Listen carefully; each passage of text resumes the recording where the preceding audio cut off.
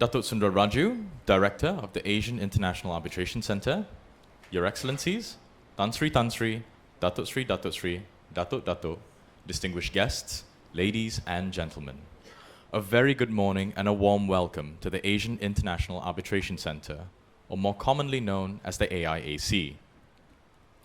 Thank you everyone for being present here at this historic Bangunan Sulaiman, and all those worldwide tuning in on the live feed on both the AIAC and the Legal Affairs Division of the Prime Minister's Department, BAYU's Facebook pages. The International Arbitration Colloquium 2023 themed State Sovereignty and Immunity in Commercial Arbitration manifests a fruitful collaboration between the Legal Affairs Division of the Prime Minister's Department, BAYU, JPM, the Asian International Arbitration Center, the AIAC, and the Faculty of Law of University Malaya.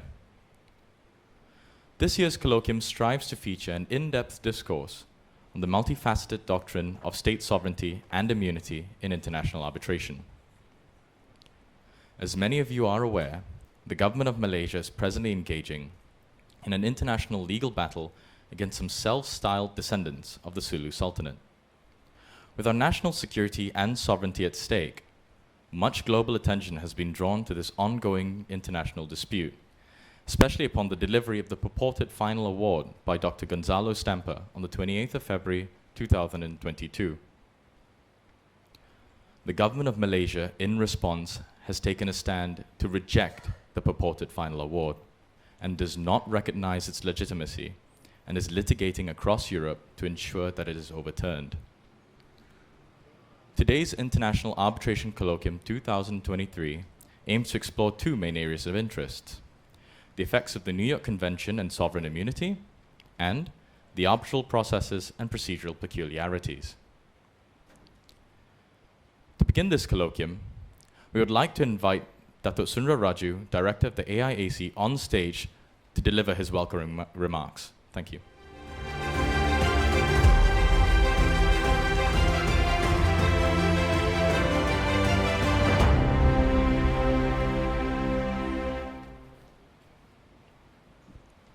Your Excellencies, Tan Sri, Datuk, esteemed panel of speakers and moderators, distinguished guests, colleagues, members of the media, ladies and gentlemen. A very good morning to you and welcome to Bangunan Sulaiman, the home of the Asian International Arbitration Center. I am delighted to welcome you to this inaugural International Arbitration Colloquium 2023. The theme is State Sovereignty and Immunity in Commercial Arbitration. Many of y'all, especially some of the speakers, have traveled from very far to join us for this important gathering and discussion, and we are indeed humbled and we welcome you to Malaysia. On the same vein, and on behalf of the Asian International Arbitration Center, I express my gratitude with our collaborating partners, particularly the Legal Affairs Department of the Prime Minister's Department, known as BAYU, and the Faculty of Law, University of Malaya. I must add that this colloquium was put on together very quickly, and without their cooperation, we couldn't have actually done the show. Today we have full house. It's overflowing into the seminar rooms, and I believe that you will not regret coming here. As Ezra has pointed out, that the government of Malaysia is now engaged in a battle for justice in France, in Spain, in Luxembourg, in Netherlands, to ensure that the purported final account and partial final award and partial award delivered by Dr. Gonzalo Stampa in 2021 and 2022 is annulled. At stake is Malaysia's national security and sovereignty. And I understand from the Malaysian government that they are determined to maintain its stand of rejecting the recognition and legitimacy of this final award. At this point, I must emphasize that for me, as a person who has been in arbitration since 1990, it demonstrates, the Sulu case demonstrates a sophisticated abuse of the arbitral process and international law. The agreement, secession agreement, or even the lease agreement ceased with the formation of Malaysia after the people of Sabah determined the future through the Cobalt Commission and subsequently through the United Nations fact-finding mission, and Malaysia was formed in 1963. So therefore, whatever agreement there was, it was already superseded by the formation, and Malaysia has actually been occupying the territory and that space, its inhabitants being freely part of Malaysia. On the other hand, when we look at the arbitration, at the agreement itself, there is no arbitration clause. So we indeed were quite surprised that an arbitrator was appointed to go on with it. So it is quite clear to us now, at least in the center, that there is no waiver of sovereignty by the government of Malaysia, and that any arbitration proceedings that have been commenced so far constitute a direct violation of the fundamental principle of commercial arbitration and customary international law on state immunity. As such, it naturally follows that the purported final award delivered by Dr. Sampah would lose its legitimacy and therefore cannot be enforced. But nevertheless, we are engaged in this battle, the Malaysian government expending vast sums of money, engaging a legion of lawyers, fighting it in Spain, we have succeeded, and then in France, now in Luxembourg and in Netherlands. Now, we have tried to understand why the descendants of the Sulu Sultanate want to do this. Despite a stay order that was issued by the court, Paris Court of Appeal, it was rather conspicuous that the Sulu claimants were adamant to enforce the final award, and they in fact tried to seize our diplomatic buildings, which is of sovereign nature. It is considered as a Malaysian territory, even if it was in Paris. So that actually shows the level of disrespect for international law. So the Malaysian government, in response, from my understanding, have taken various actions to prevent the claimants from succeeding and benefiting from such enforcement measures, which is detrimental to Malaysia. Our distinguished guests, ladies and gentlemen, keeping in mind the Asian International Arbitration Center, which is part under the auspices of Asian African Legal Consultative Organization, remains steadfast in supporting the government of Malaysia, who is the host for the center, to strengthen Malaysia's strategies and convention in this international legal battle. We have extended our help in whatever way we can, and doing this colloquium is part of it. The effort will continue. This effort will continue not only in Malaysia but outside of Malaysia. So we want to actually cultivate an understanding, at least from a different point of view, perhaps from our point of view in Asia, on what is happening in Europe. So today we have brought in academics to discover the historical dimensions and leading to this purported claim. And I hope in the process that we will understand why the claim cannot be sustained. Two is that we also want to understand, this is something that I find it very difficult to appreciate because under the international arbitral regime, there are two pillars. One is the model law and the other is the New York Convention. In both counts, we are caught.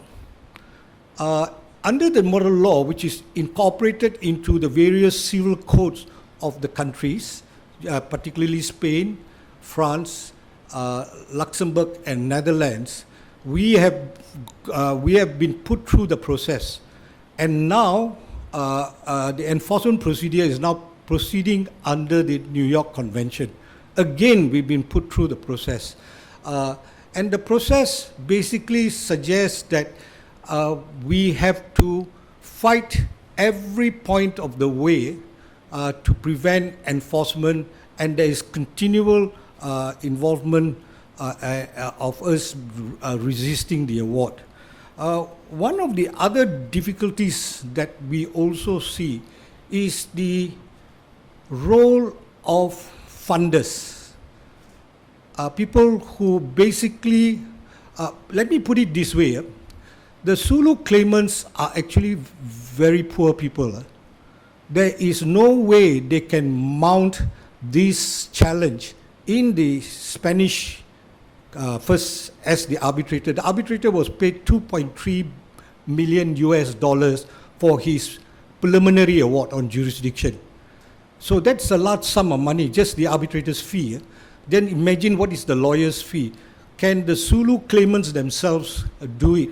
The answer would be no. So there's the involvement of a third-party funder who's called Terium, and the role of Terium becomes quite important for us to understand. So again, this actually perhaps now brings out the issue is how to deal. Perhaps the international order has to now deal with cross-border financing of such funders, of such ventures. Basically, it's almost like a money-making venture. It sees how you're going to actually create this situation. It is very, very clearly planned, and it's done over many years. And of course, we have done some procedural mishaps. I accept that. Malaysia has done some procedural mishaps. Perhaps this is was a risky strategy, but nevertheless, I think that we believe eventually, at least I believe, that eventually the award will be annulled and refuse enforcement even under the New York Convention.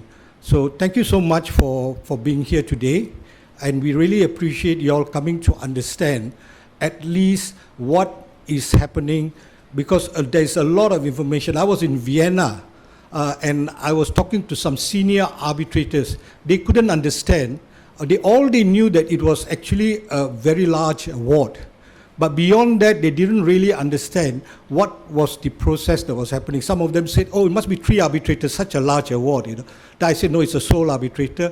Then they said that there must be an arbitration agreement. Oh, I said there is no arbitration agreement as far as I can see. So that we want to dispel today. Thank you so much.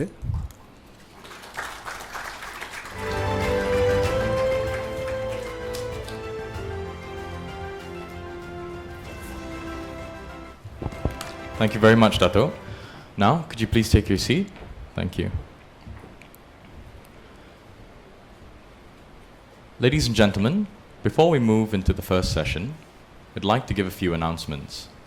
Attendees are reminded to keep their phones on silent, and if you have any queries or any issues, please contact our ushers who are waiting nearby.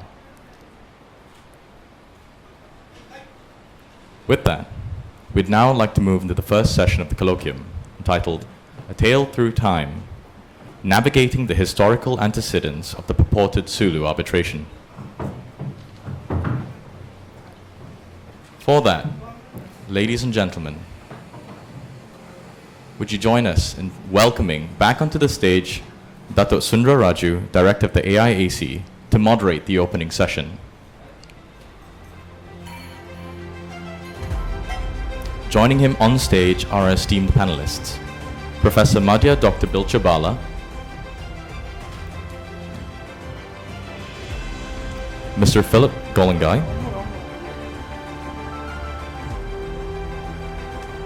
Mr. Shari Jeffrey, Professor Madhya Dr. Bilcha Bala is an Associate Professor of Sociopolitics and Cultural of the Malaysian Borneo, University Malaya and Sabah. Mr. Philip Golangai is a News Editor at the Star Media Group. And Professor Dr. Amde Siddiq is the Chairman of the Progressive Institute of Public Policy Analysis, Sabah. Mr. Shari Jeffrey is a historical researcher. Ladies and gentlemen, please give a warm round of applause for our first session panelists. Thank you.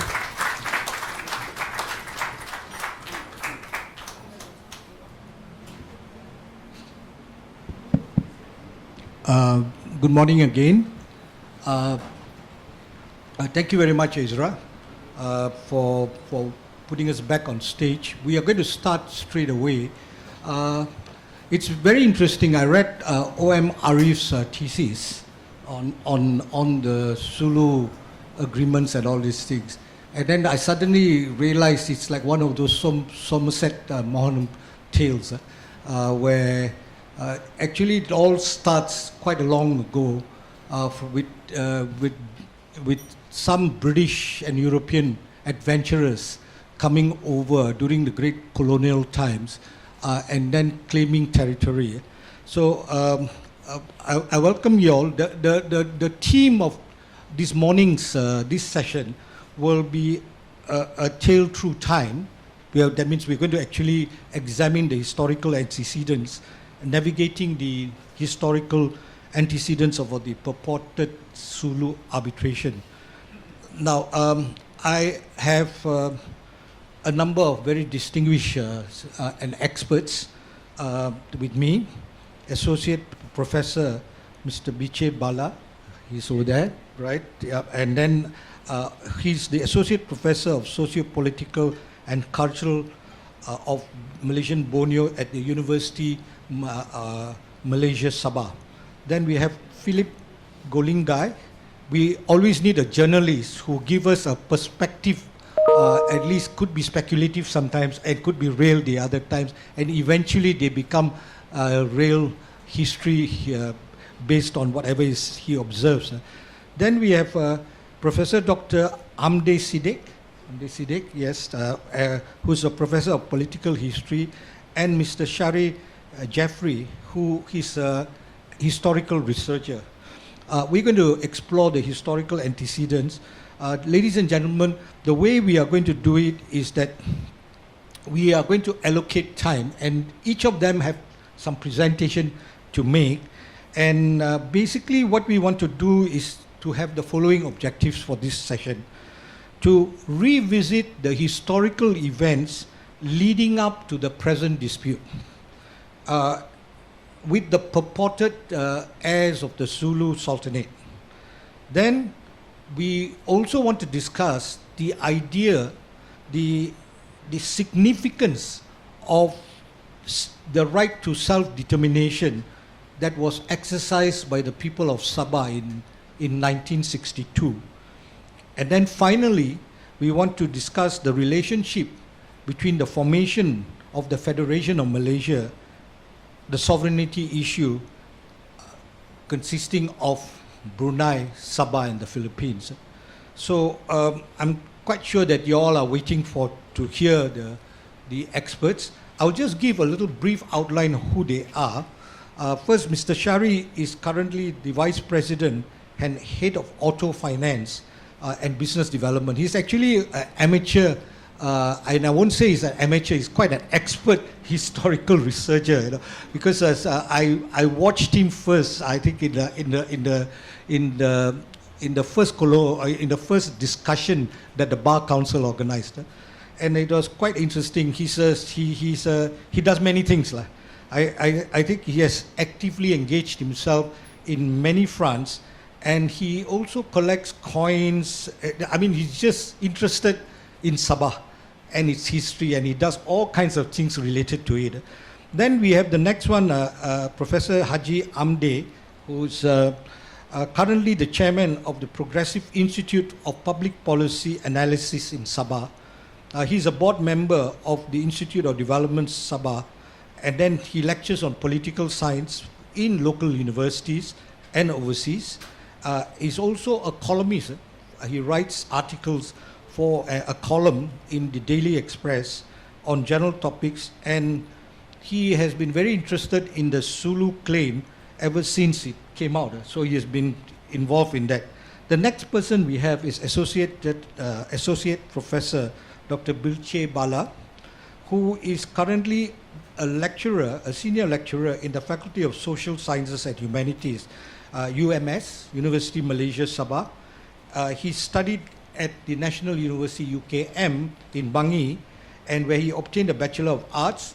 Later he did a MA at University of York in England, and thereafter he did a degree in history in University Malay. His topic is quite interesting for his thesis, PhD thesis, the Peace Corps in Peace Corps America, satu kajian mengenali peranan dalam pembangunan sosial Sabah, that the Peace Corps and their a study in the role and the impact on social issues in Sabah. So that is Dr. Biche. Then we have, of course, the inimitable Philip. You will see him everywhere. In fact, I met Philip because before I went even into the task force, he was already engaging me on trying to understand what international arbitration was about. So he shows his interest. He's a senior news editor in Star Media Group, and he writes a column on Sundays, which is just it is just politics. And he was in Thailand from 2006 to 2010. He was Star's correspondent based in Bangkok. He is also an editor of the Asian News Network, which is an alliance of a number of Asian news organizations in 20 countries. So he has been advising a number of groups. So can we actually just welcome all of them? Thank you. Now, I'm going to start the ball rolling by asking Mr. Shari Jaffrey, who is going to do a historical outline, to actually take on the session. Thank you.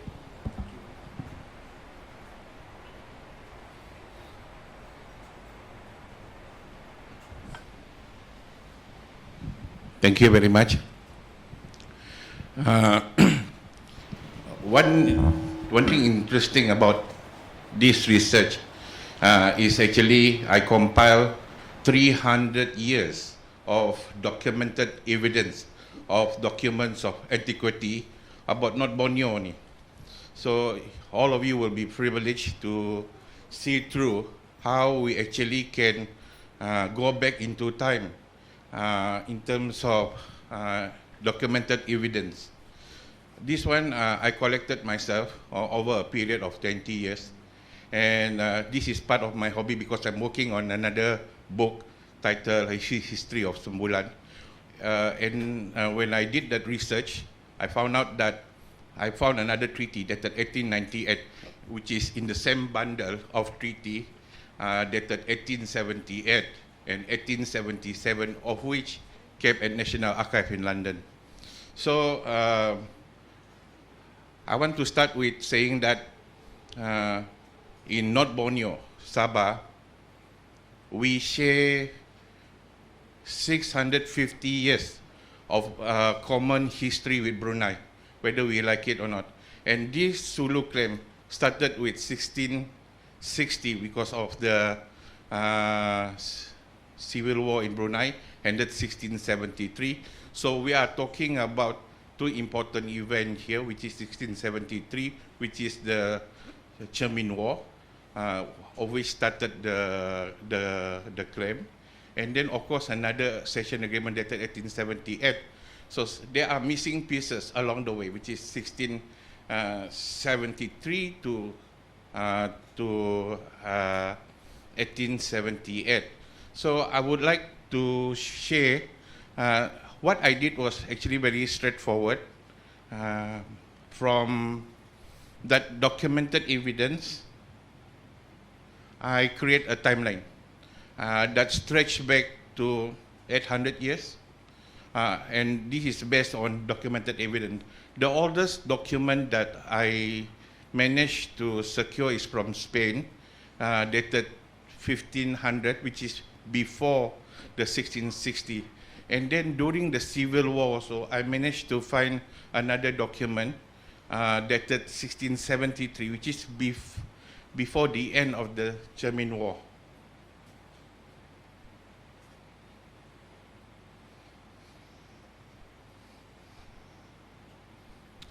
So these 300 years of documented evidence is a first complete definition of the North Borneo treaties. For your information, I checked with the National Archive of London. As long as you wanted to know about North Borneo history, there is about 5,976 documents kept in London with million pages of documents. So what I'm trying to say here, there is a paradox in terms of there's a lot of document, but there's least share information to the general public or to the scholars. I would say North Borneo history was obscure when there is intrusion of European power.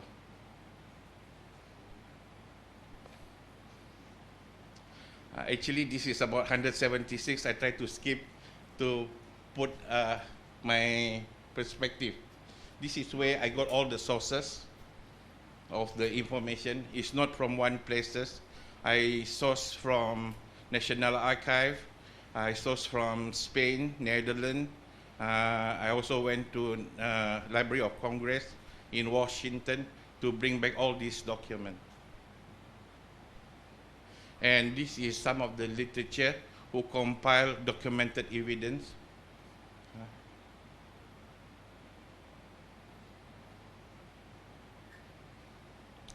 I would say this is the few things that which is very important. This is a misconception about the 1878 treaty, because 1878 treaty is not the primary source, is it? The only and primary source. We found so many other documents in the same bundle of 1878 treaty. We found 27 treaty dated 1847, dated 1877. A lot of people think that the 1877 treaty only one piece of document, but in actual fact, the 1877 treaty between Sultan of Brunei and Overbeck is actually 4 pieces of treaty plus another commission, whereas a few weeks later, dated 1878, which is a few weeks after the first treaty, 1877, there is another treaty signed with the Sulu, which is 1878, and subsequently there is a few other treaty dated 1903. So what I'm trying to say here is 1878 treaty cannot be used as the only primary source into looking into the Sulu claim, because we have so many other treaties, documented evidence that we can actually arrange so as that we can see the development of the claim. Secondly, there is no such thing as Brunei just give to Sulu in 1673 because they sent 300 people in a ship to help Brunei, because if we were to look at books or references from Brunei or from Brunei scholars, they never handed over the sovereignty of North Borneo to Sulu. In actual fact, if you ask scholars from the Philippines, if you ask them when is the first time that they did the claim, it was mentioned 1658, and it was mentioned 1704, but there is no documented evidence saying that this actually proper handover of the sovereignty of North Borneo. You see, based on Brunei narrative, they conquered North Borneo from 1400 over 21 times. That's how they acquired North Borneo, not the entire North Borneo. You see, another aspect that we need to look at. 1878 is not the only document. There is another document a few weeks before that, which is 1877, of which Sultan of Brunei ceded the same territory, even more territory compared to the Sulu, and the total amount paid is not just 5,000 Mexican dollar during the time to Sulu, but the total amount is actually 27,000 dollars. Another thing that I need to highlight here, which is very important, that both Brunei and Sulu both are maritime empire. They have central administration in Brunei, Kota Batu, and they have central administration in Holo. They do not, conquer the entire area. Their strength is actually by way of vassal, or they appoint viceroy, or they appoint datuk in terms of managing that area. And the loyalty of this datuk keep changing depending on the power of both feudal sultan.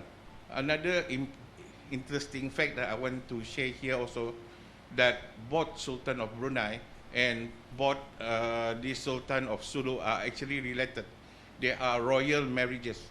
Back in as early as 1400, and in 1600, the son of Sultan Hassan of Brunei became the Sultan of Sulu. So in actual fact, the son of Sultan Hassan also became the Sultan of Brunei, meaning both brothers taking care of two sultanates, you see. So for Sultan Hassan of Brunei perspective, if you want to get your people to stay at the east coast of North Borneo, it's okay because we are brothers, you see. And after, another consideration here is there's a war between Spain and Sulu for almost 300 years. And North Borneo is always a place for them to escape from the onslaught of the mighty Spain Empire. So that is in a nutshell what I'm trying to say here. There are multiple documents that need to be analyzed, need to be studied, and what I did was, if you look at it here, I arranged the document from 1500 to 1776. And all these documents are actually kept in National Archive in London. This is why I say the paradox, because the colonial officers kept a lot of documents, and we doesn't have the opportunity to study all these documents. So by way of having all these documents, we know precisely the sequence of events leading to 1660, 1673, and leading to 1878, of course later on from 1878 to 2023. So we are able to arrange the timeline. All right, this is the events that going on for the last 650 years, and it's not that I just don't want to touch 1878, because this stem from 1673. So that is about 350 years ago. Why don't we go back as far as document allow us to, to show, you see? So this is another timeline that I share based on the document evidence. And if you look at this infographic, from the documents that we compile, we actually can see the changes in terms of diplomatic, the policy, and in terms of the sovereignty changes from North Borneo. That's why you see North Borneo history is very colorful. We 660 years, 500 with Brunei. We have history with North Borneo Chartered Company for 60 years. We have a history with Crown Colony for another 60 years. We have history with Overbeck then Association. We have history with American Trading Company. We have history with East India Company. So, not mentioning Spain, Germany, and Netherlands. So you see, based on this documented evidence, we actually can do a proper timeline of our history. So again, Dato', I think suffice to say, I will stop at this timeline. Thank you so much, Mr. Jeffrey.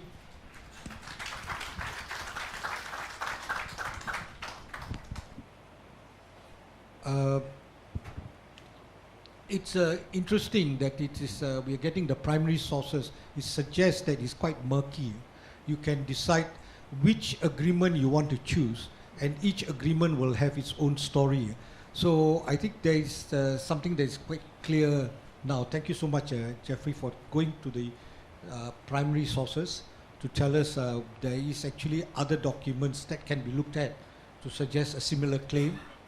So why choose 1878?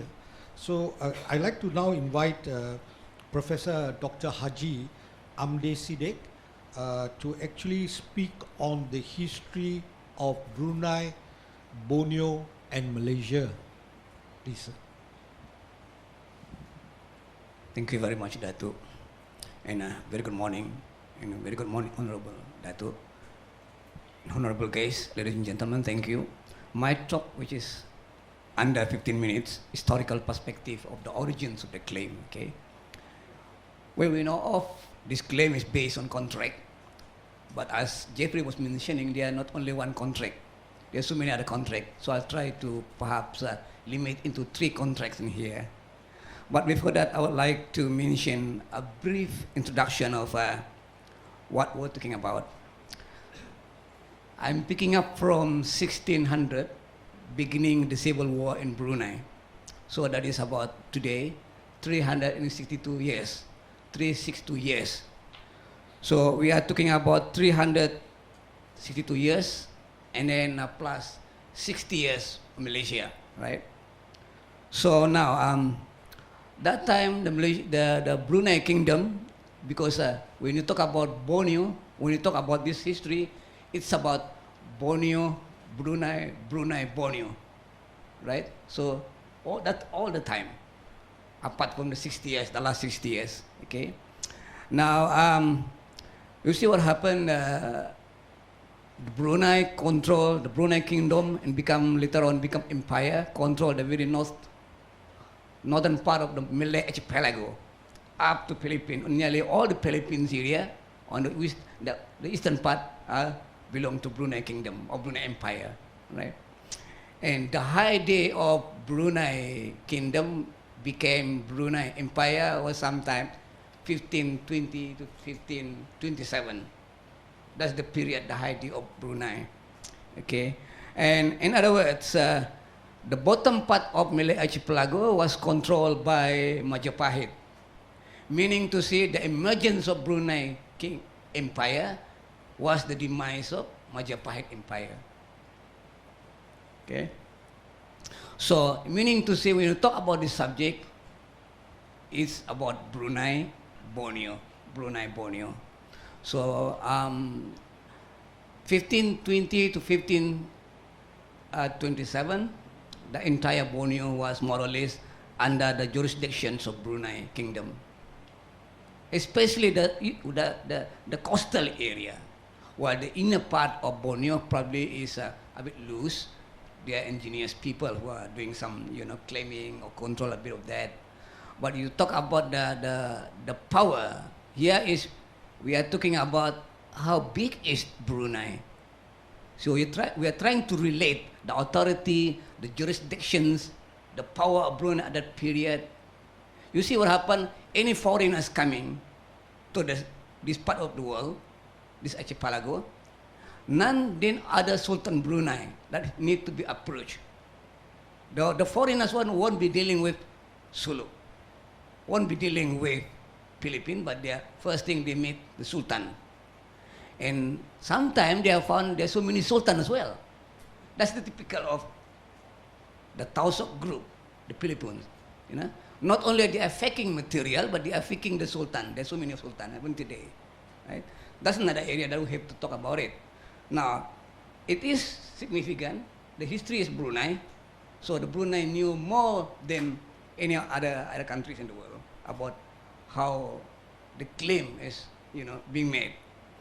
Now, for this particular purpose, I try to divide into two parts, right? Just to make it simple. First, I would like to highlight the statement of claim, right? The statement of claim, the claim that being, but it's not a legalistic manner. I'm just trying to make it understand to anybody, everybody, a very simple definition what the claims are all about. The second part, I'll be talking about to describe the event that lead to that agreement. So I'm just talking about 3 agreements. Shari was mentioning about the 27 agreement. For me, it's agreement, not a treaty. It's agreement. There's a difference between the treaty and agreement. Okay? Now, let's see the first one. I forgot to get the slide for that. If you read any statement about Sulu, claim of not Borneo, there are 2 pieces of them, There are the two parts of them, but always look like one of the same thing. The first thing, I make it very simple. Actually, I have a long sentence, but I'm trying to make it very simple. The first claim, if you read any news item from them, North Borneo is belong to the Sulu because it was given by the Sultan Brunei. Sultan Brunei at that time was Sultan Muhyiddin. Was given by Muhyiddin to Sulu as a gift. Why? Because according to Sulu, the Sulu warriors helped Muhyiddin to win the battle at Pulau Cermin, Cermin Island, which is about 22 kilometers from the mainland to the island. So according to Sulu, they helped Sultan to win the battle. So the Muhyiddin promised that they are not mentioning about Sabah though. They're not mentioning about North Borneo, but they just point a finger like that. So that's the main cause, the main reason, the main cause why the Sulu claim belonged to Sabah, because it was given as a gift. I will illustrate that later on. Okay. And now, 205 years later, come the agreement between Sultan Abdul Jalilul Alam and Barun Abubek. That was the so-called, the infamous agreement, 22nd January 1878. Right? But there another agreement before that, a few days before that. Okay? Now, let me see what happened to this. For the first claim, that Brunei, the Sultan Brunei gave North Borneo to Sulu because Sulu helped Sultan Brunei, the 2 sultans fighting, right, to win the war. This period was 1621 to 1673. That was civil war in Brunei. The royal household, the family were in fighting.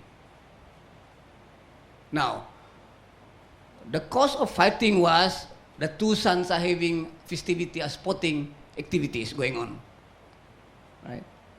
I think most people are very familiar with the cockfighting, sabong ayam. So, that sultan was Sultan Muhammad Ali. He got a son. The cousin of Muhammad Ali is Mubin, Abdul Hakal Mubin. The cousin. They're the cousin, all the royal families. And the son of Ali and the son of Mubin having a competition, so cockfighting. And Ali's son lost the fight and killed the son of Mubin.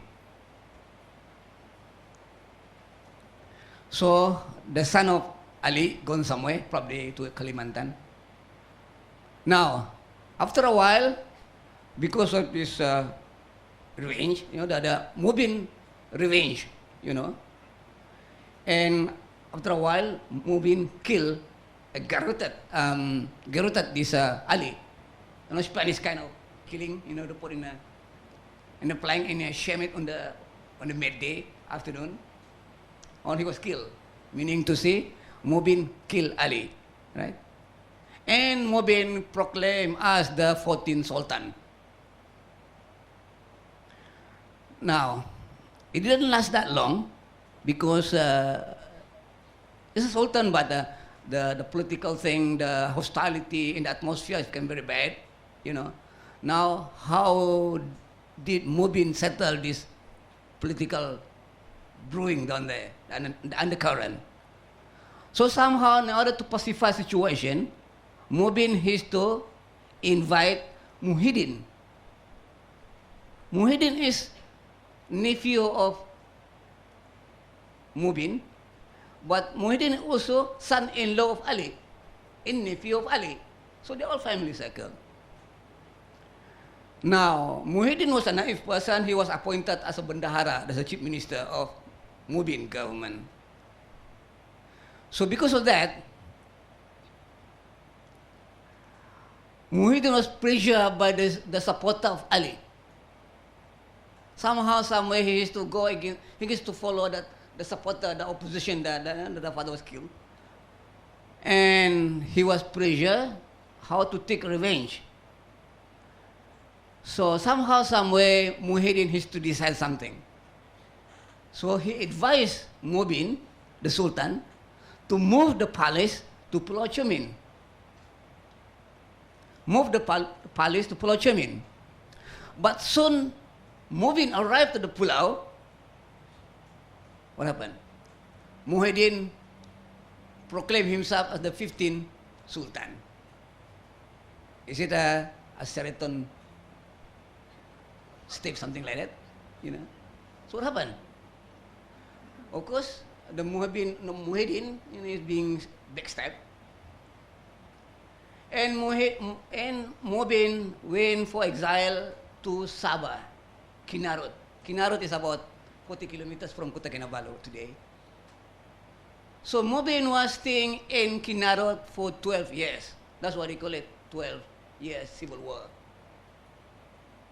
So after 12 years in Keynote, in Kiman is there, there are a few attempts to capture him by Muhyiddin, but Sabahan supported a lot of these. A lot of Sabahan support Mubin. So, 12 years, Mubin feel he was aging. And he would like to go back to Cermin Island, and he did. Right? The moment he arrived in Cermin Island, Muhyiddin held a meeting. How to capture this Mubin. And during that meeting, there are a few Sulu relatives, the Sulu relative in there, as a group. And then during that meeting, the Muhyiddin saw the family from Sulu. Oh, I see, you should help me to capture that Mubin tonight. You help me to capture them. And if we win the battle, I will give you that meaning to say that means as a finger pointing towards the North Borneo, Sabah. No mention about Sabah, no mention about North Borneo, just like that. So what important here is to find out the evidence, the sure thing, the talk about this giving Sabah to Sulu. There is no evidence on this one, no material mentioning on this one, nothing. But this is the very one that if you read any claim that mentioning where did Sulu get the ownership of North Borneo. That's from that given by as a gift by Muhyiddin to Sulu, none whatsoever. You can talk to any scholars in Brunei. We've been, to Brunei many times. We've been to England many times because normally the very primary material is from London usually, but you can find that. But that's the very item that if you read the claim of Sulu, they got it from there. The ownership of Sulu to North Borneo was given as a gift by the Sultan.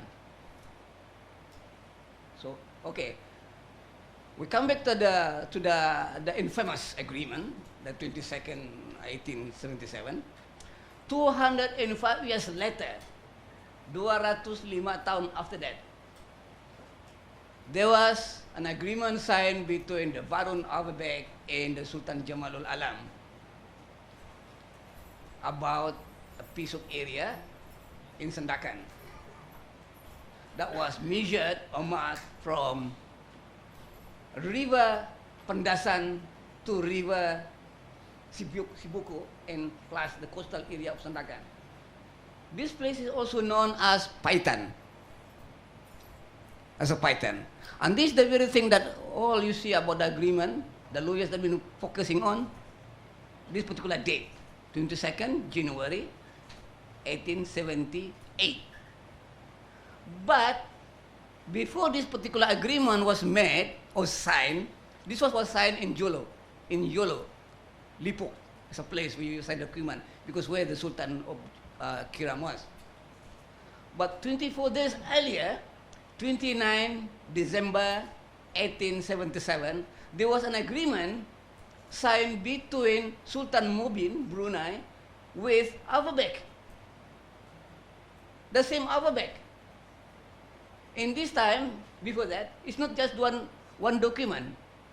There are 4 documents. Okay, before I forget that, when Averbeg signed an agreement with the Sulu, Jamalul, apart from that peace document mentioning about from river Pendasan to river Sibuko, and he was appointed or bestowed as Raja Sandakan.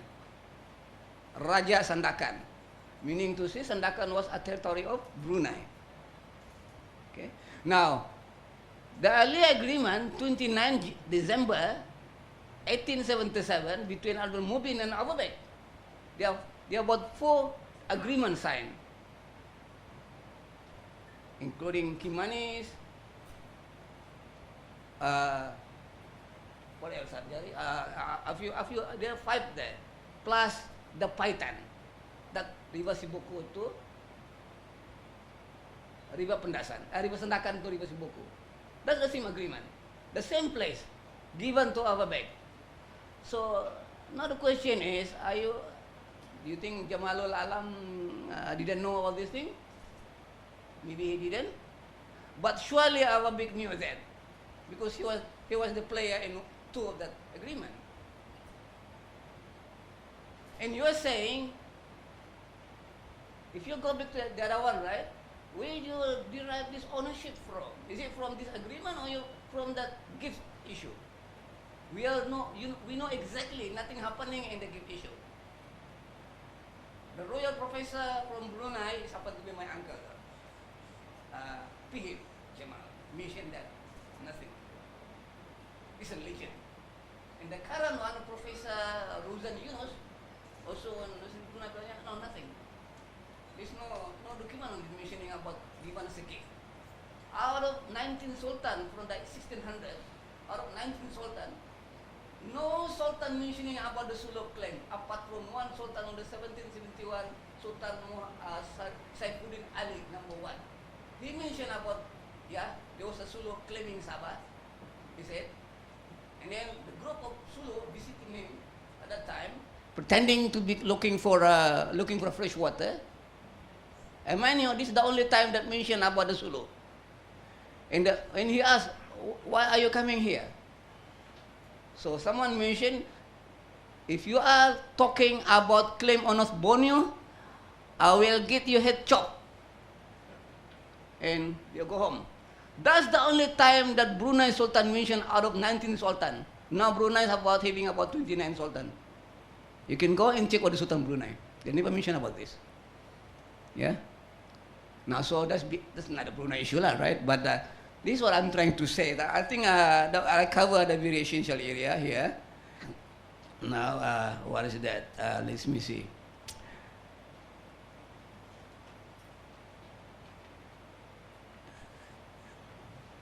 So how do we reconcile this agreement? Yeah. So I feel that Malaysians are forced to the wall, becoming defensive. Right? Becoming defensive. You are not bothering about other things. I don't think judges are thinking that way. They have to know the background. What happened? What happened to that? And also, I think we are dancing according to the music given by the solo. Right? We dance according to them. That's the problem. Now, in order to do that, I think Shari is about 800 million, 800,000 document. Perhaps we can go back and revisit. We are the most crucial that could be brought up to this particular argument here, right? So I think that the basic, then I mentioned that. So probably there'll be a question. We can just talk, elaborate later on. Thank you very much. Thank you, Professor Dr. Amde Sidek. It's very interesting. You can't give something you don't have. You see, basically, looking at the relationship between Brunei and Borneo, it is very, very clear from your presentation that Sulu doesn't have, the Zulu Sultanate did never ever got a title to the territory they claim they have. So I think this is a very interesting finding, and it's important. That actually brings us to the next speaker, Associate Professor Dr. Biche Bala, we like to invite you because you are going to speak about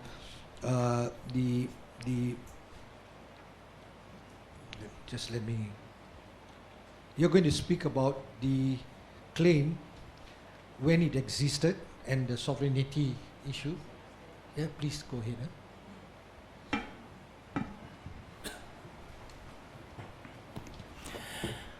Thank you, Dato moderators. Very good morning, Yang Berhormat Menteri, distinguished guests, ladies and gentlemen. So I'm talking about my topic here is the claims of the Sulu Sultan over the Sabah territory 1673 to 2010. It's about 340 years story. It's a long story. I have to make it short. What happened, I got it in 6 pages. Yeah? The Sulu Sultanate began to claim territorial sovereignty over the state, our entire state, Sabah territory, from the Brunei Sultanate after the end of the Brunei Civil War, which began in 1661 and ended in 1673. Yeah? Sulu tradition, not historical source. The tradition claim that the Sabah territory was gifted to the Sulu Sultanate by the Sultan of Brunei in return for military assistance. Does the claim have any truth? Here the history of Brunei states that there has never been an incident where the Sultan of Brunei handed over the territory of Sabah to the Sultanate Sulu. Although it is true that the Bandara Muhyiddin of Brunei has requested military assistance from the Sulu Sultanate Salahuddin Karamat at the time of the Civil War.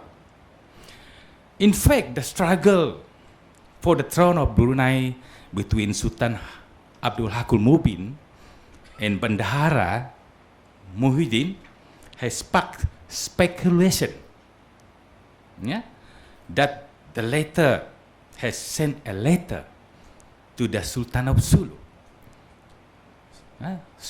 Salahuddin Keramat, with the purpose of requesting military assistance to defeat Sultan Mubin by offering Sabah territory as a reward. However, based on historical source, given the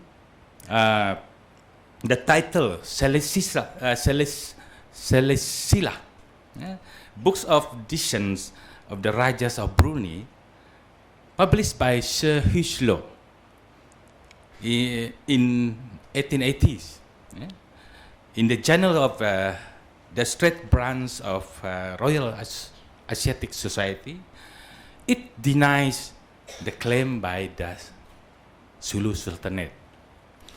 During the Civil War, according to the Sulu tradition, it is said that the army of Bendahara Muhyiddin only stood watching the Sulu army do all the battles that defeated Sultan Mubin on Cermin Island. However, the history of Brunei mentions the opposite, that the Sulu army arrived late and landed on Kaingaran Island, next to Pulau Cermin. Yeah? They only came to Cermin Island after the war was over. In other words, Bendahara Muhyiddin had defeated Sultan Mubin without the help of the Sulu army. Because of that, when he became the 14th Sultan of Brunei, Muhyiddin denied the demand of the gift for the Sultan of Sulu. Yeah? In short, there was never a submission of Sabah territory as a gift to the Sultan of Sulu.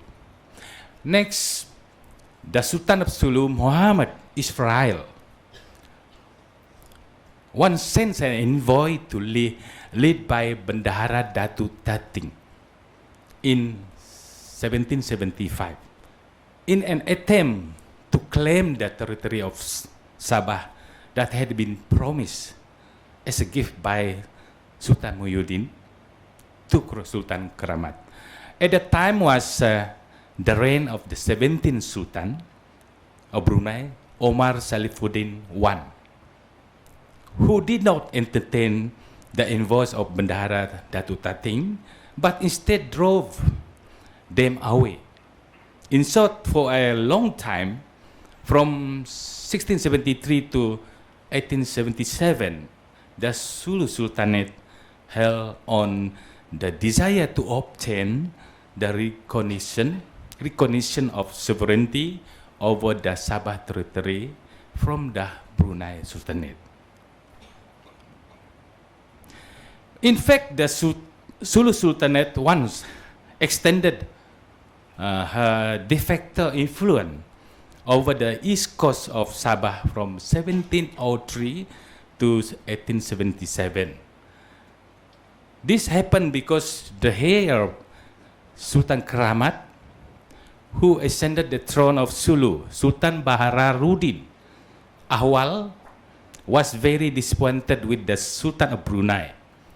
He broke diplomatic relation with the Brunei Sultanate and then launched an expedition of influence or rule over eastern coast of Sabah and succeeded in establishing 3 de facto territories, namely Marudu Sendakan, Magindora Sempurna, and the third one is Tawau Tidung, between Tawau and Tidung, to the Kalimantan parts of.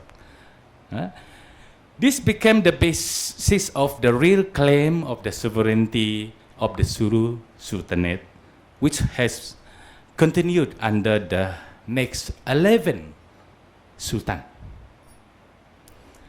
Even so, the sovereignty of the Sulu Sultanate is an act of aggression over an area that is still de facto territory of or a sovereignty territory of the Brunei Sultanate. This is in line with the concession agreement dated December 29, 1877 between the Sultan of Brunei and Baron Gustavus von Overbeck. The agreement mentioned the granting of concession over the entire Sabah territory with an annual payment of 15,000 Mexican dollar. In addition, Overbeck was awarded the titles of Emperor of Sabah and King of Gaya and Sandakan. The title signifies the handing over of the de facto authority or sovereign right over Sabah territory. The agreement did not grant ownership right to the area. As soon as Overbeck obtained a concession agreement from the Sultan of Brunei, the British agent in Labuan, William Hood Treacher, advised Overbeck about the claim of sovereignty right by the Sulu Sultanate over the eastern coast of Sabah territory, from Sandakan to Tawau. So Overbeck and Treacher sailed to Jolo and managed to conclude a concession agreement dated January 22, 1878, with the Sultan of Sulu Jamalul Alam over an area from Sandakan to Tawau with an annual payment of 5,000 Mexican dollar. The Sultan of Sulu awarded Overbeck the titles of Datu Bendahara and Raja Sandakan, King of Sandakan. Yeah? The title explain the de facto authority or sovereignty of King Overbeck over the area. King Overbeck realized that the Sulu Sultanate claim on the Sabah territory has lasted for almost 3 centuries. That is from the end of the Brunei Civil War, 1673. So in the concession agreement with the Sultan of Sulu, he used the term permanent lease, pajakan kekal, or permanent until the end of time, from Sultan Muhammad Jamalul Alam and his heir to Overbeck and his heir. This action is a ploy to end Sulu claim in Sabah, on Sabah territory. In fact, the agreement states that the concession cannot be transferred to another power or company without permission from the British government. The Sultan of Sulu also realized later he was very sorry for his action and tried to find a way to cancel the deal. Due to desperation, the Sultan of Sulu sent a letter to the Spanish authorities in Manila on July 22nd, 1878, which aimed to request assistance to cancelling the concession agreement of January 22, 1878, giving the reason that the Sulu Island, including Sabah territory, are now under the sovereignty of Spain. A copy of the letter was sent to Overbeck. However, the Spanish authorities in Manila did not entertain the Sultan of Sulu request for the reason that it was against the 3 previous agreements, namely, first, the Spanish Sulu agreement of September 23, 1836, confirmed friendship and trade cooperation with the Sulu archipelago as well as all the island between Western Mindanao and mainland of Sabah territory. Second, the Spanish Sultan Sulu agreement of April 30th, 1851 stipulated that the entire Sulu Island were under the sovereignty and protection of Spain, and the Sultan of Sulu could not enter into any form of agreement with with any other power or company. Third, the Sulu Protocol agreement between Spain, German, and British on May 30th, 1877, recognized Spain's sovereignty rights over entire Sulu archipelago and did not involve the mainland of Sabah territory. Yeah? Following the crisis of sovereignties raised by the Sultan of Sulu through his letter dated 22nd July 1887 to the Spanish, the Madrid Protocol Agreement was signed on March 7, 1885 between Spain, German, and the British. Yeah? In addition to recognizing Spain's sovereignty right over this Sulu archipelago, this agreement also recognized British sovereignty over the mainland of Sabah territory, which was administered by the British North Borneo Company. In that critical situation, Governor Thatcher has planned an agreement that can guarantee that the Sabah territory will continue to remain under British sovereignty in the future. This led to the signing of a protectorate agreement in London on May 12, 1888 by the British government with the government of the British North Borneo Company. The protection agreement confirmed that the Sabah is divided into 9 provinces: Alcock, Dunleaf, Cunliffe, Dewhurst, Elphinstone, Keppel, Martin, Maine, and Maybury. Yeah? Later, similar agreement were signed with Brunei on September 17, 1888, and Sarawak on December 5, 1888. Next, the governments of the British North Borneo Company planned an agreement with the new Sultan of Sulu, Sultan Jamalul Kiram II, to cede Sabah territory forever. This agreement will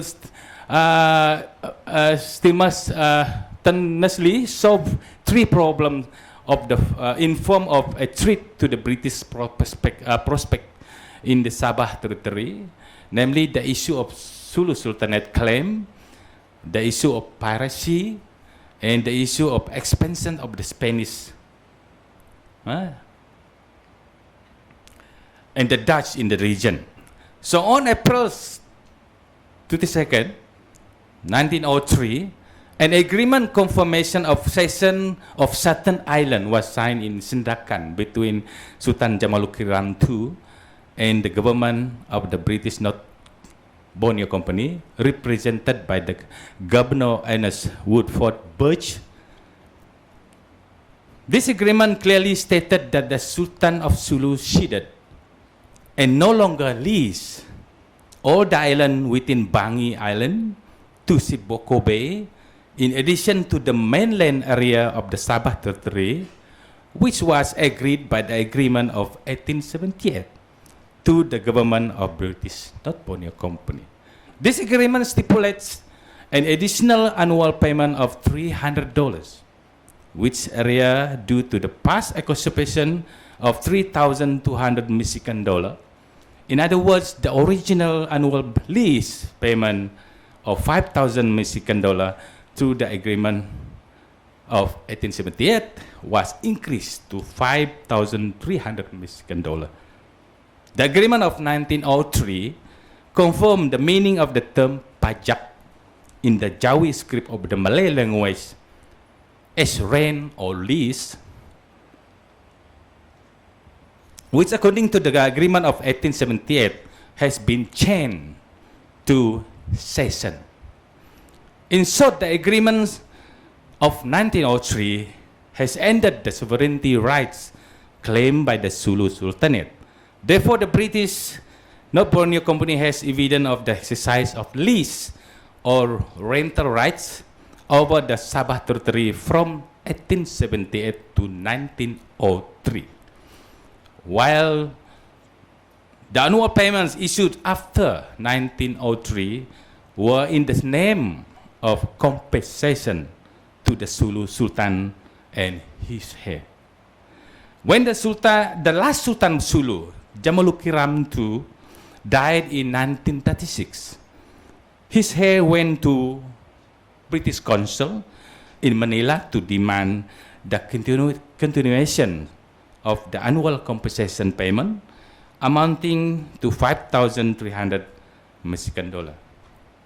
However, the British Council did not entertain them on the ground that the Philippine government under the administration of President Manuel Goazon had abolished the institution of the Sulu Sultanate, as well as not recognizing the status and title Sultan of Sulu.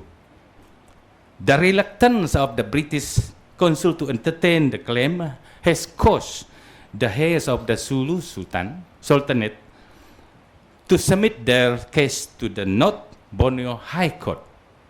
So based on the court decision by the Chief Justice Charles McCaskey on December 18, 1939, the continuations of annual payment compensation payment to the 9 heirs of Sultan Jamalukiram was set. The list of the heir is Dayang-Dayang. First is Dayang-Dayang Piando Kiram. Yeah, he hold 38% of the share. Dayang-Dayang Terhaka Kiram 19%. Dayang-Dayang Sakinurin Kiram, who died in 1987, 19%. Dayang-Dayang Mora Napsa 4%. Datu Ismail Kiram 4%, Datu Punjangan Kiram 4%, Datu Dayang-Dayang Mariam Kiram 4%, Dayang-Dayang Rada Kiram 4%, Dayang-Dayang Jahara Kiram 4%. Sultan Jamalukiram II had a child, a girl named Dayang-Dayang Piando Kiram, who was childless and died in 1945. In short, although all the heirs have died, everyone have died, all 9 have died, yeah? There are many, they may have 1,000 heirs to this day. It's seen from the perspective of the Chief Justice. If we look from the McCaskey decision, yeah, it's involved only the original 9 heirs, not some generation of heirs. As long as the moon and the stars still exist. This happened after the death of one of the heirs, Datuk Pujangan Kiram, in 2013. They made a new list of heirs. As reported by the spokesman of the Sulu Sultanate, Abraham Julpa Idzarani, in 2013, that the direct heir of the Sultan of Sulu consisted of 7 individuals, namely Sultan Jamalukiram III, Sultan of Bantilan Ismail Kiram III, Datu Aliana Pia Kiram, Datu Pugdal Kiram, Datu Budurudin Kiram, and the 6th one Abdi Budin Kiram, and the last 7 is Datuk Punjungan. In fact, the decision of the Chief Justice Charles McCaskey in 1939 referred to the heirs of the last Sultan of Sulu as the original heir. The decision was justified because the institution of the Sultan was abolished in 1937. However, ever since then, a dozen of individuals have appeared to claim themselves as heir. In other words, there are a dozen self-proclaimed Sultan of Sulu living to this day in the Philippines and Malaysia. When the idea of Malaysia was introduced in 1961, it received objection from the heirs of the Sulu, Sultan Sulu. In February 1962, they asked the Philippine government to claim sovereignty over Sabah for the Philippine government while retaining ownership or proprietary right for themselves.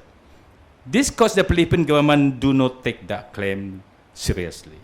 However, after the United Nations received the report of Cobol Commission referendum results on June 21st, 1962, that the majority of the people of Sabah and Sarawak accepted the formation of Federation of Malaysia, then the Philippine government submitted an objection to the United Nations. The Philippine government claimed that the Sabah territory is to be annexed or possibly incorporated into the Federation of Malaysia. In other words, the Philippine government denied the referendum approach by Cobol Commission, instead suggesting that it is necessary to confirm the status of sovereignty right and ownership rights over Sabah territory first before conducting a referendum by the Cobol Commission. The government of British and Malaya made a decision to proceed with the formation of Federation of Malaysia. So, on July 9, 1963, the Malaysia Agreement was sealed in London. The Article 4 of the agreement explained the transfer of sovereignty of Sabah and Sarawak from the British government to the Malaysian government.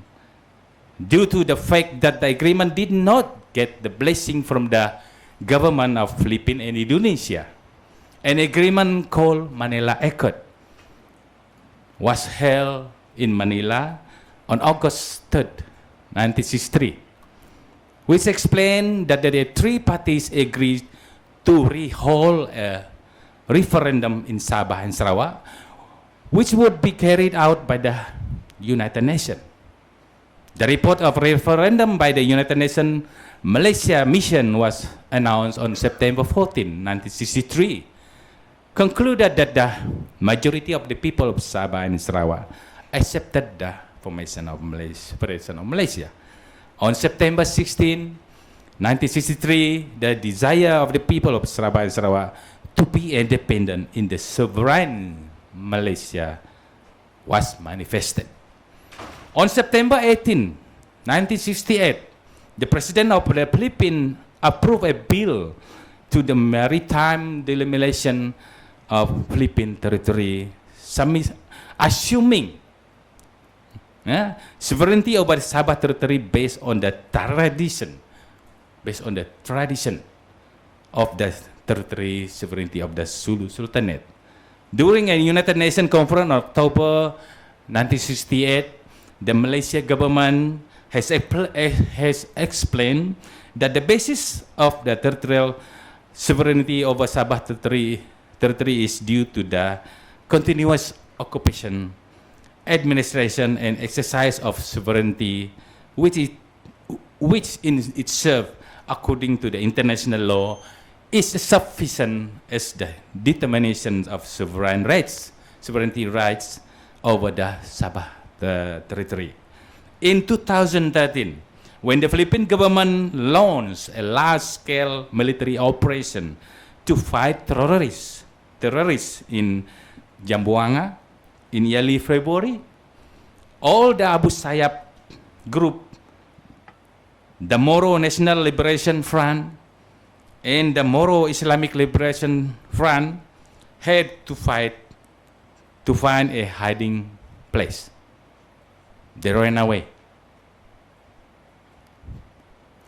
This situation triggered the tragedy of the invasion in Kampung Tanduo, Ladatu, on February 12, 2013. The invading group consisted of more than 100 individuals dressed in Abu Sayyaf, MNLF, and ILMS soldiers,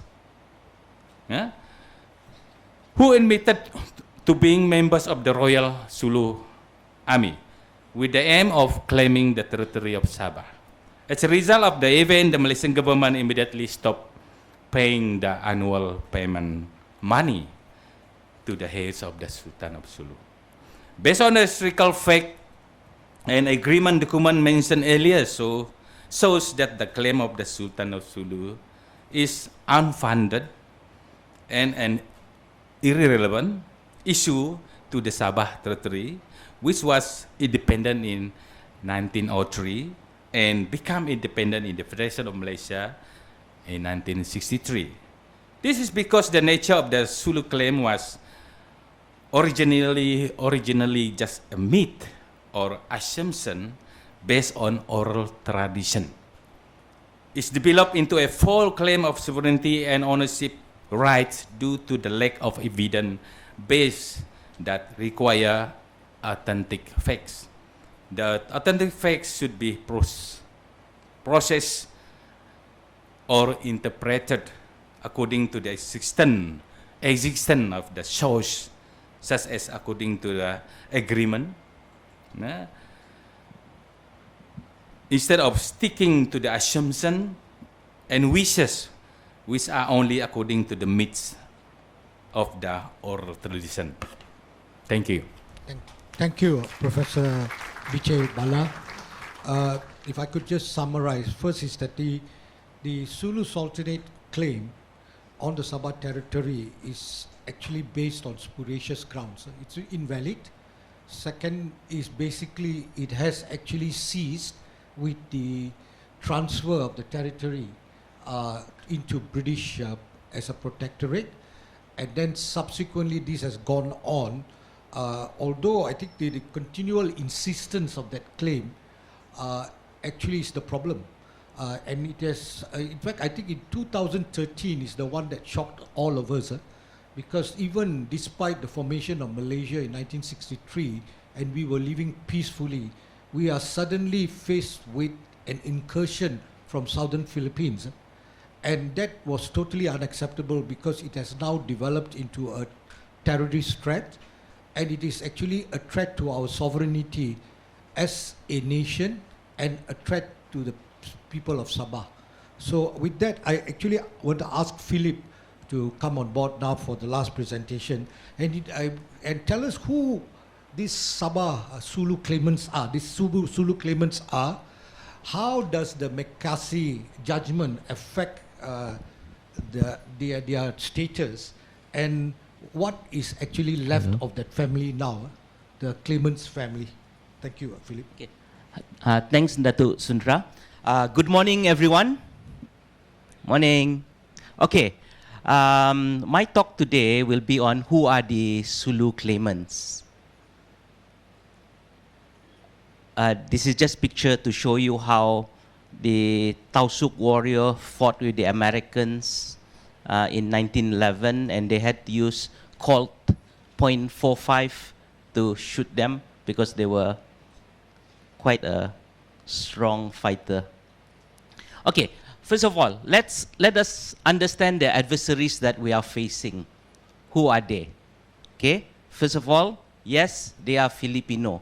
However, arguably, some of them are Sabahans, some of them have a close link to Sabah. I'll just give 3 examples.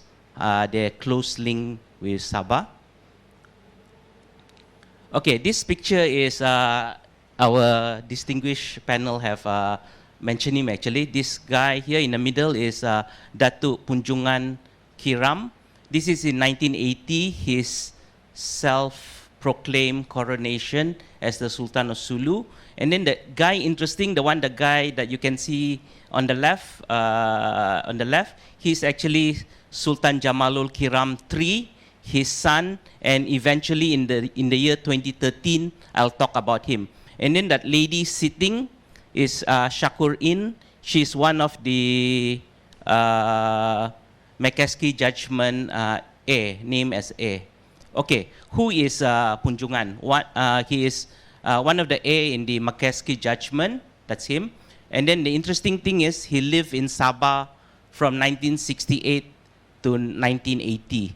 And the reason he was in the state is because he was supposed to be crowned as Sultan of Sabah. Okay, that's example 1. Okay, then number 2, We have the Lahadatu intrusion, that is in 2013. And the person who led the intrusion is Jamalul Kiram's brother, the Raja Muda. So this Raja Muda is interesting. He's the son of Punjungan. So who led the Lahadatu intrusion, which eventually led to the non-payment of the secession money, which led to the 14.9 billion final award. It was Raja Muda Agmubuddin. He worked in Sabah as an assistant district officer, ADO, in Kudat between 1974 and 1979. Okay, third example. The thing about these claimants in the Stampa Final Award, some of them arguably can be considered Sabahan, or their relative are definitely Sabahan. Some of them have lived in Kedah, studied in ITM. Some studied at a secondary school in Kota Kinabalu. Some have climbed Mount Kinabalu. I've seen the certificate. Okay. So, okay. I've traveled to Sulu. I understand the people there, their history. I've been there since the year 2000. When you talk to them, they feel like this is how they feel. They feel like they are Sabah's discarded relatives. Okay. So who are the claimants in the Sulu arbitration case? For some of you all, your dream will be like, okay, you want to see Liverpool in Anfield. Some of you might want to go to the single malt distilleries in Scotland. For me, I want to do both too. But my other dream as a journalist covering this big issue is that I want to meet one of the Sulu claimants. So it's not easy to meet them actually, because initially in February last year, when the final judgment was made, I was there in March, and then I tried to meet 8 of the claimants. It's blocked because they were very worried that they were not allowed. The lawyers told them not to meet anybody, or especially Malaysian, and then the warning was Malaysian government might do something to them. So it was a bit difficult to find them, but finally I met one.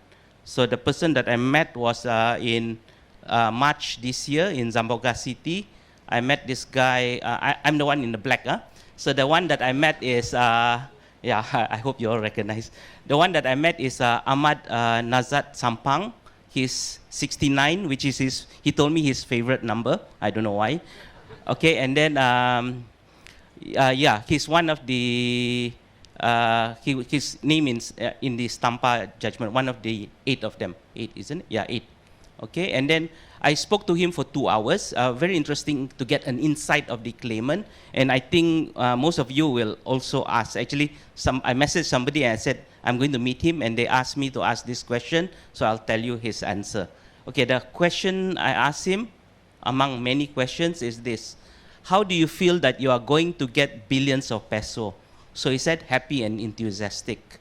Then the other thing that I wanted to find out was, sorry, it's a bit small because his quote was long. I cut it actually. So I said, what do you think of the chances of you getting the amount? So his answer is, time will tell. Once you are against the government, it is very hard. They have all the resources and abundant supply of brilliant people. But sometimes they get instant idiots. Look at a former Attorney General. He's one of the best AGs Malaysia has, but just because of one blunder, we won. He was looking down at us without knowing what he was doing. So that is the thing that I get also. They think that we look down at them. So sometimes we underestimate them. Okay, so I was actually supposed to go to Philippines on May 2nd, but I canceled it for some other reasons. And then if I went, I would have met Ahmad Sampang on May 13. Unfortunately, on May 4th, he had kidney failure, and then he passed away on May 4th. So, yeah, okay. So that's him in the hospital just before. Okay, so the other thing that I was interested is, how do the people of Sulu see the Stampa judgment? But before I go into that, we have to understand how most of them see Sabah. sometimes you have to see their perspective. But the perspective also, it depends on geography. If you're in Luzon, Manila, it's like, for them it's more like a joke. Sabah is like, yeah, it's kind of a joke. But as you go towards closer to Sulu, they take it seriously, and Sulu is closer to Sabah than to Manila. And we actually have a very close link with them. So just to give you how the people in southern Philippines see it, and I'm going to quote Jamalul Kiram III. He said, this is during the intrusion, the Lahadatu intrusion, he told the media, "Why should we leave our own home? Our followers will stay in Lahadatu. Nobody will be sent to Philippines. Sabah is our home. There will be no turning back for us." So you must understand that is the mentality. We all might, because we know our history, we think that, yes, Sabah belongs to us, Sabah belongs to us. But for them, that's the mentality. Okay? So, in terms of the Stampa judgment, what happened is, the Stampa judgment actually confirms to them that Sabah belonged to them, as a Paris court, a court in Paris has decided to award 14.9 billion to the claimants. So for them it's, see, even Europe or Paris is confirming that Sabah belonged to them, and it's worth 14.9 billion.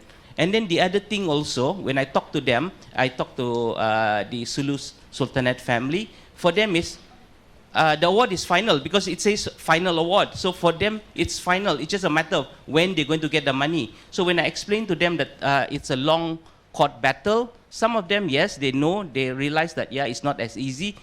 As you can see what Ahmad Sampang also said, it's not an easy thing. But some of them think that it's just a matter of time that billion will be in their bank account. So that's number one.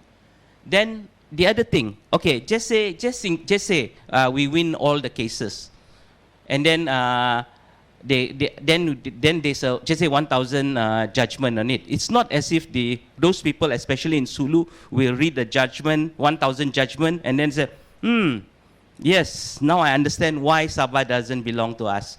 No way. For them, they will say Malaysia stole Sabah from them again. So that's the mentality. We must understand, even if we win the case, they will still believe that Sabah belongs to them because they grew up with that history.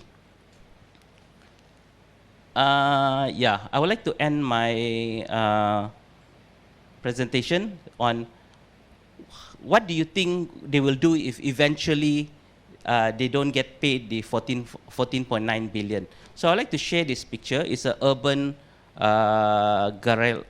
guerrilla warfare. It happened 8 or 9 months after Lahadatu. Lahadatu was, they came to Lahadatu to take over Lahadatu and eventually Sabah. But then this picture is what happened in Zamboanga City. It's called the Zamboanga City siege in 2013. It lasted, I think, 2 months.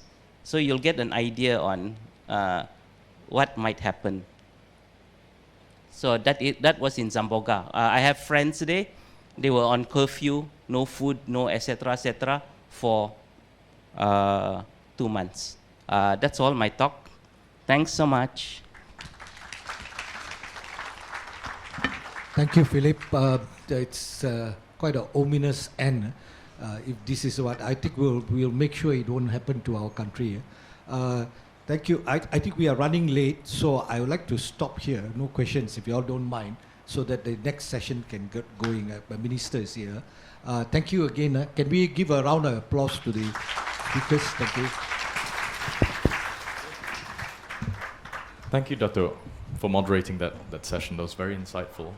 Thank you to our panelists as well. May I request the panel to remain on stage for a short minute, please? I'd like to invite now Professor Dr. Jason Chua to present a token of appreciation to the panel and moderator on behalf of the organizers.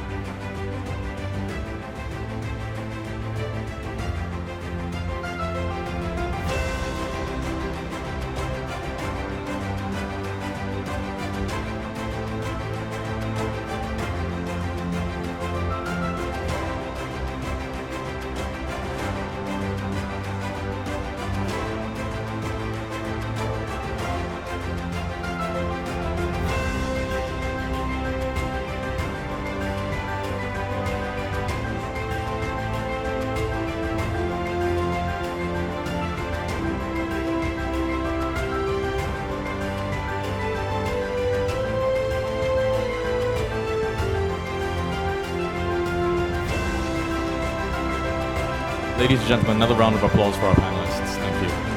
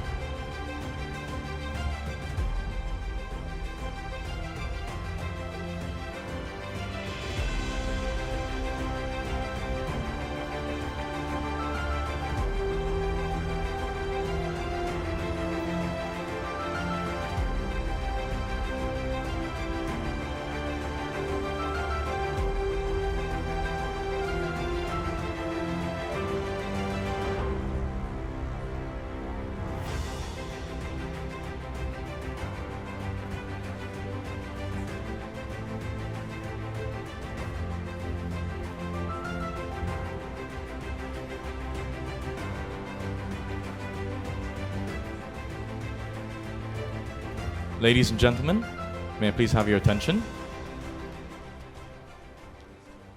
Thank you. I'd like to request all attendees to rise as we're about to sing the national anthem, the Negaraku. Thank you.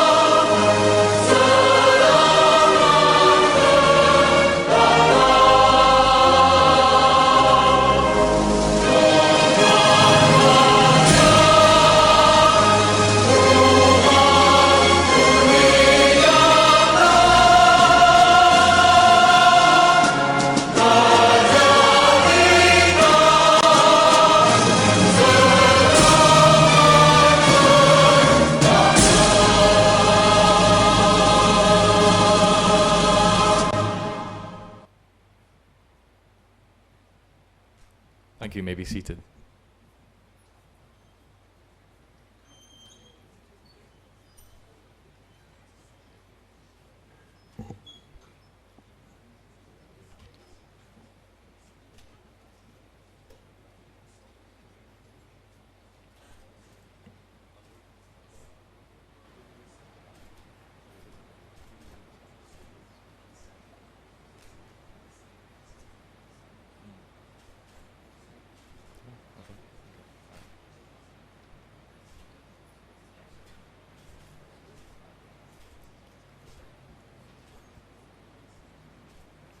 Next, we are pleased to invite Datuk Sri Khairul Zaimi bin Dawud, Director General of the Legal Affairs Division, the Prime Minister's Department, to deliver his opening remarks. Ladies and gentlemen, please give a round of applause. Thank you.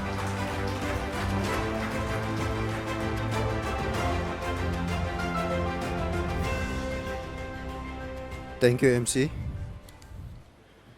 Yang Berhormat Datuk Sri Azalina Osman Said, Minister in the Prime Minister's Department for Law and Institutional Reform, Yang berbahagia Datuk Profesor Sundra Raju, Director of ASEAN International Arbitration Center, distinguished guests, Excellencies, Tan Sri, Datuk Sri, Datuk, tuan-tuan dan puan-puan. Assalamualaikum warahmatullahi wabarakatuh. Salam sejahtera, salam Malaysia Madani. First of all, I would like to take this opportunity to welcome all of you to this colloquium, which is jointly organized by the Legal Affairs Division of the Prime Minister's Department, or BAHYU, the ASEAN International Arbitration Center, AIAC, and the University of Malaya. The purpose of this colloquium is to provide us with the opportunity to understand better the dispute that Malaysia is facing with the claimants from the self-proclaimed descendants of the Sulu Sultanate. Ladies and gentlemen, Malaysia has been defending this action in 4 jurisdictions, namely Spain, France, Luxembourg, and the Netherlands. The so-called claimants are trying to enforce the final award, amounting USD 14.9 billion in Paris and in other member states of the New York Convention. While the matter is now being contested in 4 jurisdictions, we seek for this colloquium to serve as a reminder for us and for those practicing as arbitrators that there is acceptable principle in public international law among sovereign states that no court or no arbitration of a state shall have jurisdiction over another. This acceptable principle would render useless if states or their sovereignty is subjected to arbitration when the subject matter is non-commercial in nature. Therefore, I hope that the colloquium would enable this matter to be discussed and explored for better understanding of this issue and its impact from the sovereignty perspective. Ladies and gentlemen, this colloquium also serves as a platform to disseminate accurate information to the masses so that you would assist the government in passing the right information about our cases in various jurisdictions to others.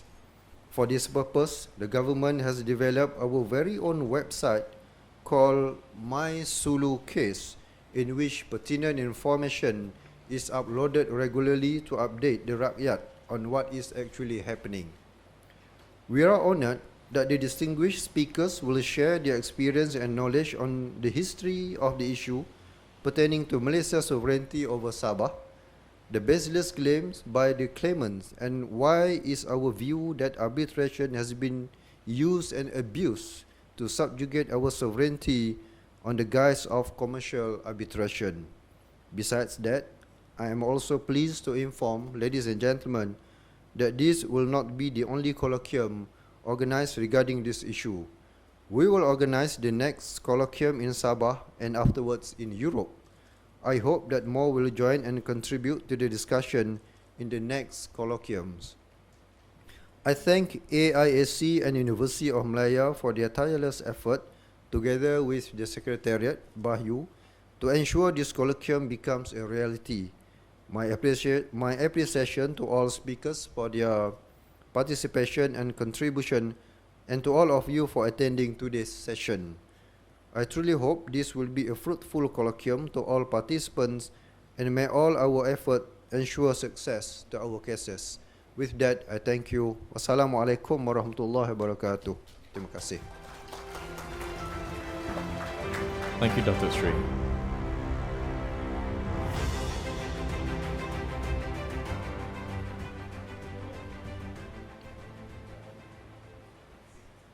Yang Berhormat Datuk Sri Azalina binti Othman Said, Minister in the Prime Minister's Department of Law and Institutional Reform. Datuk Sri Khairul Zaimi bin Daud, Director General, the Legal Affairs Division of the Prime Minister's Department.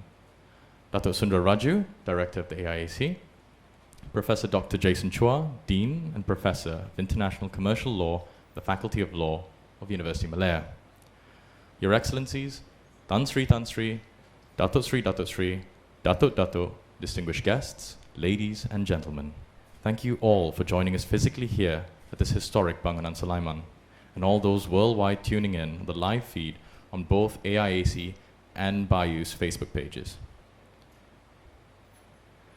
Would you please put your hands together to welcome YB Datuk Sri onto the stage to deliver the keynote address.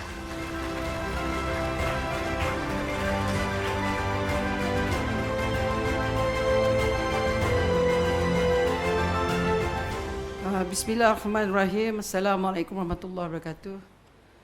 Salam sejahtera, salam kerajaan madani, saudara dan saudari sekalian. Yang bahagia Datuk Ketua Pengarah, Datuk Sri Khairul. Yang bahagia Datuk Sundra, Director of the Asia International Arbitration Center. Yang berbahagia Profesor Dr. Jason, Dekan dan Professor of International Commercial Law, Faculty of Law, Malaya, saudara dan saudari sekalian. First and foremost, I'd like to congratulate AIAC, the law faculty, and Bahagian Undang-Undang for organizing this historical colloquium. I'm very amazed by the presentation of the historical experts. I shall not touch on any speech on history because I cannot top what you say. As a lawyer and a politician, if you know that you're losing, you better keep your mouth shut. And I'm most honored by the attendance of two federal court judges, my classmate, Judge Wong King Kiong and Judge Nalini. Thank you so much. And the former speaker for Dewan Rakyat, Tan Sri Arif, also my former lecturer. So I'm surrounded by so many intellectuals. It's a great pleasure for me, and most amazingly is I will report to the cabinet ministers tomorrow that this colloquium is overflowing until the next room. And with the live feed, so I believe that the people of Malaysia, the rakyat of Malaysia, is extremely concerned about this claim. Now I shall not mention 8 claimants. I think Philip has confirmed there's only 7 left. So we wait lah. Ladies and gentlemen, as many already know that the government of Malaysia is presently battling the enforcement of a purported International Arbitration Award that was initiated by a group of individuals claiming to be the descendants of the Sulu Sultanate. And as you know, the amount of the judgment that will be claimed against the government of Malaysia is USD 14.9 billion. And if you calculate that on the yearly budget, you're looking at 16% of the Malaysians' annual budget. As I mentioned earlier, I will not touch on the historical aspect. I think the presenters earlier have already done so. But at this juncture, I must emphasize that neither the 1878 agreement nor the 1903 confirmation of cession stipulated, and I'm told, which I think I stand to be corrected, there is no arbitration clause. There's no arbitration clause. So the question that I would like to ask, especially the law faculty with the dean and all the students that is attending, can you go for arbitration if there's no arbitration clause? I mean, I'm not an arbitration expert, but it's typical common sense. If there's no such clause, why is it then we are being dragged to such claims? That's the first question I would like to ask. And then later, when you look into the purported arbitration proceedings commenced by the 8 or now 7 proclaimed descendants of the Sultan of Sulu Sultanate, has perfectly illustrated a grave violation and abuse of globally respected arbitration mechanism and processes. I'm saying this not just based on what I'm being told, but I believe the third session will be presented by experts who will explain about the processes of the arbitration process. Ladies and gentlemen, everybody knows that the main agreement that has taken us in this whole journey, the whole worldwide journey of claims, is the agreement as mentioned by the earlier presenters, which is the 1878 agreement. And we also look into the relationship of Sabah being part of Malaysia in 1963. And all of us who study history know very well that when you become a part of a country, therefore there is a process of a referendum. And you know very well, if you study history, there is a Colbert Commission. So by virtue of that, anyone who studies any history or who understands the processes, Sabah is part of Malaysia. So the claim being made, and unfortunately, how the decisions being taken, especially on the final award dated the 23rd of February 2022 by Dr. Stampa, within the purported arbitration proceedings commenced by the Sulu claimants, to me personally and to the government of Malaysia, and to all of those who attend today, would agree to the conclusion that it is invalid and should not be enforceable. That's why, ladies and gentlemen, the whole purpose of the colloquium is to go into many phases to explain to the world at large and to the rakyat of Malaysia, to the people of Malaysia, to understand that we, yes, I agree with what the speakers have mentioned, we are pushed to a wall because of the arbitration system. So the question is, I asked the Dean who sits next to me, between private international law and public international law. The question in hand that we are facing is that I'm of the view, should we in Malaysia, with this incident, and maybe in future with more claims, to look into an existence of a new act, which is called the State Immunity Act. I believe the High Commissioner, the Singapore government do have a State Immunity Act, if I'm not mistaken. We don't. We do not have a State Immunity Act. And we must, today, with the Deans being here with the whole faculty, is to consider this as part of the strategy that we have to prepare ourselves in our country in reference to certain claims. Because as what I think Philip has presented from what happened from 2013, and then when there were 2 months of another set of attack, and because of that, the government of Malaysia has declared one of the claimants under the Anti-Money Laundering Act, and we have declared them as a terrorist, him as a terrorist. So because if he is a terrorist, and from what Philip has presented, you know very well what is the next step. The next step would be the continuity of them pressuring the government of Malaysia in a terrorist behavior. So this is basically a conclusion that it cannot just be a commercial arbitration processes, because the outcome is affecting the sovereignty of the country. So basically we are caught in a catch-22. And that's why this colloquium is being created today, and we will do another set of presentation in Sabah and also in some of the countries in Europe, is to explain to the people out there our version of what transpired. And as you know, the Director General has mentioned of the website, and the website has assisted a lot of Malaysians to really understand what has transpired and the processes. So ladies and gentlemen, on this note, I must emphasize that the armed invasion in Lahad Datu, which was mentioned by the presenters, and which is a common knowledge in all of us, what happened back in 2013, no government in the world would continue to pay if there is an armed invasion. The question I have to ask all of you who are panel experts and ordinary Malaysians, will we continue to pay? It'd be ridiculous, isn't it? And on top of that, how many of our members died of the armed forces and those in the security forces? And we've got a few of them now in Penjaga Tapah, Penjaga, facing the death sentence. They're in Penjaga Tapah, right? Or is it? Sorry? Taiping. They're in Penjaga Taiping. Part of the invaders, they're in Penjaga Taiping, and who are related to the 708 claimants. So how can it become a commercial matter? If the state, the country, is being affected from an act of terrorism from 2013 and pressuring us until now. My speech tells me to explain to you the processes, which I won't touch. But the question that I like to also put forward to the panelists to discuss later with session 2 and session 3. What would a nation do? I appreciate, Philip has mentioned there was a mistake on the part of the processes on our part, but that is still very subjective. I'm not going to blame anyone. But the question in hand is, it cannot be taken to a commercial standpoint. And if ever there is a question on these processes, my question to them is very simple. Why are you not going to the ICJ? If you are questioning on a territorial matter, it would not be a commercial arbitration platform, would it be? Challenges in the ICJ. If you claim that you have entitlement, you have proof, you have mapping, you have documents, challenges that way. We will fight you till the end. But to pressure us, to push us, and on top of that, to be doing enforcement processes by not following the right processes for enforcement, that itself is a guerrilla tactic on their part to abuse the arbitration process. As Malaysians, are we supposed to keep quiet? As Malaysians, are we supposed to say, nala, what can they do? Because the question that we also need to ask, which I think the 4 panelists did not touch, maybe the third session may touch, is who is the litigation funder? Do you think the 8 claimant or the 7 claimant can do what they do with no funders backing them up?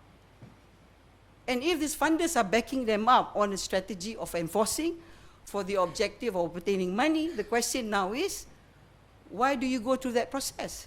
Are you blackmailing a country? This is a sovereignty issue. This is a state, a country, an independent country. So because of that, ladies and gentlemen, the government of Malaysia, led by Yang Mak Berhormat, the Prime Minister, believes that we must do whatever we can to stop this abuse on our nation with regard. I understand I'm not supposed to be touching the processes and the outcome that may arise for the verdict in the French court, somewhere in June, I'm told. I'm not doing that. But my position now, as the Minister in charge of Law and Institutional Reform, is to inform the general public, Malaysians, and including people out there who are watching us and who may be surfing our website, to understand the historical aspect of this relationship between the claimants and the sovereignty of our state. I appreciate very much the presenters on session 1 explaining the historical aspect, because we have been told that there is many agreements or documents between them, and all of us know, us being part of a we have been colonized by the British. We gain our independence. There may be certain relationship between the Strait Settlement. There may be many documents out there, but you cannot deny the fact when you gain independence, it ends there. That is the most common sense conclusion that we can make. So the government of Malaysia believes that no matter what, we must to do what we need to do to defend. Yes, it is going to be expensive. It is expensive. I'm not going to deny that. I think from what Philip is telling me, I've been told, even not Philip mentioning it to the public, that they are right now calculating the amount of profit they will obtain. I think CNA Asia has confirmed that it will be in billions. And you talk about 14.9 billion in USD, I think Malaysian ringgit will be 69 billion. 69 billion Malaysian ringgit. And it's only 8 of them. All right, let's pause for a while. Let's question 8 of these claimants, or 7. Let's question, are you telling me when it comes to a Muslim fraternity, I appreciate some of the speakers saying that as long as it's the sun and there's the moon out there, the claims will not stop. Can you imagine a man marries 4 wives? I mean, some of the consultants may be shocked, but it does happen. You marry 4, you multiply, you're not going to stop at 8. From 1878 until now, say the judgment, the Mankisky judgment is 1939, right? Let's calculate how many years. Are you telling me you stop at 8? You know very well that it's going to continue, because one down, another 8, another 16, another 32, another 74 is going to come in. And you talk about the whole Sulu area, I think that is in Jolo, the Sultanate, which is in part of Jolo. I'm being told, in total, they have got 200,000 population out there. So how is the government of Malaysia going to face 200,000 of population by saying to them that, well, you know, let's come and attack us one by one? It's not going to. So because of that, I believe in 1939, the judgment should stop there. I'm not telling, the submission now is that, are you looking into when will there be a cut-off line? So it's ridiculous. That's why for me, it cannot be a commercial matter. It is a sovereignty matter. It is a matter of kedaulatan, a matter for the country. Ladies and gentlemen, I also like to emphasize here that for the purpose of the academic discourse, the Sulu case presents a complex dispute which involves a myriad of fundamental issues that directly affect the arbitration community and the stakeholders in the international community, as well as the sovereign state. Discussions on the issues such as the sovereign immunity of Malaysia under the customary international law are indispensable to practitioners, academicians, and students of alternative dispute resolution and international law. Before I comment on the colloquium, which promises an insight lineup of events, I wish to state in no unclear terms that the Sulu claim has no bearing on the attractiveness of Malaysia as a growing foreign direct investment destination. Our pursuit in battling the Sulu claim stand as a testament to Malaysians' commitment in upholding international law as well as preserving the efficiency of the international arbitration system as the ever-growing global dispute resolution mechanism. Having been brought together through a coalition government, we look forward to a continued economic development for the benefit of all Malaysians. Accordingly, beyond our physical infrastructure to encourage commerce and trade with the strength of our judiciary and the Asian International Arbitration Centre, I am confident that we are able to fully implement our Madani policy for the benefit of our nation. The International Arbitration Colloquium, which we are all a part of today, features esteemed panelists from around the world who will take us through the different facade of the doctrine of state sovereignty and immunity in international arbitration. I commend the organizers for their joint effort in today's session for the benefit of the attendees, as it brings together the foremost voices to examine and discuss the interesting yet intricate issues that the Sulu case brings to light, ranging from the sovereign immunity question to reviewing the procedural irregularity, including the arbitrary movement of the seat of arbitration from Madrid to Paris. At the same time, I also look forward to the plenary lecture which will be delivered by Professor Dr. Jason Chua shortly in respect to the legal and procedural issues in the Sulu case. Ladies and gentlemen, when Malaysia adopted the New York Convention back in 1985, we formally agreed to participate in the streamlined process of recognition and enforcement of the Foreign Arbitral Award. We must understand that the streamlined process of recognition and enforcement of the Foreign Arbitral Award as prescribed under the New York Convention emphasize on the principle of reciprocity among the signatory states.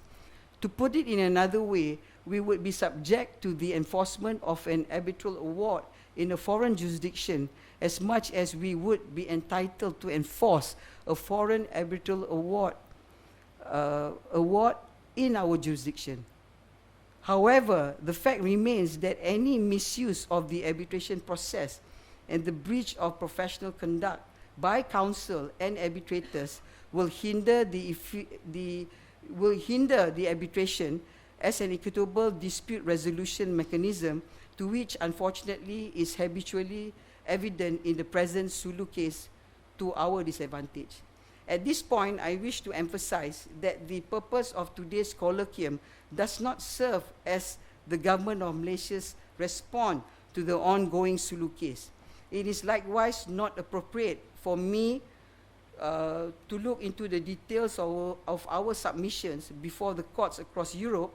Having said that, I believe that the diverse panel comprising academicians, legal practitioners, and experts from different domains will be able to put in valuable insights on matters pertinent to the subject matter from different perspectives in promoting and facilitating informed discourses on the Sulu case among the members of the public. Finally, I am confident that by the end of the colloquium, everyone here will develop a better understanding of the Sulu case, which has compounded with a multiple issues from the award, from the processes in response to the jurisdiction, and also to the claim. I am hopeful that the colloquium will promote more active and informed discussion with the arbitration community as well as the public at large as the Sulu case will run its course. Tuan-tuan dan puan-puan sekalian, saya sebenarnya berpendapat bahawa tuntutan yang dibuat oleh mereka daripada pembentangan sesi pertama tersebut memberikan kesahihan bahawa banyak persoalan perlu diwujudkan.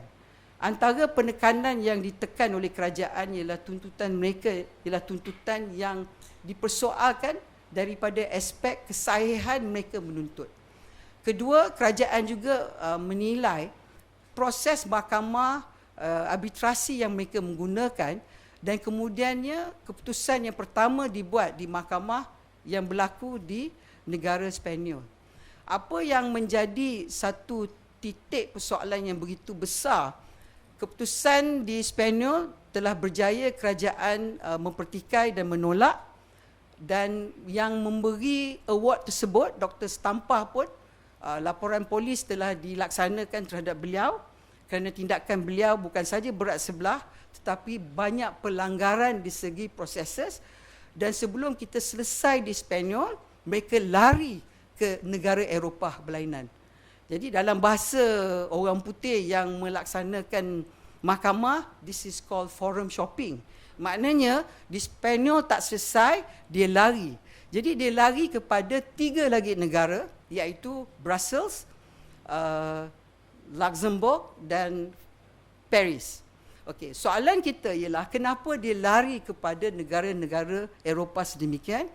Kerana mereka berfikiran bahawa negara Eropah ini dalam aspek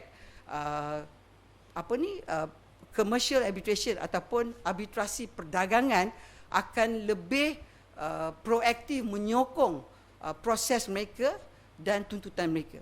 Jadi kita tak nak menyelesaikan bab itu, tapi kita nak soal daripada punca kuasa mereka sebagai penuntut. Dan kemudian kita mesti ingat adanya keputusan di Mahkamah Sabah tentang tuntutan ini yang telah berlaku. Maknanya kerajaan negeri telah juga mempertikai tuntutan yang dibuat oleh mereka dan Mahkamah Sabah telah menyatakan bahawa tuntutan mereka tidak sah. Tetapi bila kita bawa keputusan Mahkamah Sabah, mereka mempersoal. Kesimpulannya, tuan-tuan dan puan-puan, yang saya sebut tadi ialah pertama, perjanjian 1878 tidak ada klausa arbitrasi. Dan arbitrasi ni, commercial arbitration kena ada klausa. Maknanya dia dalam perjanjian tu dia kena tulis. Kalau dia pertikaian, kena bawa untuk berbincang. Tapi dalam perkara ni tak berlaku. Itu sebabnya kita mengambil kesempatan hari ini. Saya tahu pakar-pakar yang hadir banyak bercakap bahasa orang putih. Mungkin rakyat tak begitu memahami kerana agak teknikal. Jadi saya mengambil kesempatan nak menerangkan bahawa dalam website kita yang mana kita buat live feed, kita juga akan wujudkan dalam beberapa bahasa, iaitu termasuk bahasa Malaysia, we have it in bahasa Perancis, bahasa Malaysia, bahasa Spanish dan bahasa Tagalog. Saya tak faham Tagalog, tapi kita nak mereka faham. Dan akhir sekali sebelum saya duduklah, tuan-tuan perempuan, saya nak cakap pada rakyat Malaysia lah. Mungkin pakar-pakar ni tak faham sangat. Saya nak cakap pada rakyat Malaysia, selagilah kerajaan hari ini, kerajaan madani, kita akan membela dan kita akan menghancur tuntutan yang dibuat oleh mereka, tak ada langsung kerajaan tidak akan membela maruah kedaulatan negara. Maknanya jaminan daripada kerajaan, kami akan membela sampai, macam kata speaker kata tadi, asalkan ada bulan dan bintang mereka menuntut keturunan. Kami jawab, betul bulan dan bintang. Saya jawab satu saja. Kita akan membela selagilah adanya kebolehan kita membela. Maknanya tinggi mana langit, tinggi mana gunung, gelap mana pun bulan, kami akan membela maruah kedaulatan negara Malaysia. Jadi dengan itu tuan-tuan perempuan, mungkin dia tak faham saya cakap apa. Saya nak cakap dalam bahasa mudah, insya-Allah tuan-tuan, kerajaan madani akan memberikan perlindungan dan keselamatan kepada kedaulatan negara Malaysia. With that, thank you so much ladies and gentlemen. I look forward to continue this conversation with all of you. And I believe, Professor, you're coming up to speak. Yeah? Thank you, YB, for Datuk Sri, for your Do I go keynote down or address. stand up? We'd like you to remain on stage, please. We'd now like to invite Datuk Sri Khairul Zaimi, Datuk Sundara Raju, and Professor Dr. Jason Chua to join YB Datuk Sri on stage to officiate the colloquium and to place their hands on the activation buttons on my countdown. No YB Datuk Sri.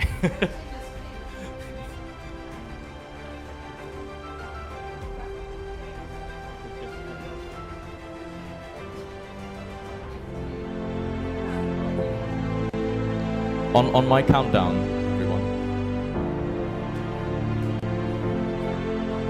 YB, are you ready, YB? On my countdown, palm touch. 3, 2, 1. Place your palms on the screen now.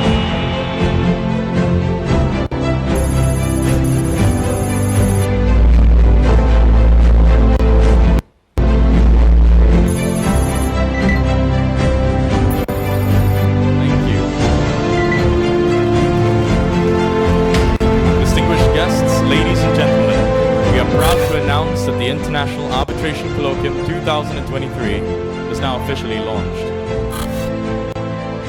This colloquium strives to invite academic discourses in two primary areas of interest: the effects of the New York Convention on sovereign immunity and the arbitral processes and procedural peculiarities.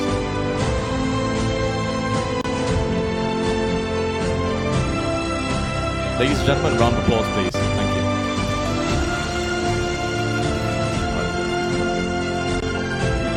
Maybe please have all speakers on stage, please. All panel speakers are invited on stage now.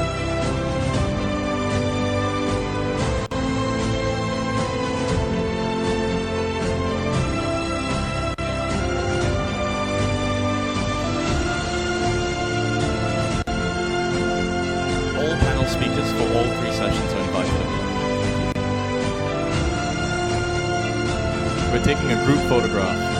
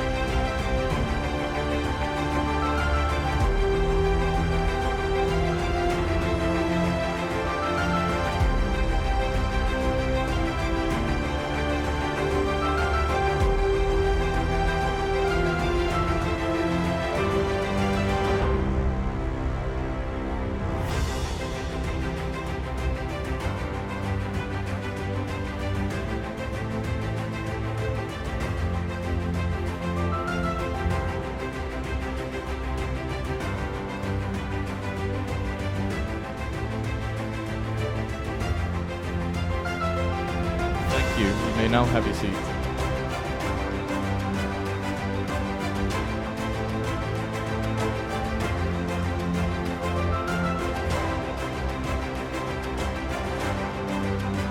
Government say no cenderati, just come talk and then we pay you. Thank you. Thank you. Please take your seats.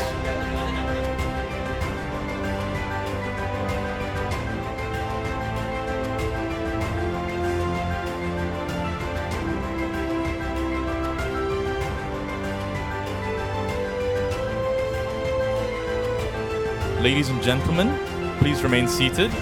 We shall now have a group photo taken from the stage by members of the media. So can please have everybody seated. Could the members of the media please follow the ushers up on stage, please? Thank you.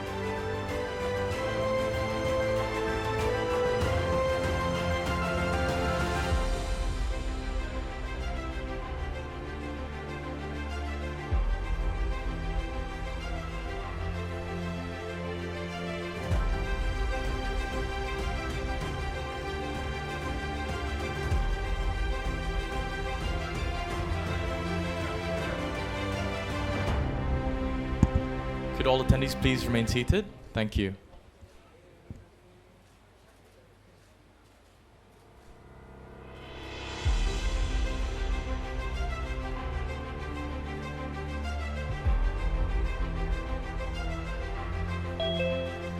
Thank you.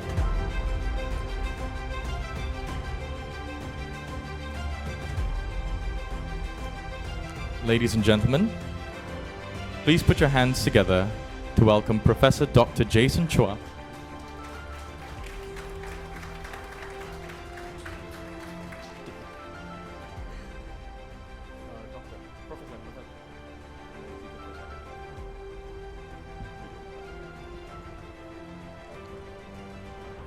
Sorry, everyone.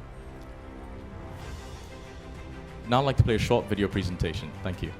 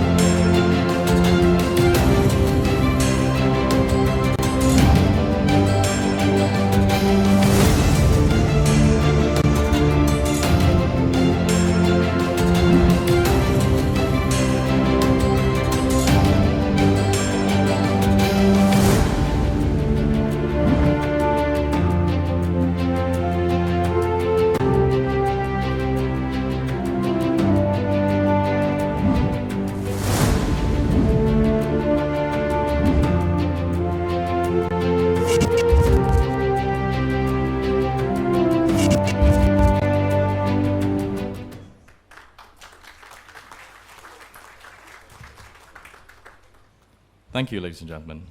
Now, may we please put your hands together and welcome Professor Dr. Jason Chua, Dean and Professor of International Commercial Law at the Faculty of Law of University of Malaya, to deliver the plenary lecture titled Reviewing the Legal and Procedural Issues in the Sulu Case. Thank you.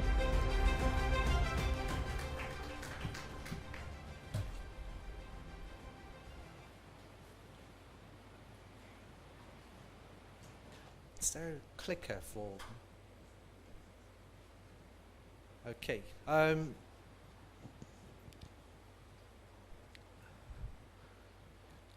Yang berhormat, Datuk Seri Azalina, yang berbahagia Datuk Seri Hairul Zaimi, salam sejahtera, selamat pagi. On behalf of the law faculty at University of Malaya, we would like to very warmly welcome all of you to this joint event organized between the AIAC and University of Malaya, and of course the Jabatan Hal Bahagian Hal Ehwal Undang-Undang. So thank you. I've got my clicker now. I feel something to hold in my hand. Right, so you will have heard this morning the historical aspects and perspectives of this ongoing arbitration, or the arbitration has ended, of course, but the case itself is ongoing. Now, the circumstances surrounding this case, of course, are highly complex and multi-textured. And it will take more than 45 minutes to go through every single issue in great detail. So what I've decided to do is to highlight for those of us, and I do know that there are a good number of our university students here with us today, to highlight for you some of the essential fundamentals of the case itself, to then draw on the facts to demonstrate some of the legal and procedural challenges and constraints that Malaysia faces, and to look at what some of our options are as a country. So I'm going to begin first with, I hope, what might be a calming picture. You may ask, what has this got to do with Sabah? What has this got to do with the Sulu claim?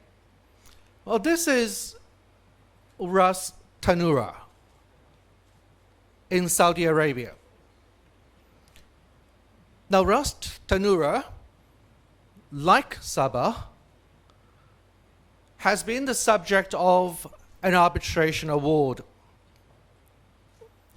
So many years ago, after the Second World War, the Saudi government assigned certain tracts of land, basically what you see in front of you, to a gentleman called Mr. Al-Kakani. And this individual was then tasked to assign the lands that he had received from the Saudi government onto Standard Oil, which is an American oil and gas company.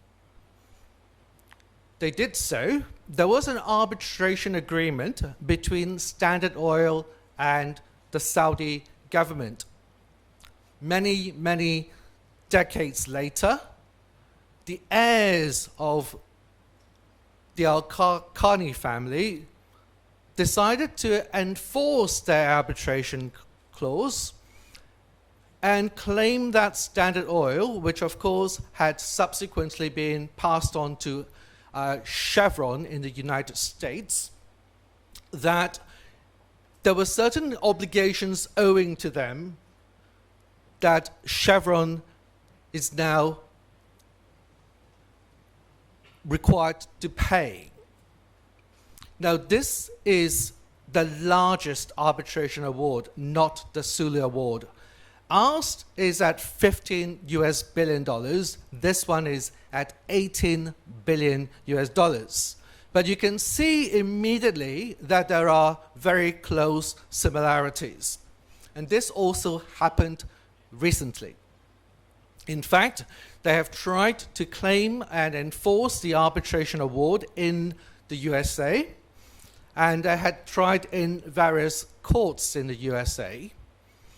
The arbitration was considered to be a bit dodgy. Various arbitrators resigned. Some were then prosecuted for abuse.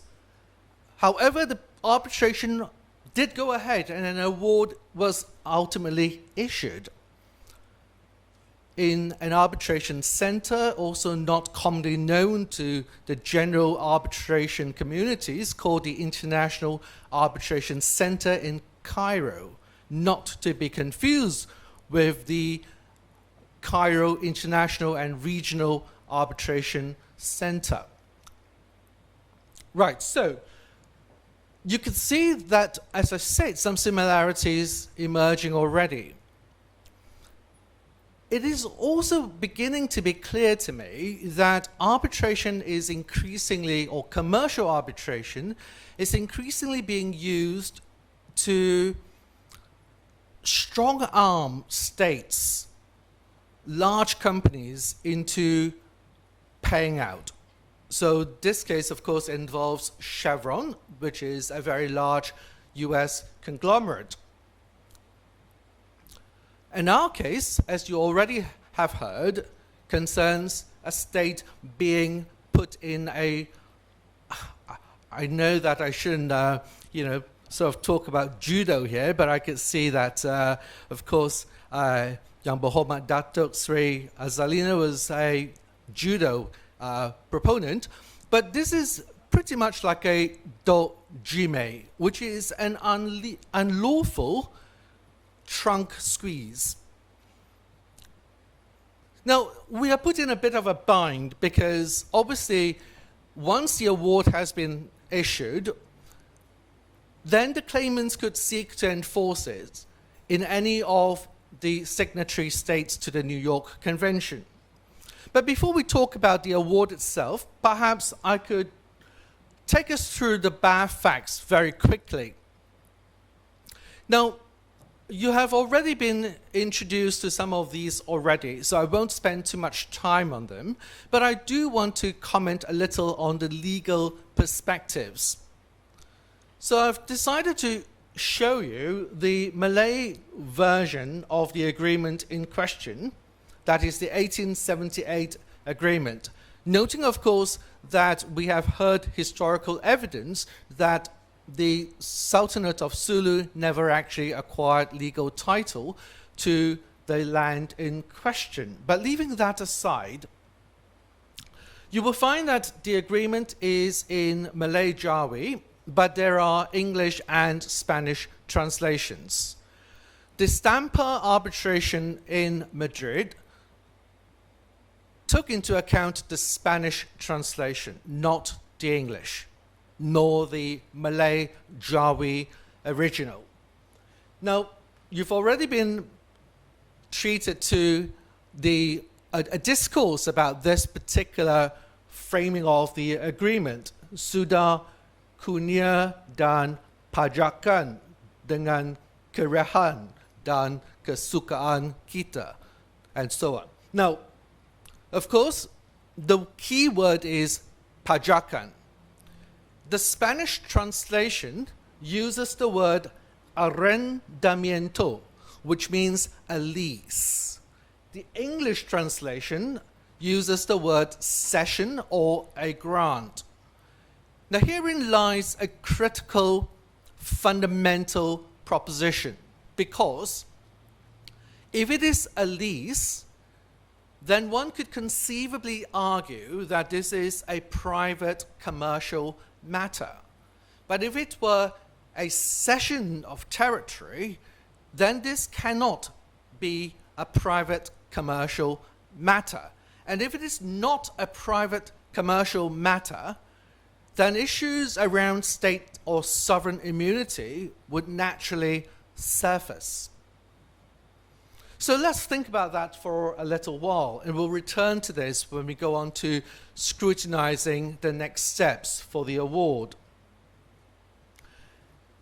Now, of course, there is a great deal of historical evidence going either way, whereby different officials, even within the British ranks, who considered it to be a private concession, and indeed some considered it to be a public session. Regardless, what is interesting, of course, is the arbitration agreement that the Sulu claimants have relied on for raising this as a matter of commercial arbitration. I'll return to the English translation afterwards, but I do want you to look at the Malay version, because I'm not sure if many of us have actually seen the Malay version. And to me, that is actually quite important, because really, if you are looking at this from the standpoint of the party entering into this agreement, the grantor of the territory or lands, for them, the Jawi version was key. But some of you who know your history will also be aware that one of the Sulu successors had actually, or successor to the throne, had actually lost the original Malay version of their agreement, and they wrote to the British government asking for a replacement, and the British government said, well, no, we'll send you a photocopy, okay, of the English version. But regardless, there is in fact a Malay copy in archives. And this is really, to me, quite important, because it tells us whether there is an arbitration agreement or not. If you look very carefully, it says that, and I can't see without my glasses, so I have to look at this big one. Yes, unfortunately.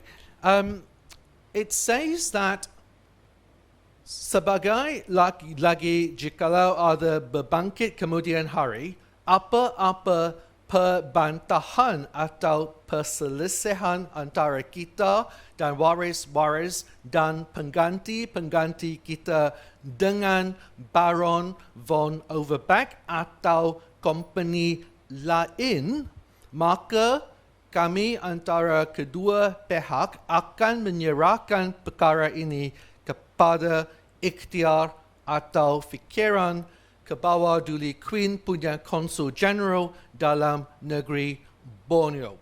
Now, if you look at this, it talks about if there is to be a dispute between themselves, the heirs and successors, with the Baron von Overbeck or his company. Now, if you look at this agreement, therefore, it would seem patently obvious that it does not actually talk about successors to the company owned by Baron von Overbeck, does it? Now let's go back to the English translation that has been cited in the award. And you will see here that it talks about the said Gustavus Baron de Overbeck and his company further promises to assist His Highness the Sultan, his heirs to succession, with his best counsel and advice whenever His Highness may stand in need of the same. There's another version there which I have reproduced for you. But what is important to me is that the question we have is the arbitration clause, number one, binding on the state of Malaysia? Number two, is it a private commercial transaction that we're dealing with or not? Because that is fundamental to the question of sovereign immunity, isn't it? So I want you to look very carefully here. What is the consideration for this concession? The consideration is, of course, the 5,000 Malayan or Mexican dollar plus $300 for subsequent lands. But interestingly, you would see that it talks about if we experience trouble in the future, to promise to aid and advise us. To me, that smacks of a public, a matter of military, a matter of diplomacy, a matter of political maneuvering. Now, to me, that's quite important because it does show to us that actually the people signing this agreement were fully aware that this was not a simple commercial transaction. Now, as far as the arbitration clause itself is concerned, the translation in English is there. It says, in case any dispute shall arise between His Highness the Sultan, his heirs or successors, and the said Baron de Overbeck or his company, it is hereby agreed that the matter shall be submitted to Her Britannic Majesty's Consul General for Borneo. So, that is the clause which is relied on. But the question then is, how could they use this clause and claim that there is a valid arbitration clause which allow them to institute arbitration in Madrid? Because we know initially the arbitration commenced in Spain. Now, this requires a bit of knowledge of Spanish arbitration law. The Spanish Arbitration Act, the new one, provides that there is no real requirement. Now, this is a bit controversial. Article 1 of the Spanish Arbitration Act simply says that Spanish jurisdiction will apply, or judicial supervision can apply, if arbitration commences in Spain. But it doesn't actually talk about when you can commence arbitration in Spain. Obviously, if you have a Spanish arbitration clause, that would work. But what the arbitrator decided in his award was that because they had first, of course, tried to go to London and had their request for arbitration in London denied by the Foreign Office in London, so they went to Spain, presumably because in his award, the arbitrators made mention that in Spain, it was a neutral forum. And of course, as you may remember, the territory in question was surrendered by the Spanish government back in the day. So there was some kind of a linkage there. Now, then of course, you all have heard that the Spanish court intervened as a result of an application or intervention from Malaysia.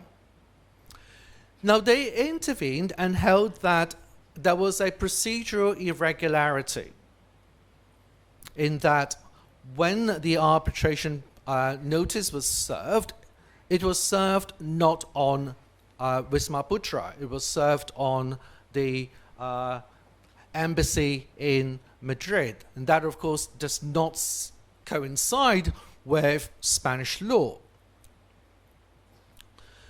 But generally speaking, you would think that when that happens, arbitration would still continue in Spain with the arbitrators or with the other side probably taking the matter to the Spanish court for further resolution.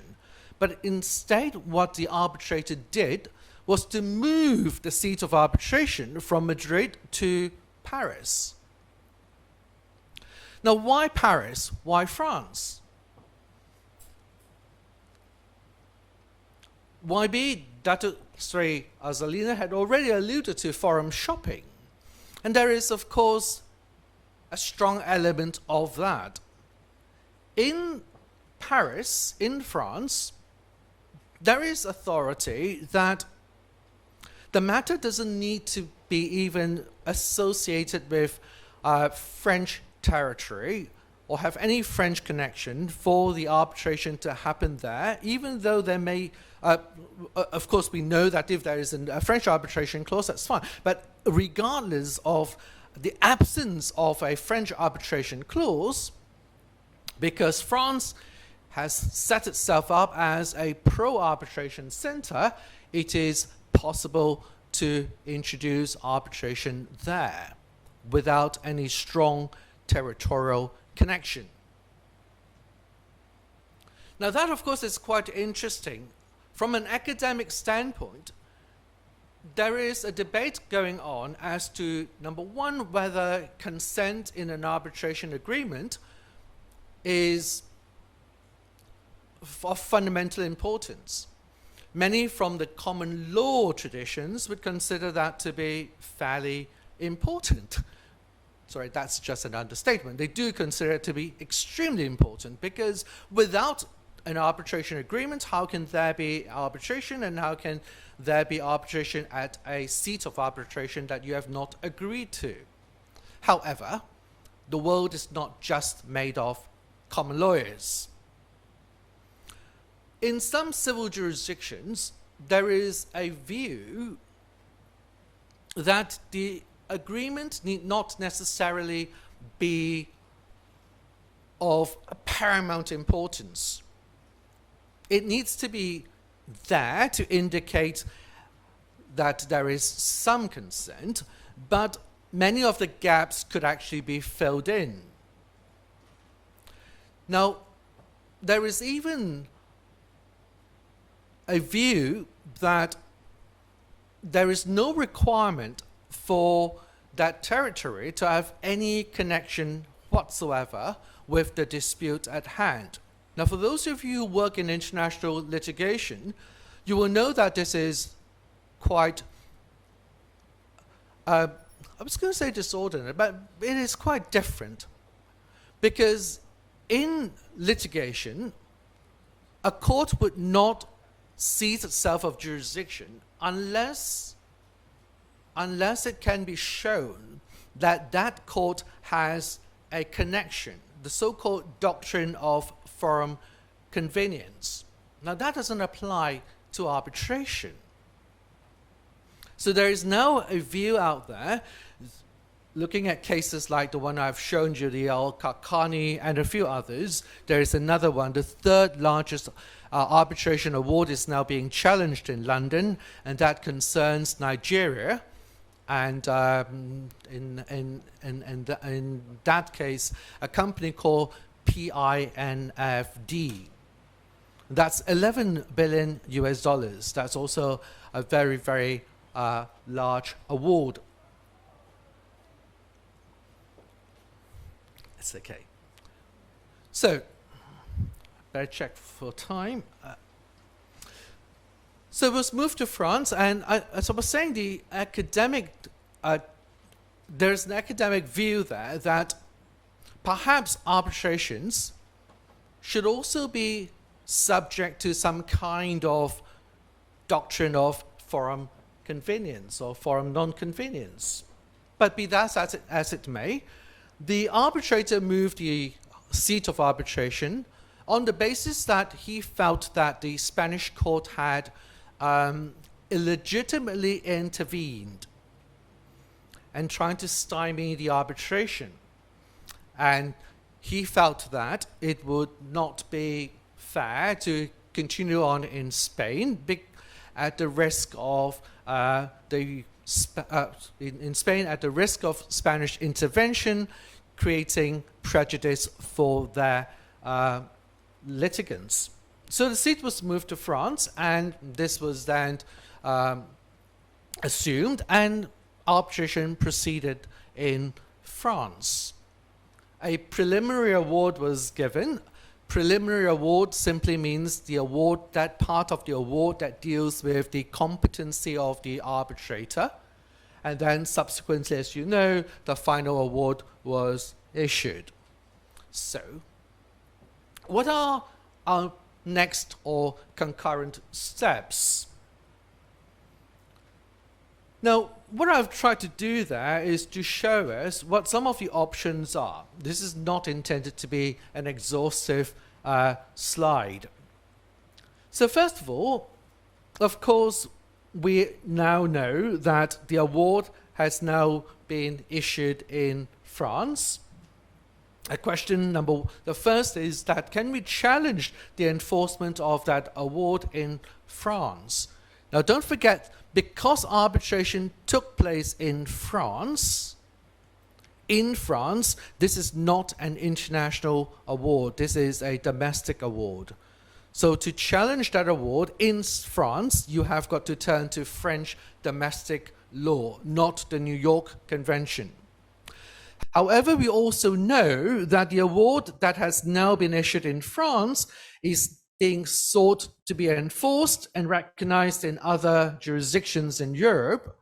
And when we then look at these other countries, and as long as they are signatories to the New York Convention, then we need to consider the parameters of the New York Convention. And I'm sure that you'll be given a proper full discourse on this in the afternoon sessions. But there are two possible other steps that we may wish to consider. The first, of course, is interim remedies. So interim remedies, these can be sought from a jurisdiction that has available those remedies.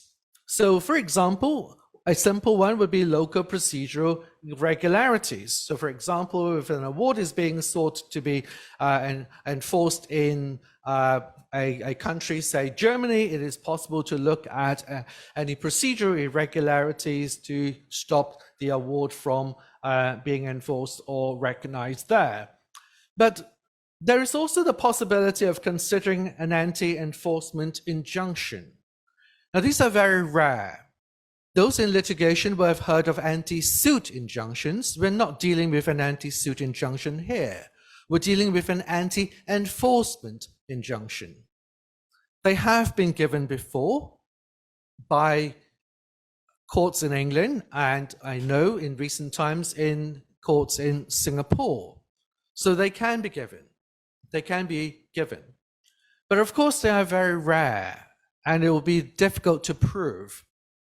And to obtain an anti-enforcement injunction, you're very likely to have got to go to a country which has, because of the doctrine of forum convenience, as we talked about before, that has a connection to the claim before they would even consider or granting an anti-enforcement injunction.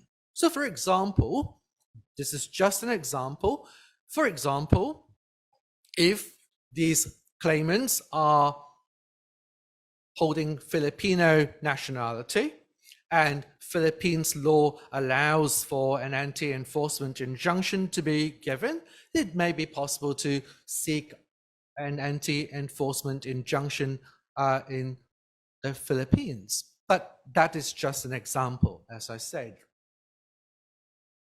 Okay, so what about the fourth over there, which is to look at any potential action against the arbitrator, counsel, and third-party funders. Now, as you all know, this claim is funded by a litigation funding company called Therium. So there are three possible actions that one could think about. The first, of course, is the arbitrator, and I understand that arbitrator Stamper is now being indicted in Spain for contempt of court.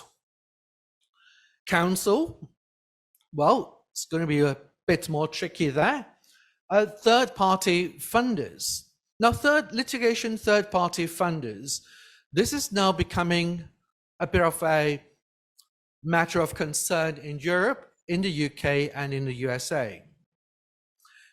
In the EU, there is now a study being undertaken by one of the Directorate Generals of the European Commission to look at national security or European security and policy considerations, the UK as well, and the USA too, because obviously this could raise issues around terrorist financing, money laundering, and that sort of thing.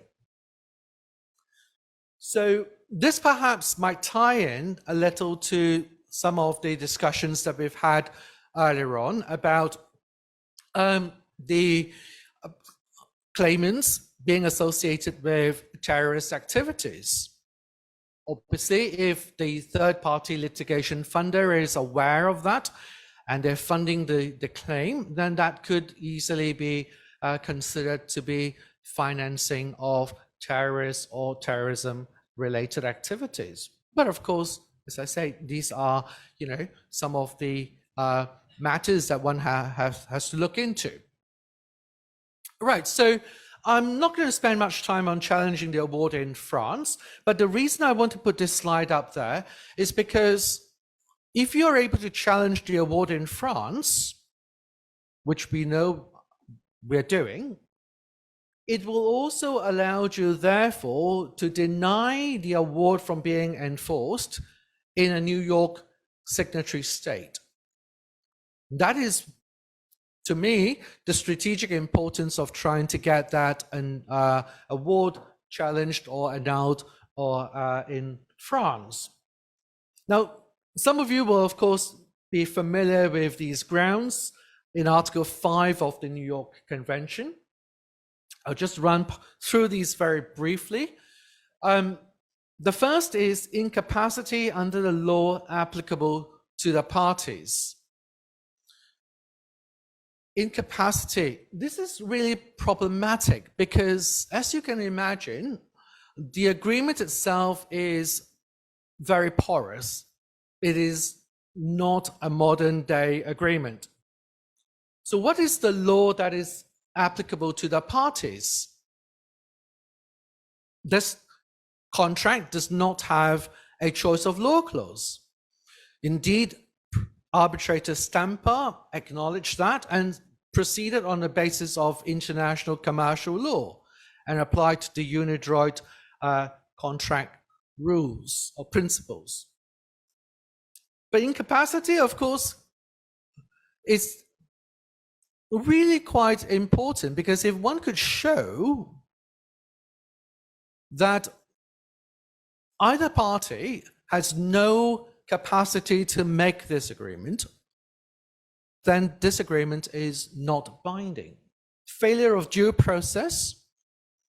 So a lot said about this already, various procedural irregularities, but I'll leave the lawyers to look into this. Dispute beyond the terms of the arbitration clause. And this, of course, presupposes the existence of an arbitration clause. Do we have one? Let's go back to the terms of that clause I showed you. The composition is contrary to the arbitration clause or law of the seat.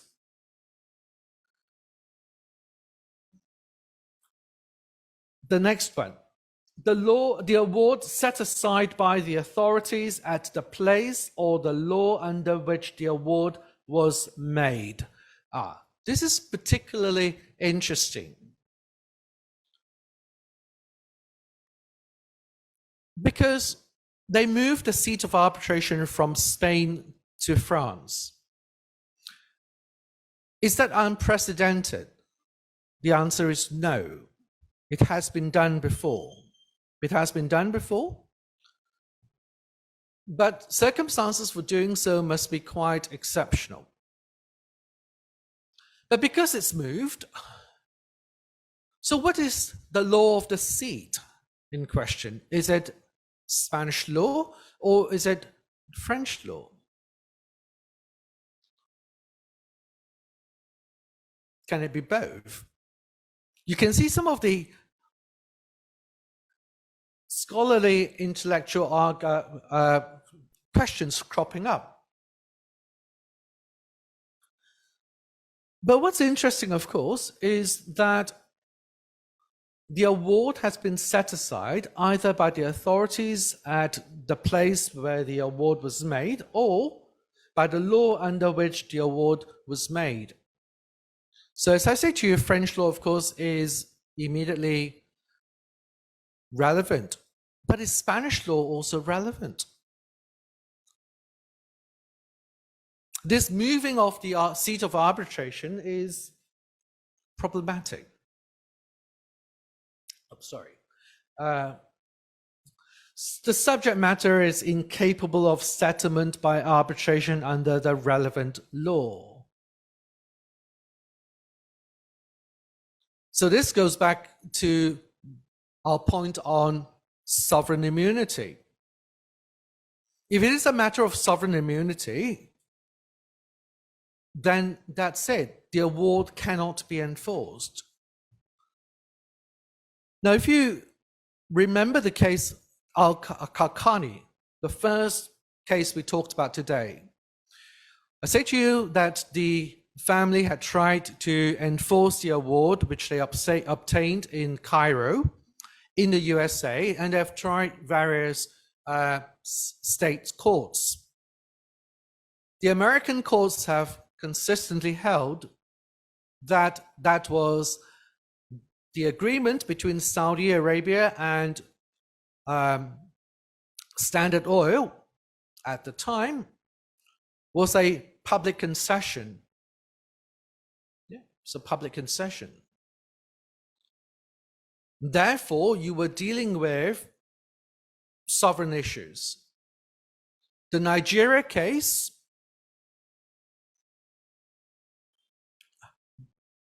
sovereign immunity is being considered as an option. But when we talk about sovereign immunity, Yang Berhormat Datuk Sri Azalina mentioned earlier about perhaps Malaysia should have a sovereign immunity legislation. Now, what would go into a state immunity legislation? And why does it matter if you are taking this case abroad? Okay, first of all, there is, of course, a doctrine of state immunity in general customary international law. This has found its way into legislative manifestation in various countries. In the UK, you have got the State Immunity Act of 1978. In the USA, you have got the FISA. Now, by and large, they will define what is meant by commercial. They will generally define what is meant by commercial. And in my opinion, yes, I'm wrapping up. In my opinion, the granting of the territory, whether the rights and obligations of the company had properly passed on and been succeeded to, this is a matter that relates to me, not to the commercial sense. I think I've demonstrated to you earlier that to me, this is a matter of sovereign rights, territorial rights. Even from the Sulu Sultanate standpoint, it was about protection. It was about diplomacy. It was about military advice. Okay. So with that, I'm going to finish. I'm not sure if we've got time for questions and answers. Okay, we don't have time for questions and answers, but I look forward to hearing. Maybe we could have just one or two. Is that possible, Chair? Maybe just one or two questions. Okay. No, I'm sorry, we don't have time. Sorry. All right, no problems. Okay, so with that, can I thank you for your forbearance and thank you. Thank you very much, Professor.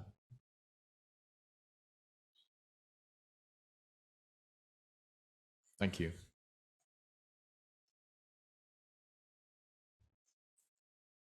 Ladies and gentlemen, our second session shall begin shortly. Please remain seated. We have one more session before lunch, and we shall break on my cue. Thank you. Ladies and gentlemen, may I please have your attention? Can you please be seated? We're about to start the second session shortly.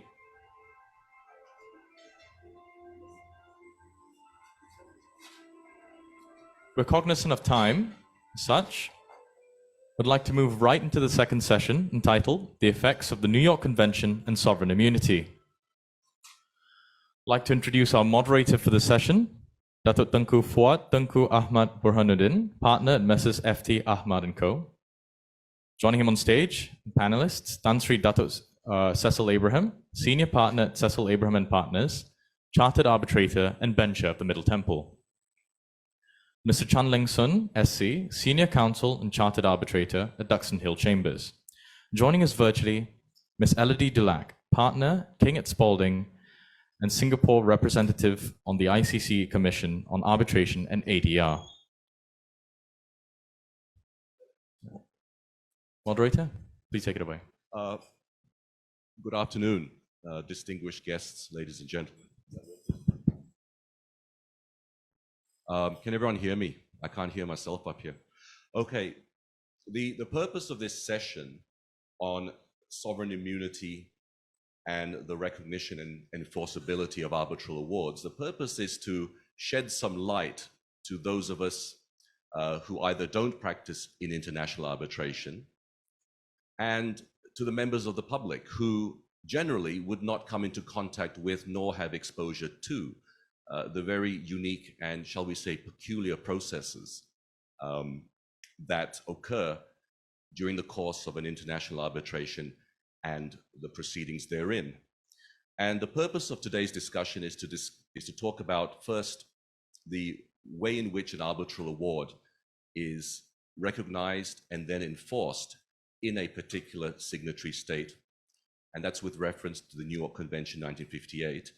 And then the second part of the discussion will focus on some of the peculiarities of arbitration, which in some circumstances could give rise to an abusive process. And of course, we're all here to talk about the Sulu Award, and perhaps we inevitably will touch on how abusive process may or may not have occurred in the rendering and final issue of the awards by the arbitrator. So without further ado, I'd invite Tan Sri Cecil Abraham. He'll speak first.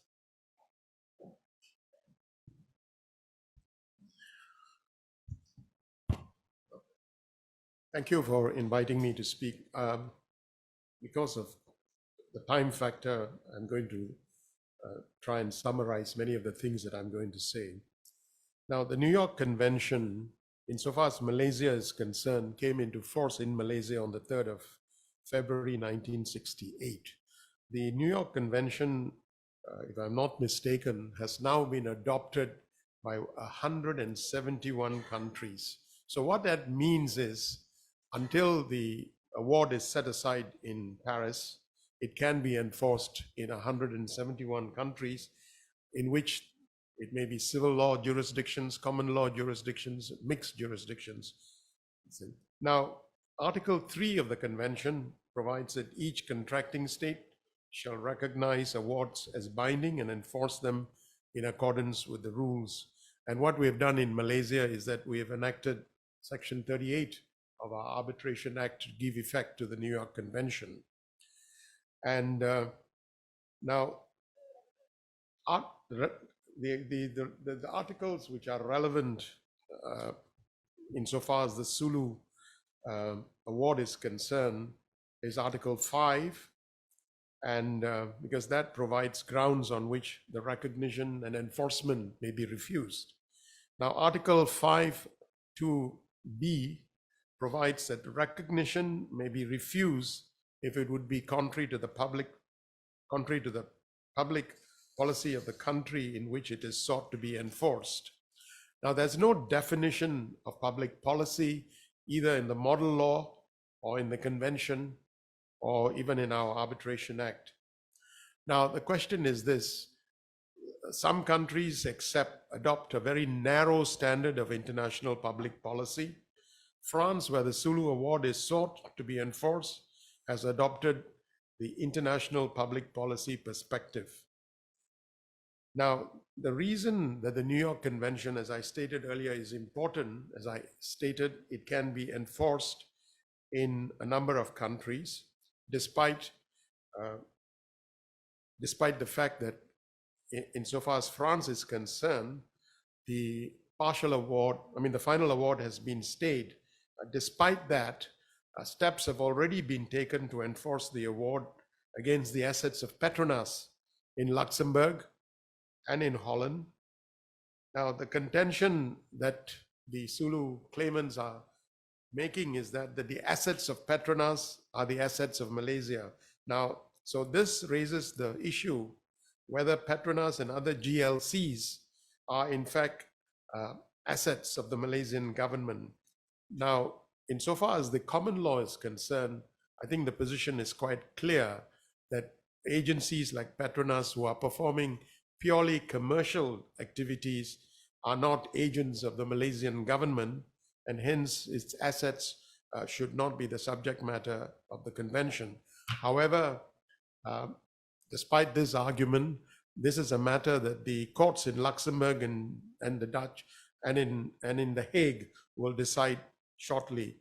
Now, you will notice that the Sulu claimants are at the moment enforcing the awards in civil law jurisdictions, presumably perhaps under the mistaken belief that these civil law jurisdictions would be more amenable to recognizing the award than, say, in a common law jurisdiction.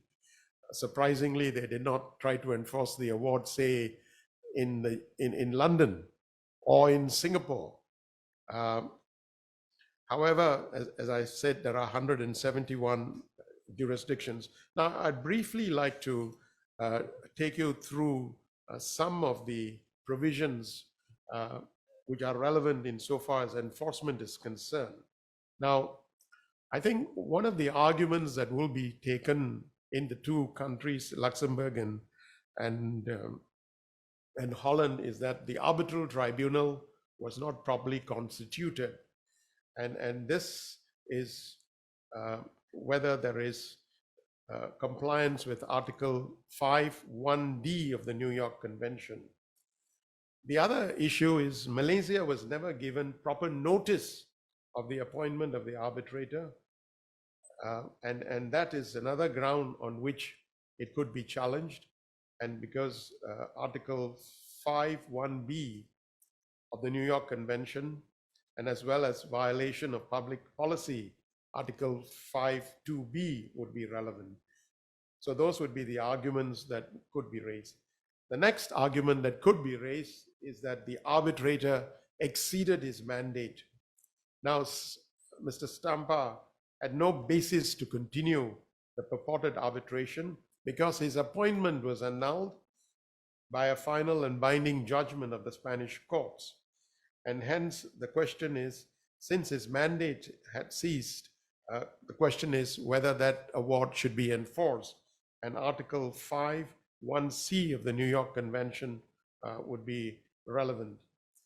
The next point that could be considered is whether the purported final award is contrary to public policy and concerns the subject matter which is not capable of settlement by arbitration. And this is Article 5(2)(b). Now, and so this would be the argument.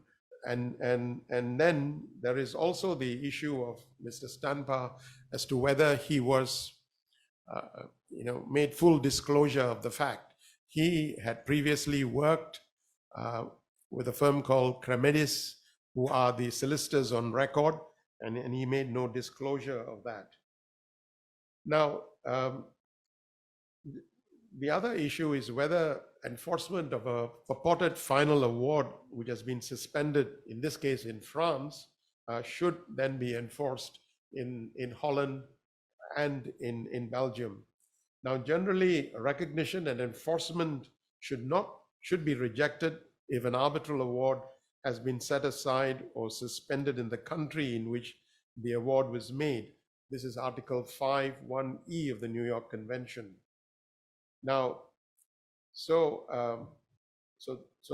this would be the arguments that counsel for the Malaysian government, both in Belgium and in The Hague, will be in Luxembourg and in The Hague, will be taking insofar as some of the issues are concerned. Now,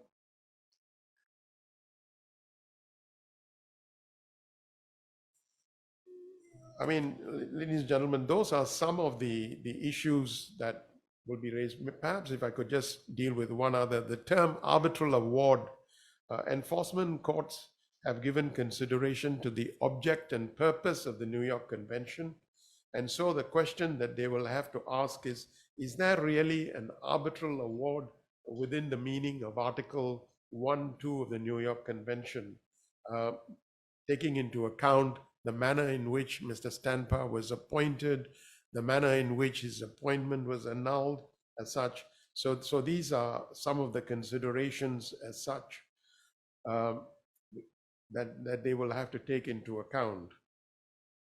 Now, in particular, the following facts and circumstances are relevant. As I said, one, his appointment was null and void. Secondly, there is no valid arbitration agreement between the Filipino citizens and Malaysia. Then I've mentioned his exceeding the mandate, then the public policy arguments. And so I think these are the kind of considerations that the two courts in Belgium, in The Hague and in Luxembourg will consider. So, I mean, that is insofar as the New York Convention is concerned that I will deal with because of the time factor. The next issue that I want to deal with is sovereign immunity. Now, pursuant to the principle of sovereign immunity, one state shall not subject the jurisdiction of another state. Now, this is a principle of a customary international law based on reciprocity and mutual recognition between the countries. Now, a state may waive immunity by express submission to the jurisdiction of another state, for instance, by an arbitration agreement or by an international treaty. For instance, if you look at the ICSID Convention, countries normally, when they're served with notice, participate in the arbitration, and in which case they can no longer take the issue of sovereign immunity. Now, Malaysia, unlike the United Kingdom and the United States, has not enacted a foreign sovereign immunity legislation. So the approach, insofar as our courts are concerned, has been one of restricted immunity as opposed to absolute immunity.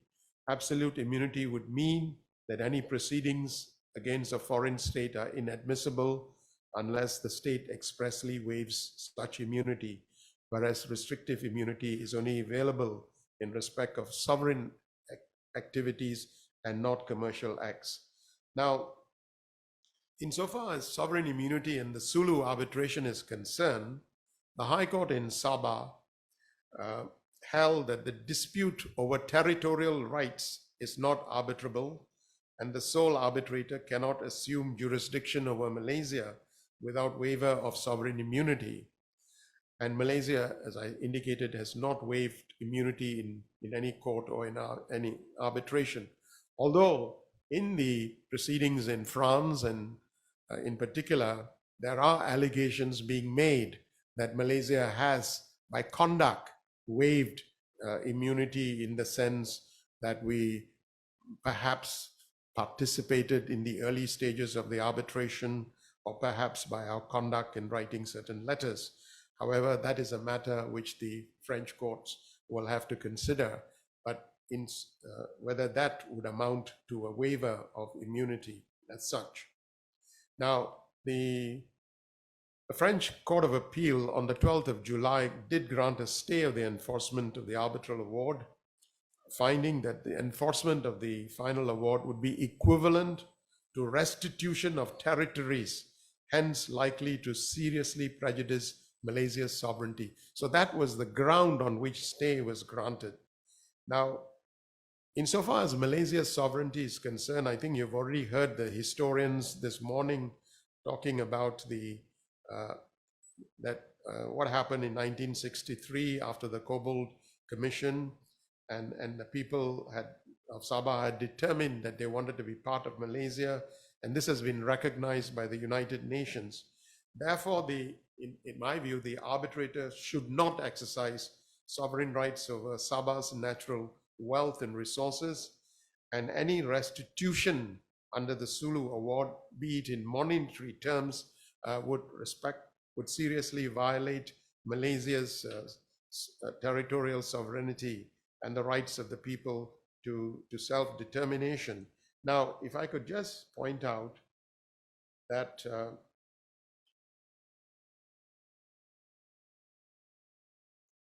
for instance, it is important to note that the relevant territories have been at the heart of a historical dispute between Malaysia and the Philippines.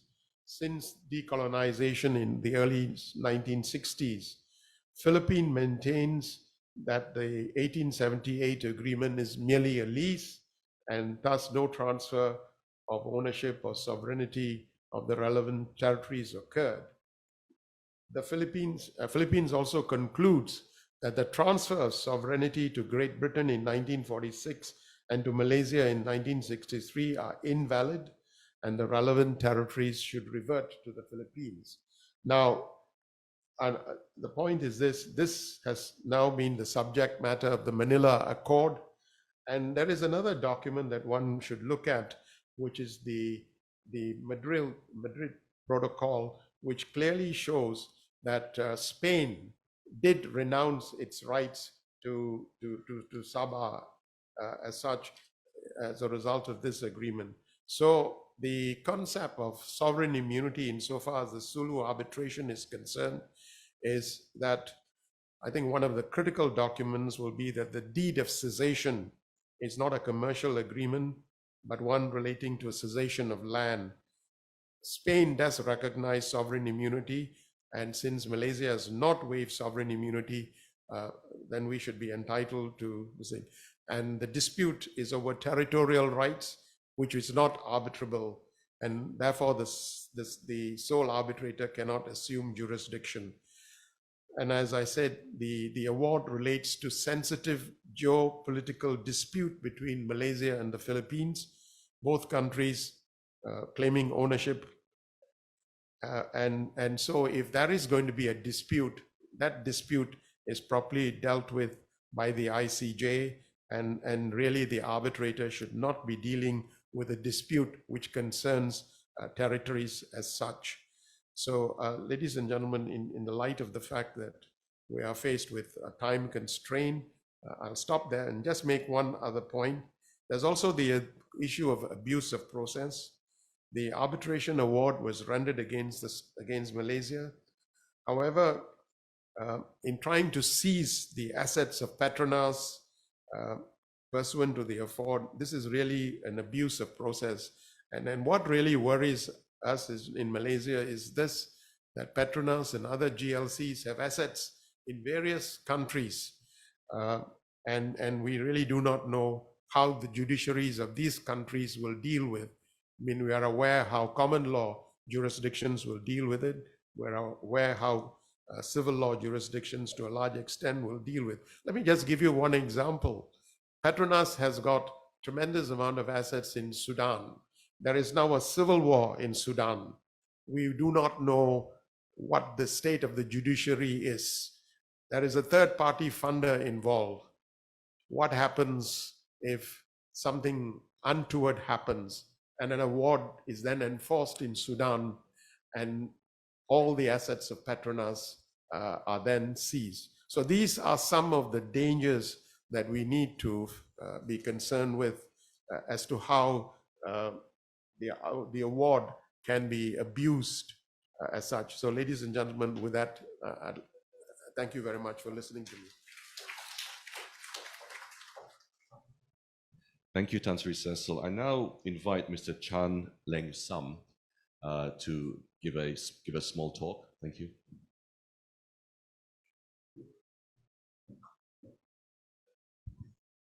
Para hadirin yang dihormati, selamat petang. Selamat petang. Okay. Mr. Chairman, honorable guest, good afternoon. Now, I'm not going to go too much into detail on the facts of the Sulu case, although I'm going to make some high-level observations. But the topic that was presented to me on this panel was to talk about sovereign immunity and a little bit about abuse of process. I'm aware that later there will be a more detailed session on abuse of process. And although I grew up in Malaysia, I spent the greater part of my career in Singapore. And as you know, in Singapore, we are trained to be obedient. So I'm going to dutifully speak a little bit about sovereign immunity as a concept on a high level, and then touch a little bit on the salient features of this case without going into facts that I don't really know. Okay. And we have heard a lot about this rather tragic situation that Malaysia finds itself in. And of course, it's an unhappy story about the claims of the Sulu descendants. But maybe take a step back and listen to a very brief story about another unhappy case, not related to the Sulu scenario, but I'll use that as a springboard to explain the concepts of sovereign immunity and acts of state, a doctrine which is related to sovereign immunity. And this is an unhappy story about a rendition. Mr. Belash, now if I may move on to the next slide.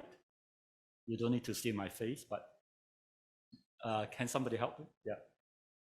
Mr. Belash from the case Belash and Straw is a Moroccan, but he was also a Libyan rebel commander, an opponent of Colonel Gaddafi.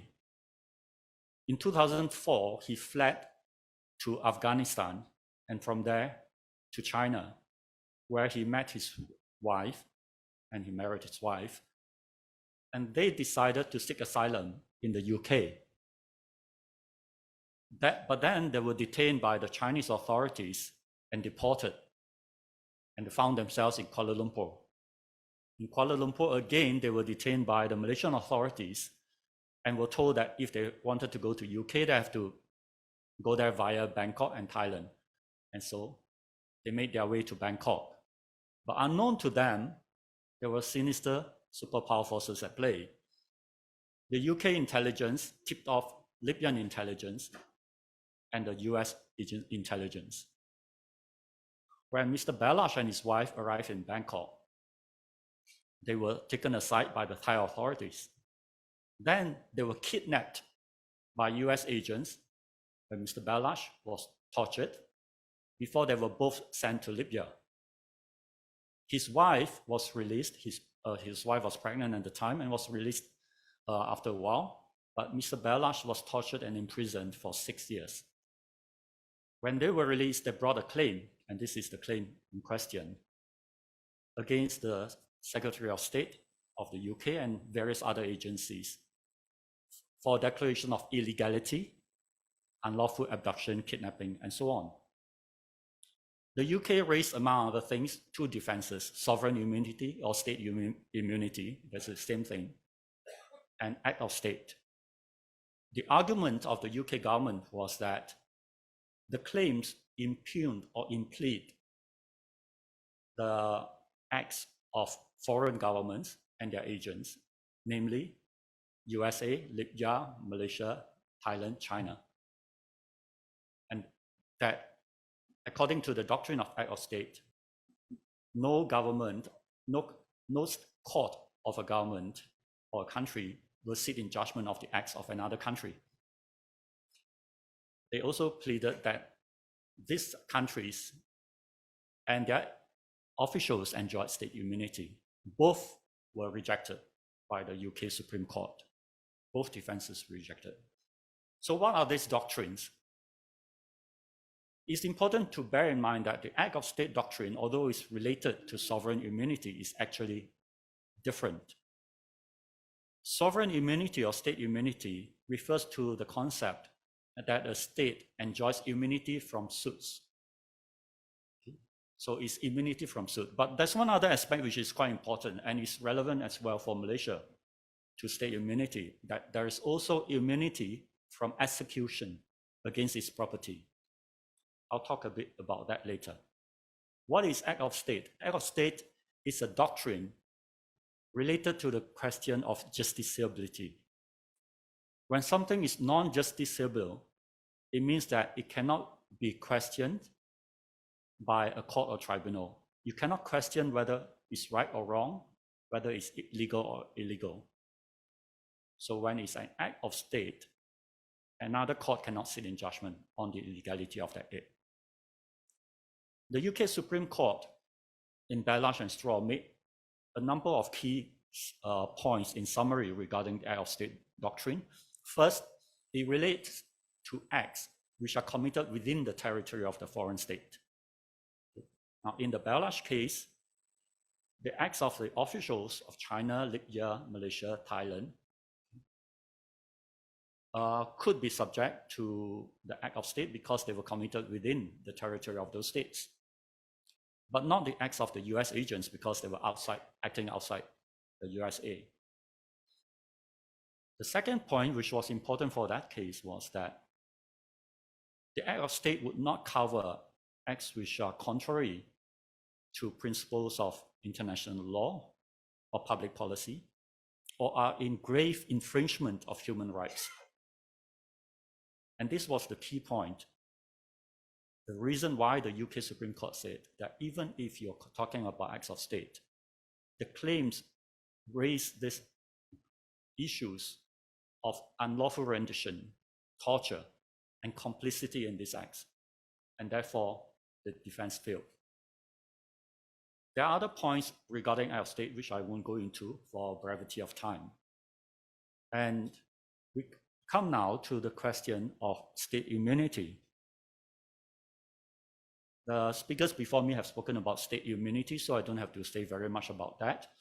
And it's true that it developed as a principle of customary international law. But to give more background to that, in the early part of the 20th century, it was the doctrine of absolute state immunity which applied. And absolute state immunity means that a state is immune from claims as well as execution against its property, without exception, not even for commercial transactions.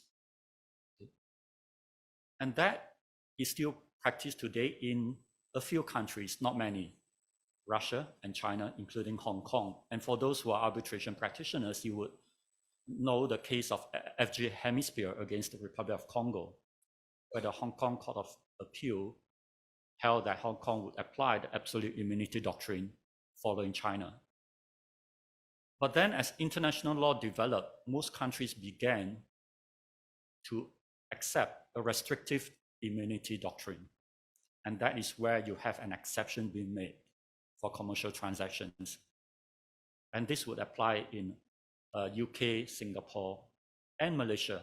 And even though Malaysia does not have the act, but its common law still applies that doctrine, similar to Singapore. And although Singapore has the act of state immunity, it doesn't really depart from that principle. But the Singapore Act also says that that can be waived. And that was what happened in the Maldives Airport against GMR Malay case, where GMR Malay brought an arbitration against Maldives Airport and the government for breach of a concession agreement to operate the Malay International Airport. And then they sought an interim injunction in Singapore pending the arbitration. The Singapore Court of Appeal held that, well, it wasn't an act of state that was in question because it was a commercial act relating to the concession agreement, so that act of state doctrine did not apply. And with regard to state immunity, there was a very express and broad clause by which the government had actually waived all immunity from suits as well as remedies. So that waiver applied in that case, which of course we don't find here in the Sulu scenario.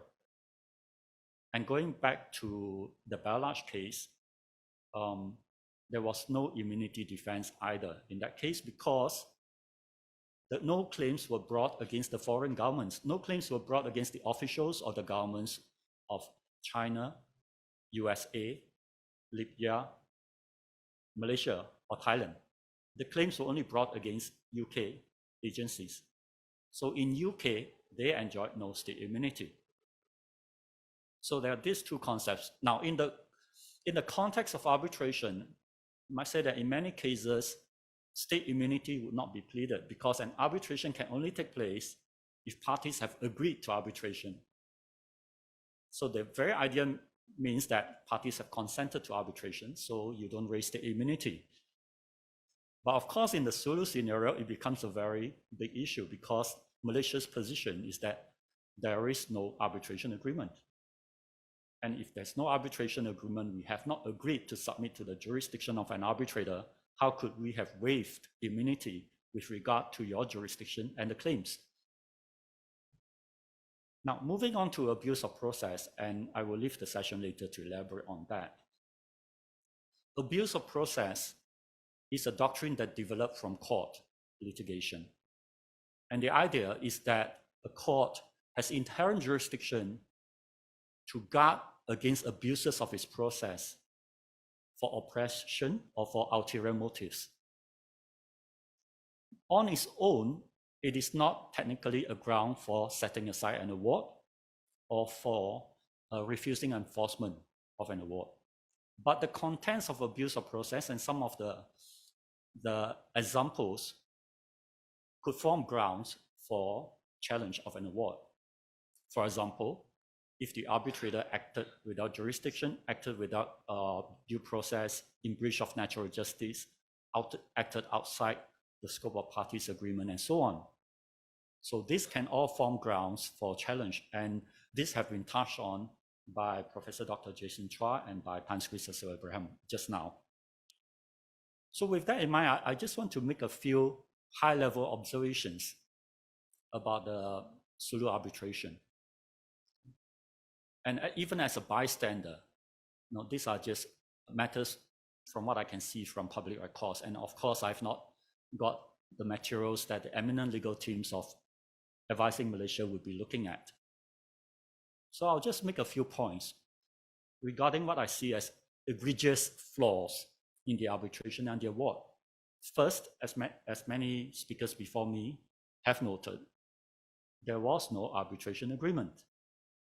The clause itself, albeit in Malay, that was produced just now by the Dean, says that if there are disputes, you refer them for consideration or decision of the Consul General of Borneo, as he then was. That's not arbitration. Okay. And with regard to this, I would commend to you an excellent short article written by Dr. Lars Market and Ms. Natalie Yap, published in the SIARB journal, which I have on the screen. Secondly, Dr. Stampa was not the agreed arbitrator or neutral adjudicator or whatever position that you would want to call it. He was not the Consul General of Borneo or any successor to that office. Third, Dr. Stampa's appointment by the Madrid court was itself dubious. Spain was not the seat of arbitration. The agreement didn't provide for Spain to be the seat of arbitration. So why would Spain appoint an arbitrator? It didn't provide for Spain to appoint an arbitrator. And it wasn't the express or implied choice. And more importantly, the Madrid Superior Court had annulled the appointment of Dr. Stampa. That brings me to the next point. In his preliminary award on jurisdiction, Dr. Stampa declared that Spain was the seat of arbitration, and the law governing the arbitration, lex arbitri, is Spanish law. Hence, it's totally inconsistent for him to have declared that and then refused to recognize the decision of the Madrid Superior Court annulling his appointment. now. Leading then to this point, the Madrid court having annulled his appointment, Dr. Stampa has no local standard. He's nobody to the dispute. He's a stranger. So his authority to make any pronouncements is as fictitious as if he had declared himself to be the king of Borneo. He becomes a stranger. His position is not recognized by any court or by law. The next point then is that the transfer of seat is bizarre. There's no principle in arbitration law that I can think of or that I can see where he has a right to say that, oh, I don't like the Madrid court interfering with me. Their decision is adverse to me. Okay? And therefore, I'm going to move the seat to Paris. Where did that principle or that right come from? Okay? Bearing in mind that the seat of arbitration is the juridical place of the arbitration, and that brings along with it a host of other consequences, such as usually the law governing the arbitration will be based on the seat of arbitration. And the court, having supervisory jurisdiction over the arbitration, will be the court of the seat. And the court of the seat, Madrid, has already annulled his appointment, so he's not happy with that. He goes to Paris. I should say as well that sometimes the media reports are not accurate because they say the Paris court has granted an award. It's not the Paris court, it's Dr. Stampa. Okay, that's important. And finally, the point that we have been talking about, and Tan Sri also spoke about, is that he didn't just make a decision on a simple contract claim. He didn't say that according to this contract, you promise to pay this sum, and then I'll look into this sum, okay, and then you pay the sum. What he did was he accepted the claimant's primary remedy of terminating the concession agreement. And shockingly, he then said, the agreement having been terminated, the Sulu claimants therefore reverted to their position as the landlord. In effect, Malaysia became a tenant, and the Sulu claimants became the landlord of Malaysia in Borneo. Okay. That brings me then to the question of challenges. You have heard briefly just now this question of setting aside and resisting enforcement. But the grounds for both are the same. Okay. If you are following the ancestral model law, the grounds for setting aside are similar to the grounds for refusing enforcement under the New York Convention. And that's because when the ancestral model law was drafted, was negotiated, they consciously decided to follow the 1958 New York Convention grounds for consistency. So I'll just focus on a few grounds that I have a thought about under the New York Convention, and in particular, Article 5.1a and Article 5.1d.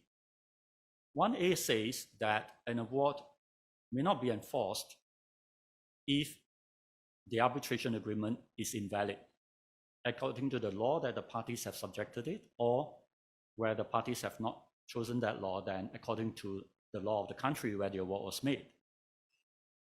Now, Professor Gary Bond, in his book, International Commercial Arbitration, says that 5.1a does not distinguish between a situation where there was no arbitration agreement and one where the arbitration agreement was invalid. So it will cover this situation equally where there was no arbitration agreement. And D, as you have heard just now as well, is a situation where the composition of the arbitral authority or the arbitration procedure was not in accordance with the agreement of the parties. So I've given some examples why what was done did not fall under any agreement at all. Quite apart from these two specific grounds, you have also heard some comments about Article 5.2, Article 5.2 comprises of two limbs. The first is where the subject matter of the dispute is not capable of arbitration, and that goes to the concept of arbitrability. Tan Sri Cecil Abraham mentioned that just now when he was talking about the Malaysian case, High Court Sabah, I believe, where the judge declared that it was not arbitrable. So coming back to the point that I mentioned, the arbitrator did not just talk about a simple contract claim. He basically proclaimed that Malaysia is the tenant of the Sulu claimants, and is therefore an issue on sovereignty and territorial rights. As Yang Berhormat mentioned earlier this morning, if this is a question of sovereignty, a dispute over sovereignty or maritime rights, territorial rights, why not go to the ICJ? Okay. That would be one proper forum. Now, I'm not suggesting what the Sulu claimants can do, whether they can actually go to the ICJ because they are individuals, but it's certainly not something that ought to be arbitrated before a sole arbitrator. But moving from that, I think the other point which is quite obvious is that it's against public policy. Now, public policy is interpreted differently in different countries, but a vast majority of common law countries will follow the principle that if you talk about public policy, it must be something that crosses a certain threshold to shock the conscience of people. And certainly, I think this case would be one which will shock the conscience of anyone who knows arbitration. And I'll stop here. Thank you very much.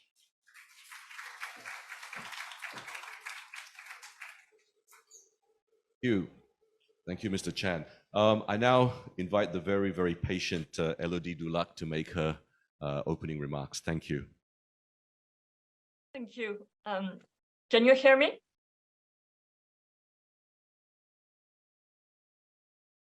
Thank you. Can everyone hear me? We can hear you loud and clear. Okay, yeah. Thank you very much. And my apologies for joining remotely and not being able to be in KL. So I was asked to talk about state immunity internationally, but given the time constraints, I've taken the option of focusing on one country we've heard quite a lot about this morning, which is France. And the state immunities regime in France, which has evolved over the years and is now more restrictive than it was at some time. And as mentioned, I mean, there will be grounds to refuse recognition of enforcement of an award or to set aside an award because of defects relating to the award of the procedure. Like what was mentioned, there may not be a valid arbitration agreement. Maybe the procedure wasn't in accordance with the parties' agreement because the seat was moved. There was a defect in the constitution of the tribunal. So all these, if met, could be grounds to refuse recognition enforcement or set aside an award. But let's assume there is an award which is doesn't fall within any of these grounds and is can be enforced. Then the question of state immunities arise to see to what extent can they bar enforcement. And so looking at France, and I think France is not unique, as was mentioned, like the more common approach is for states to take a adopt a restrictive doctrine on state immunities, distinguishing between commercial assets and assets used for sovereign purposes. And this is the approach adopted by France to make this distinction between commercial and sovereign assets.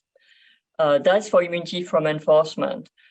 Immunity from jurisdiction, France has been liberal, as have some other countries, and entering the party consenting to an arbitration agreement has been deemed a waiver of immunity from jurisdiction. So where the case law in France has fluctuated, and that has now been settled by law, is a question of waiver of immunity from enforcement, which is very much relevant because contract will often expressly impliedly contain waivers of immunity. So to what extent do they work to prevent enforcement? Initially, French court took a very broad approach, which was in the early 2000s, which was to consider that just signing an arbitration agreement in itself would be a waiver of immunity from enforcement.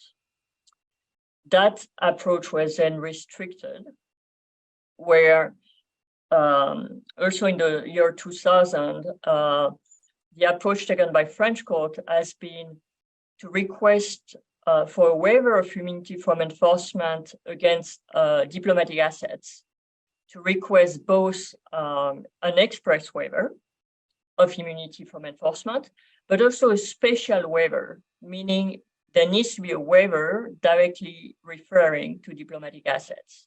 So a general waiver of immunity from enforcement wasn't sufficient.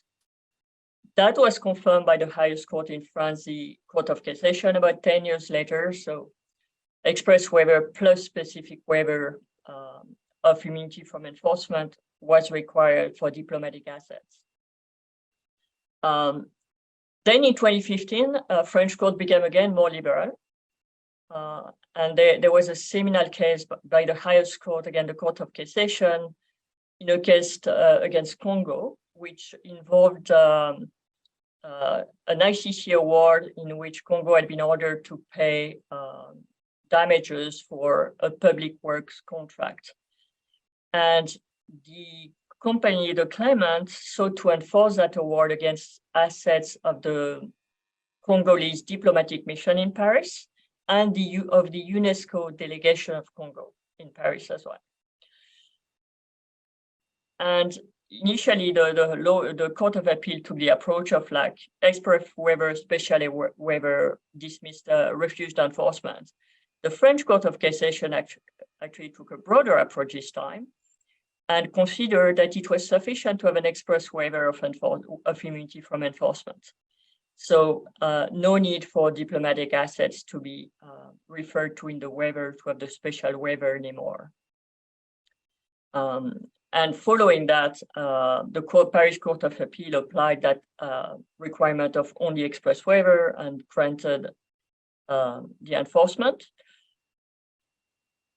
That was in 2016. And what happened in 2016, and which led the Court of Cassation in that case in going back to a more restrictive approach of specific and express waiver, France introduced a law in 2016, which set out a comprehensive regime for state immunity. And the article of these laws were incorporated in the Code of Civil Procedure on Enforcement. So it's currently the law applicable to state immunity in France. So in short, the regime, the current regime for enforcement against state assets in France is that enforcement may be granted in three alternative scenarios.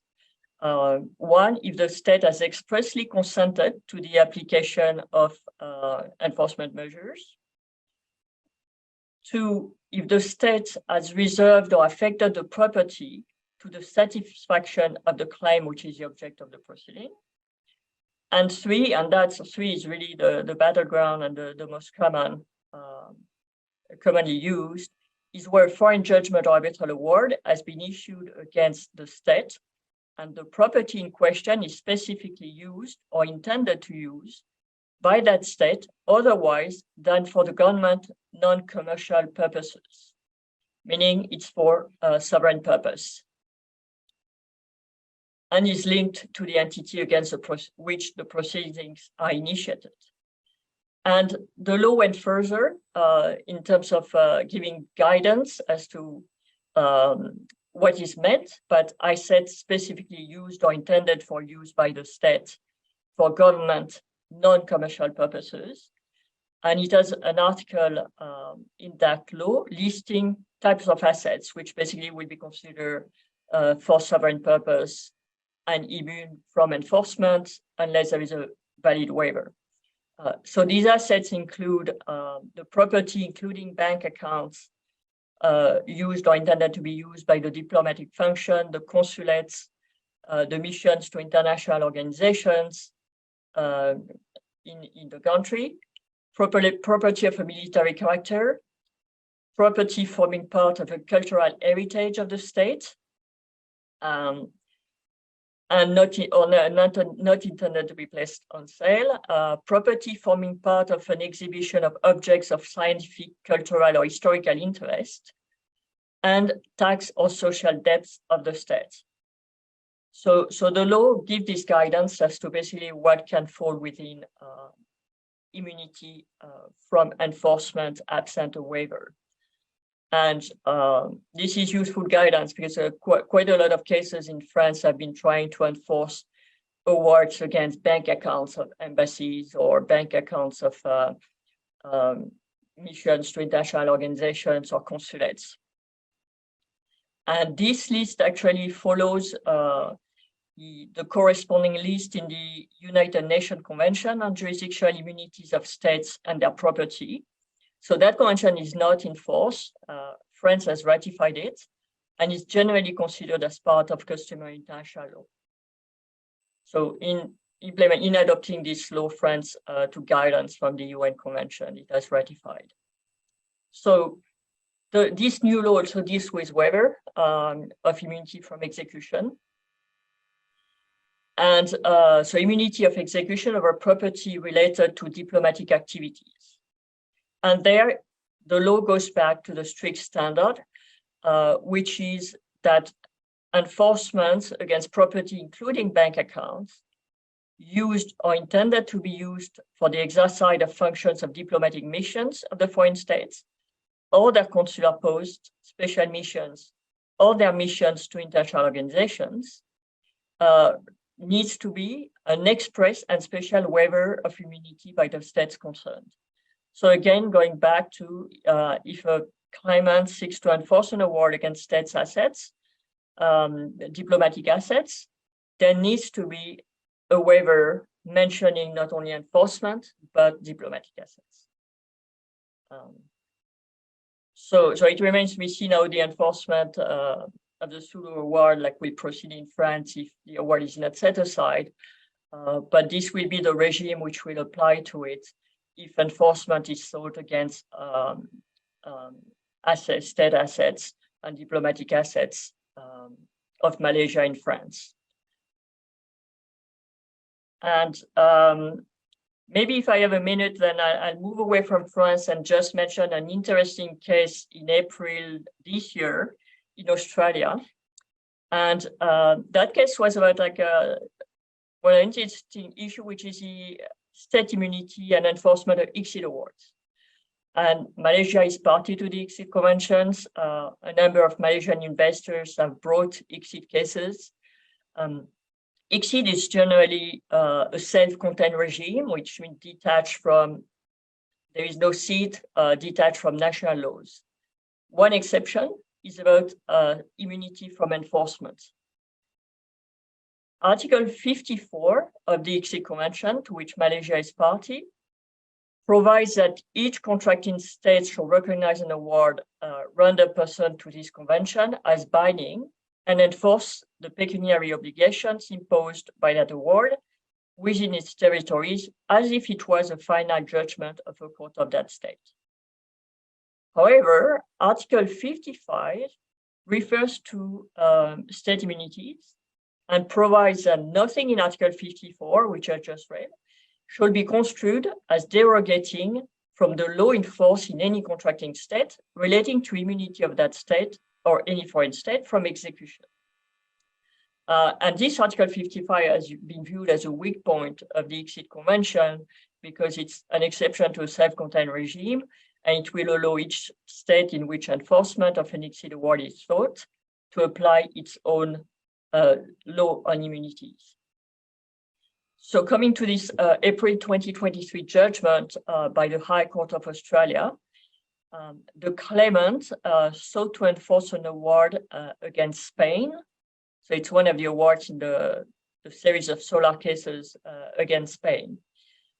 And Spain, as one of the defenses by Spain, was to rely on the Australian Foreign State Immunities Act, which provides for immunity from jurisdiction unless the state has submitted to that jurisdiction by agreement. So the question was whether the ICSID Convention was such an agreement leading to waiver of immunity from jurisdiction in Australia. And the Australian High Court answered that question positively. It found that the Article 54(1) of the ICSID Convention involved a waiver of immunity from jurisdiction. So it rejected Spain's argument and retained jurisdiction. Then immunity from execution is a different matter, and that will be like Australian law and state immunities which apply. So I think that concludes abuse of process. I won't say like anything further than what has been said before, because as was mentioned, I think that it's not a separate ground under the New York Convention or laws to set aside usually. So you would need to fit in the conduct into one of the grounds of the New York Convention or a ground to set aside. Thank you. Thank you, Elodie. And I want to thank the panel today, who have clearly much more experience as speakers than I do as a moderator. We are pressed for time, and I can hear your stomachs rumbling from here. There is a press for lunch, but in order to give some interaction, I would now open the floor to some questions if there are any. Are there any questions that you'd like to ask our panel about state immunity as it might relate to the Sulu claim?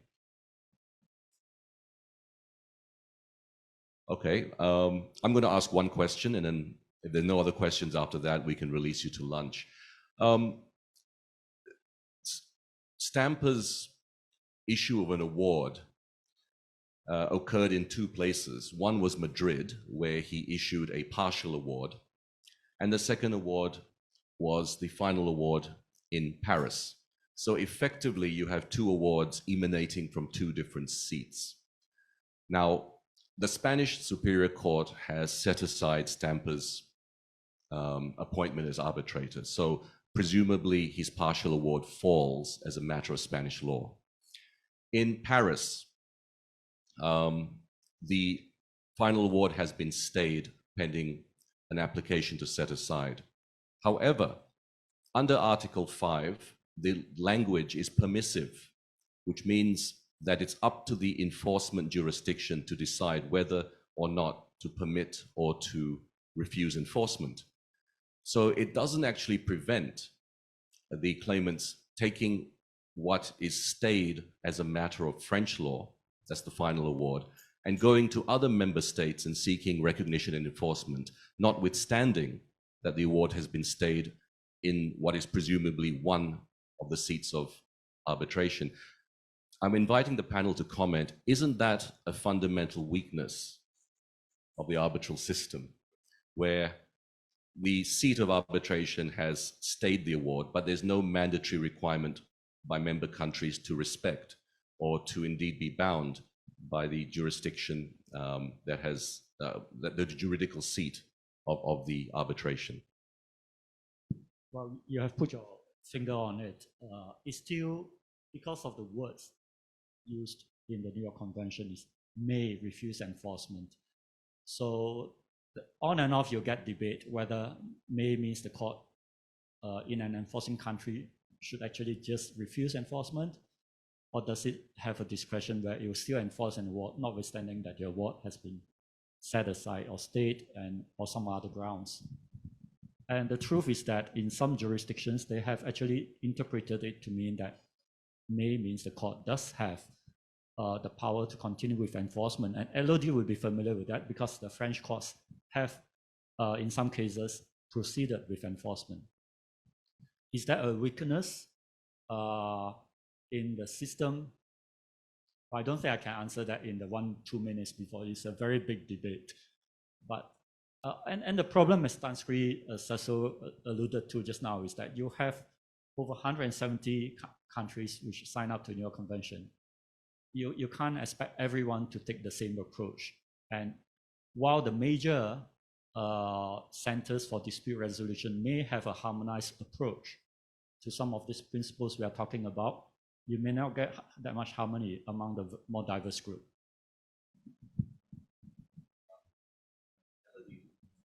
Elodie, do Yes. you want to add one or two? You have, I think, 45 seconds. Okay, very quickly, Tackle we a just huge start on topic. I'm not sure whether it's a weakness or strength of arbitration, but France is actually even more liberal than Article 5 of the New York Convention. So Article 5 said the Court of Enforcement may refuse enforcement if the award has been stayed or there is a stay or set aside at the seat. France, Article 7 of the New York Convention allows courts to apply the more favorable national law. And the French national law in the Civil Code of Procedure on enforcement of award is actually more favorable because it doesn't contain as a ground to refuse recognition and enforcement the fact that the award has been stayed or set aside at the seat. So that won't preclude enforcement in France if the award is set aside at the seat. Elodie. Ladies and gentlemen, may I invite you to give a round of applause to our very, very distinguished panel. And in the absence, the MC is going to break for lunch. All right. Thank you. Thank you so much to our speakers and our moderators. Can you please give them another round of applause? May I kindly request the panel to stay on stage for a few seconds? I'd like to invite Professor Dr. Jason Chua just to come up and present a small token of appreciation.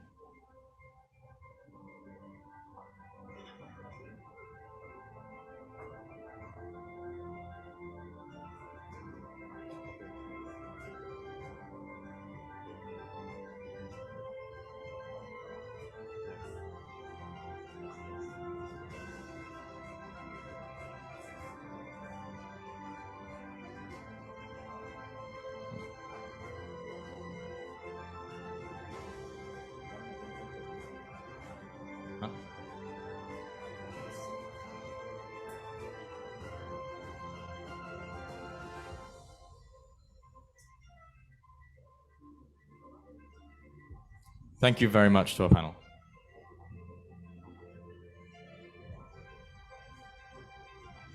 And to Ms. Dulac, we'll try to get a small token of appreciation to you. I understand that's not physically possible right now, but thank you so much. Ladies and gentlemen, we've now arrived at our midpoint of the colloquium.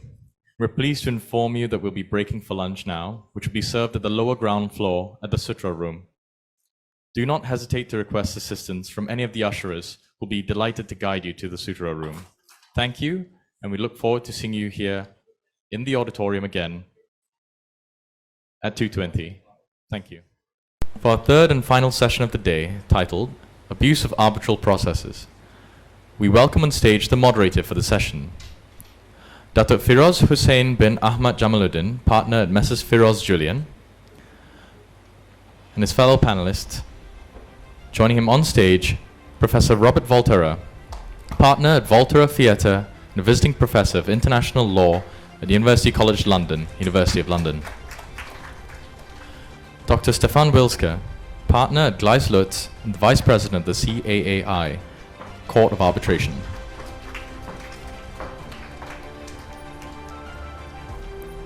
Mr. Roger Chin Ken Fong, president of the Sabah Law Society and partner at Messrs. Chin, Lau, Wong and Fu.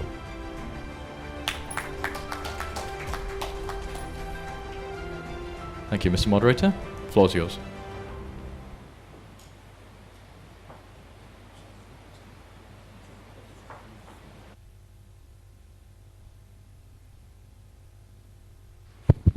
Hello, good afternoon, ladies and gentlemen.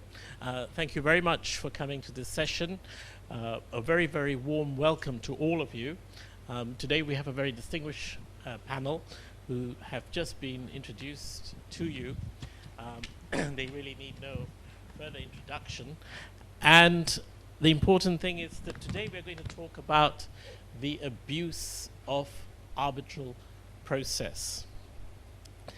This is a very, very enigmatic subject.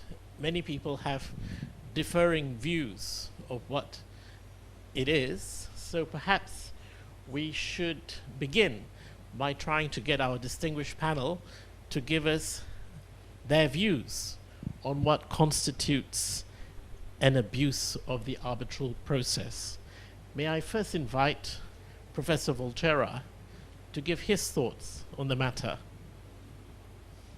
Well, thank you very much. Thank you to the organizers. I'm delighted to be here. It's a very important colloquium, and this is a very important talk. Thank you, Mr. Moderator, for your question. Abuse of process in French is known as abus de droit, and it is an element of public international law, but also most legal systems. And it is a concept that is connected to the concept of good faith, which is connected to the concept of the rule of law. Abuse of process is, of course, procedural, not substantive. You can tell from its name. And essentially, it means when a party improperly uses rules or gaps in rules to do something that is unfair or otherwise illegal. And in the case of the so-called Sulu arbitration, you can see almost at every stage, and the previous panels have talked about this, you can see how otherwise legitimate legal procedures for an arbitration were misused in order to achieve an otherwise illegal result.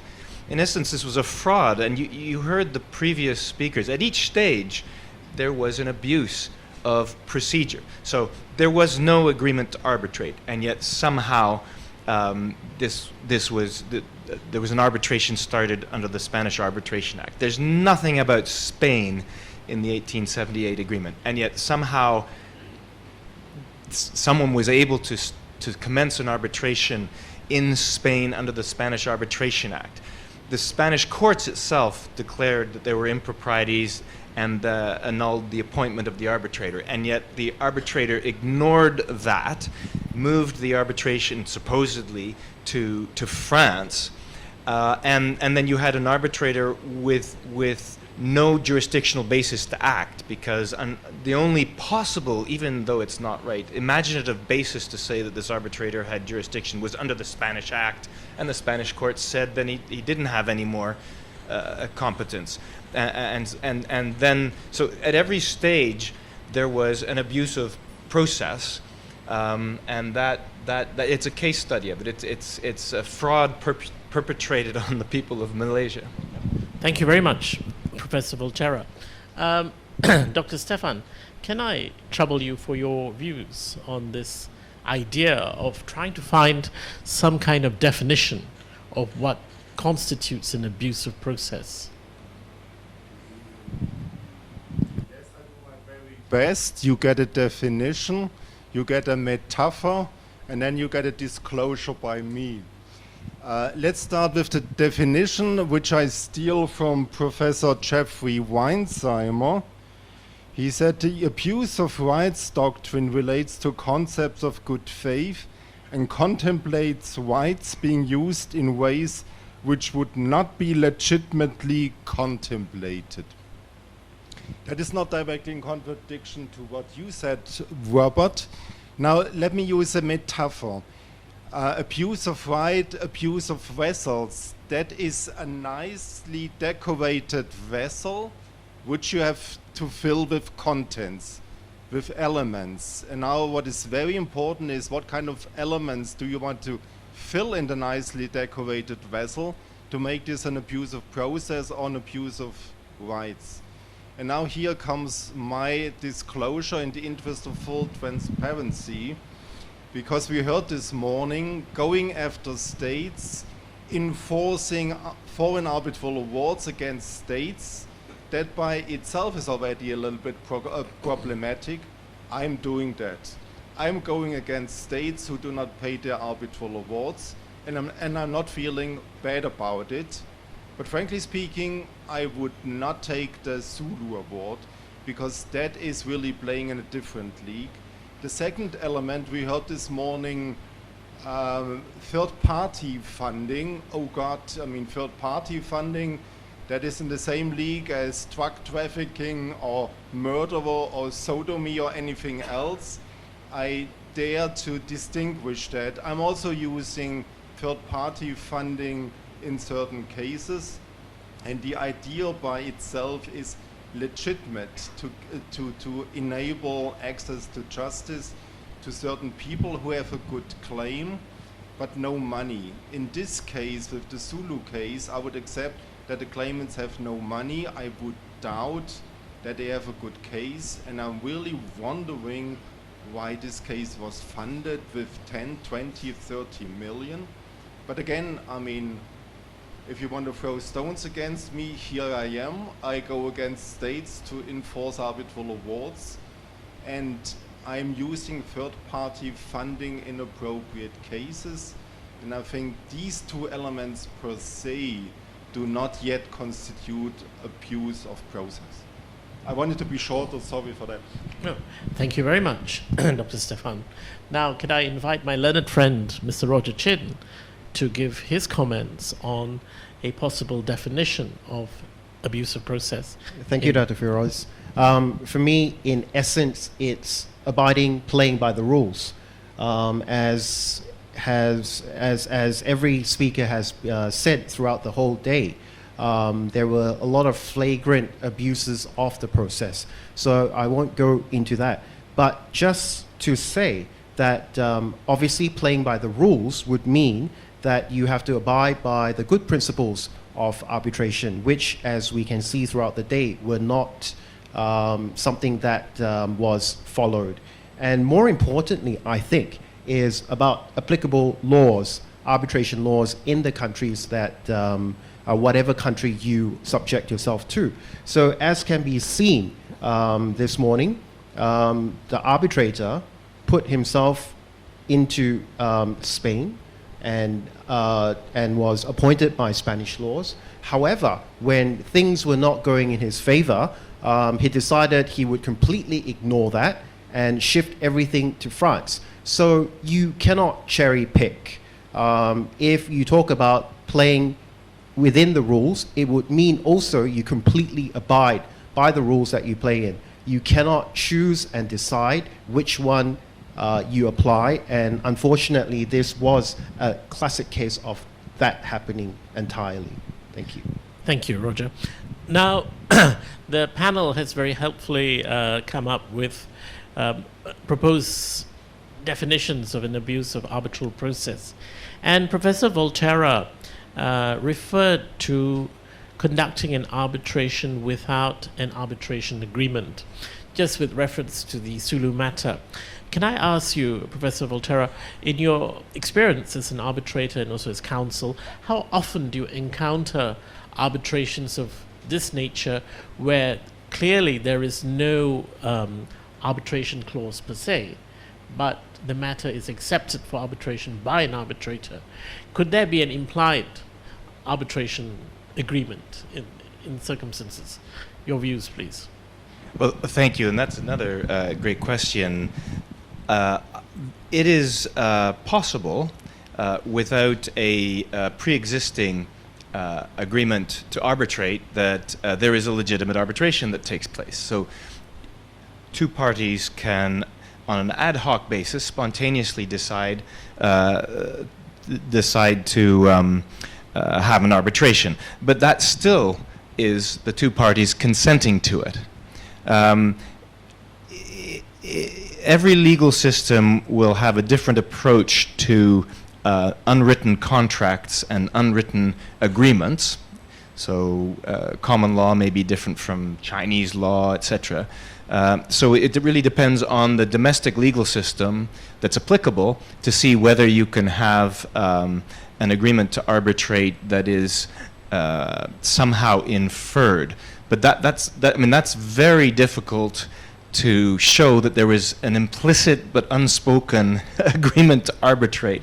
And even if you could get beyond that, it's difficult to see from the terms of the 1878 agreement, which other people have gone through earlier in the day, how it is possible to say that the two entities that signed that agreement implicitly agreed to having an arbitration that started under the laws of Spain in Madrid and shifted to France.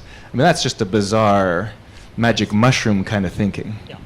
Thank you very much, Professor Volterra. Dr. Stefan, could I have your comments on that topic? Relatively simple. Consensus is the cornerstone of arbitration. No consensus, no arbitration. Now, it often happens that there was initially consensus when the arbitration agreement was concluded, and then later on, some people, one party thinks, for heaven's sake, we have a conflict, maybe, but I don't want to go to arbitration because I anticipate the result. But again, there was consensus at the beginning, because without consensus to arbitration, I mean, you have your often constitutional right of your day in court, not in arbitration. So again, I mean, the cornerstone of arbitration is consensus.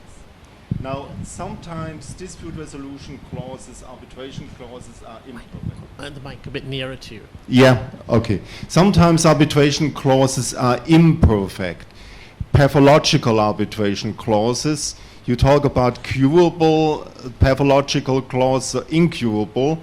I had both sorts, but at least I always had the word arbitration. And here I miss the word arbitration. What we have is an old consular jurisdiction clause. That is something from the 19th century, when expats didn't want to be exposed to the local jurisdiction.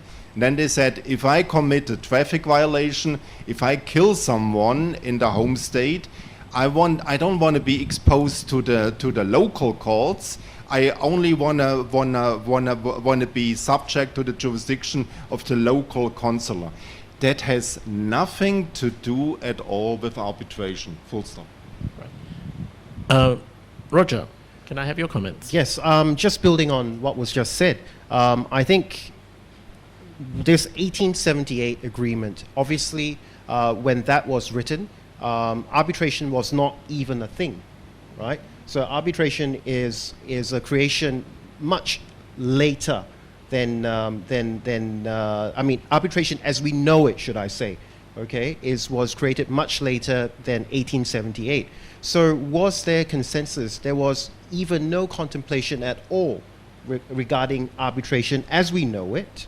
And if that is the case, then obviously there is not a possibility that arbitration was in their mind. Now, of course, whether or not today, applying applicable rules, laws, I should say, you can find an arbitration agreement. That would depend very much on the specific laws of every country. Some countries, of course, would go rather broad to try to find an arbitration agreement, and some countries would not. But in this particular case, I cannot see how the existence, how what is stated in the 1878 agreement could potentially even tantamount to an arbitration agreement. Now, there are two things we need to consider. The first thing is existence of an arbitration agreement. That's one thing. The second thing, which building on just now, is the validity of an arbitration agreement.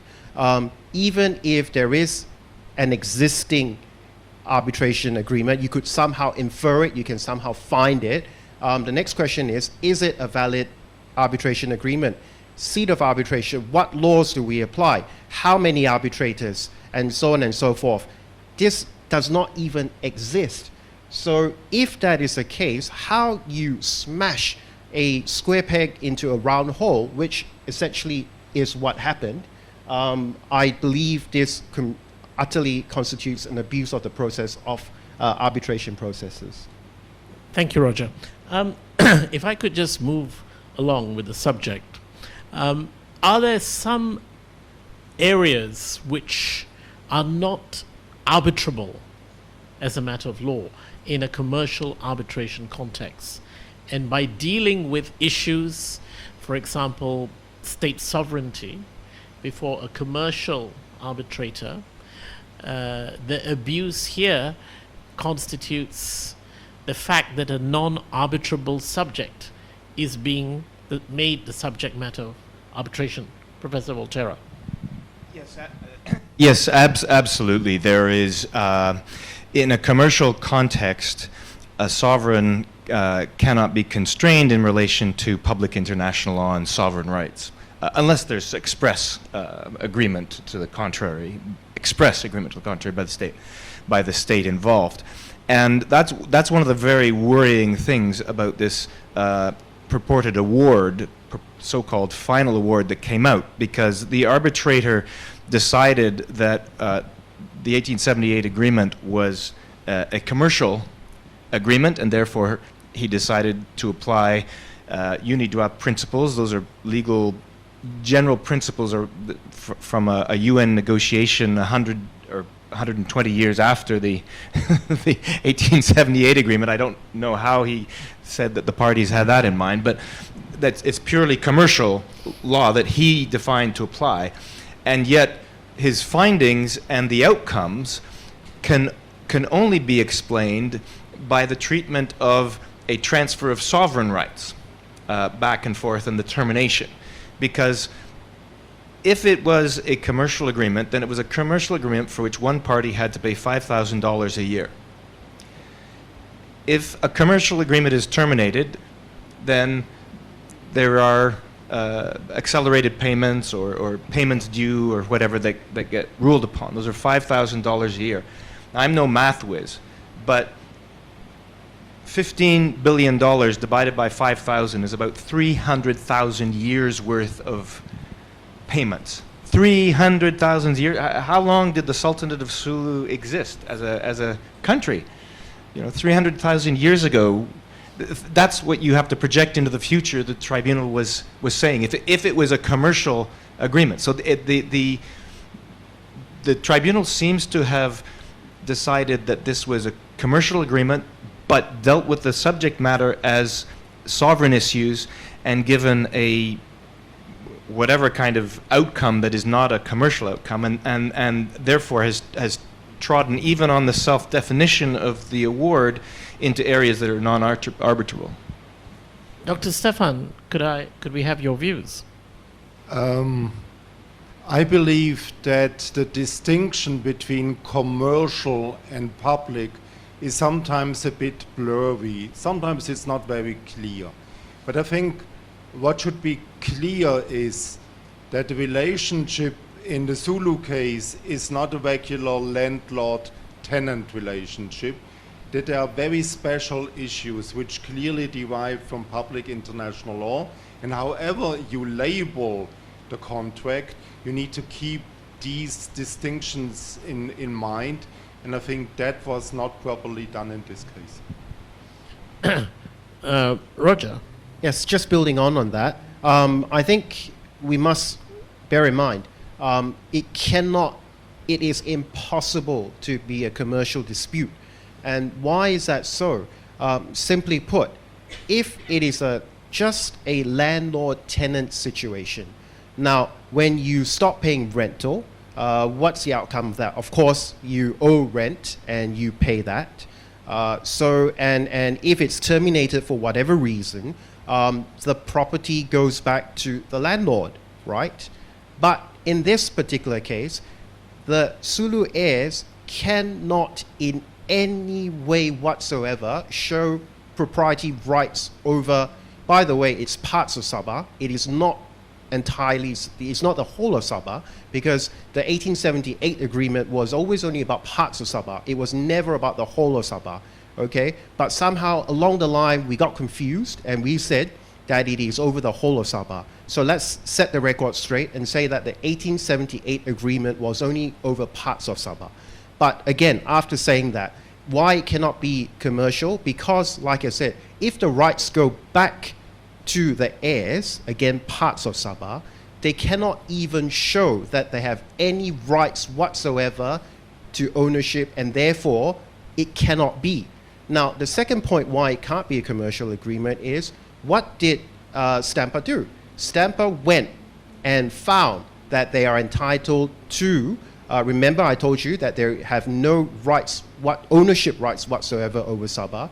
What did Stampa do? Stampa went one step further and said that not only do you have to pay the back rental that are owed, you are also entitled to the natural resources of the country, and that's why it's inflated to this horrendous figure.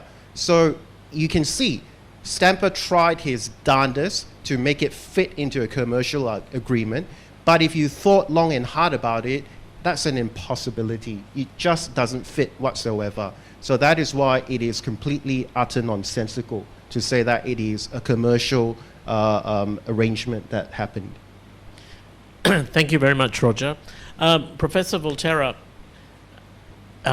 just back to a point that you raised at one point, and that is the competence of an arbitrator to decide on his jurisdiction and also the arbitrability issue. Should there be a limit on the competence principle? Thank you. Now, I'm sure everybody in this room is familiar with the competence principle. That is, a tribunal that's properly constituted has the jurisdictional right to decide whether it has jurisdiction or not, or whether the questions are admissible and that sort of thing. But there is a prior requirement that the tribunal itself be properly constituted, at least to the extent that there is some sort of prima facie rational basis for saying there's competence. And this panel and previous panels have talked about how there's just no rational connection between the 1878 agreement and an arbitration started in Spain and finished in France. And the implication for countries of this sort of thing is enormous, So imagine a claim brought by Sahrawis against Spain in relation to Western Sahara, started in Kuala Lumpur under the pretense that there was some sort of agreement that constituted an arbitration, and the courts of Malaysia appointed an arbitrator. I can imagine Spain wouldn't be really thrilled at that, would it? Or in relation to Melilla Quetta?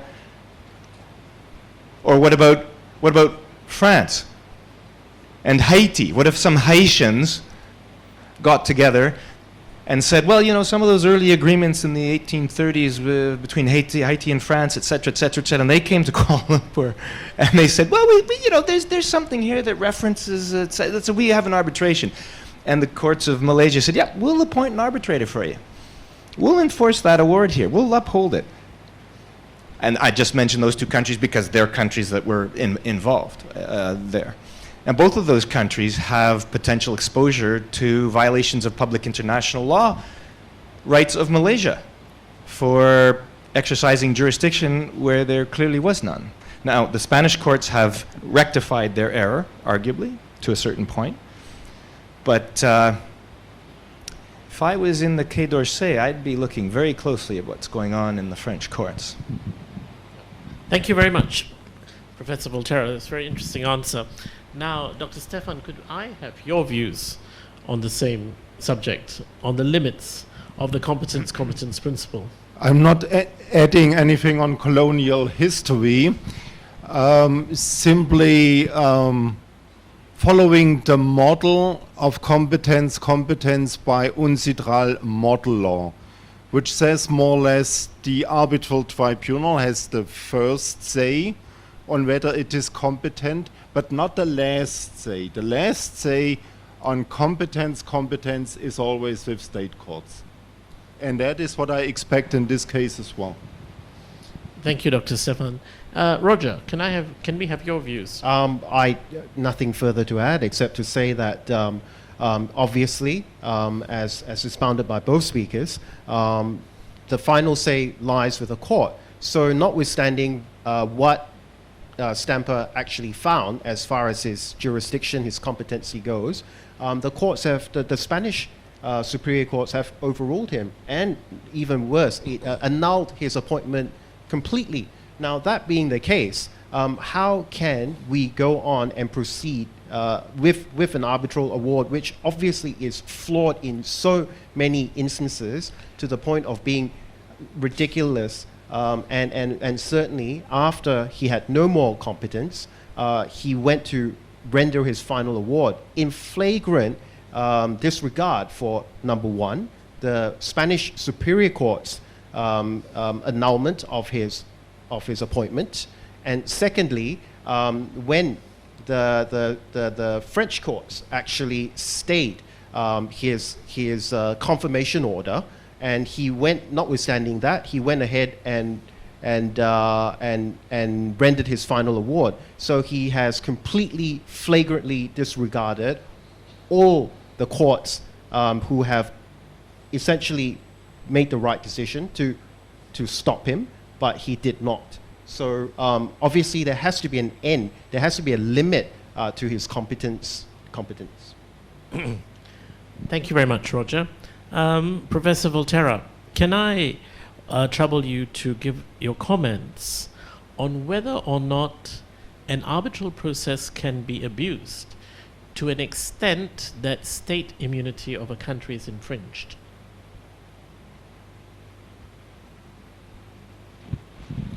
Yes. Give us examples of how that might happen, and perhaps relate it to what you said earlier on about the Sulu case, especially looking at countries which are now being asked to enforce the award. Yes, absolutely. I think one of the, I think our keynote address by Professor Chung was very clear and excellent, pointing out that immunities arise from principles of public international law. No state can exercise jurisdiction over any other state under public international law without that state's consent. And that includes the government of the country, the army, the police, and the courts. The courts are part of the state. So the courts of a country cannot exercise jurisdiction over another country without certain specific exceptions. Sometimes those exceptions are contained in treaties or other sort of exceptions. And we've had a discussion already in previous sessions about the development of the modern law of immunities and so on. But the exercise of jurisdiction by a national court in relation to another state, a foreign state, that is not done correctly is a violation of public international law, is a violation of one of the core basic principles of public international law. So in something like the Sulu fraud, the fraudsters were seeking to abuse the arbitral processes, abuse the Spanish laws and the Spanish courts and now the French courts in order for there to be an inappropriate and illegal exercise of jurisdiction over Malaysia.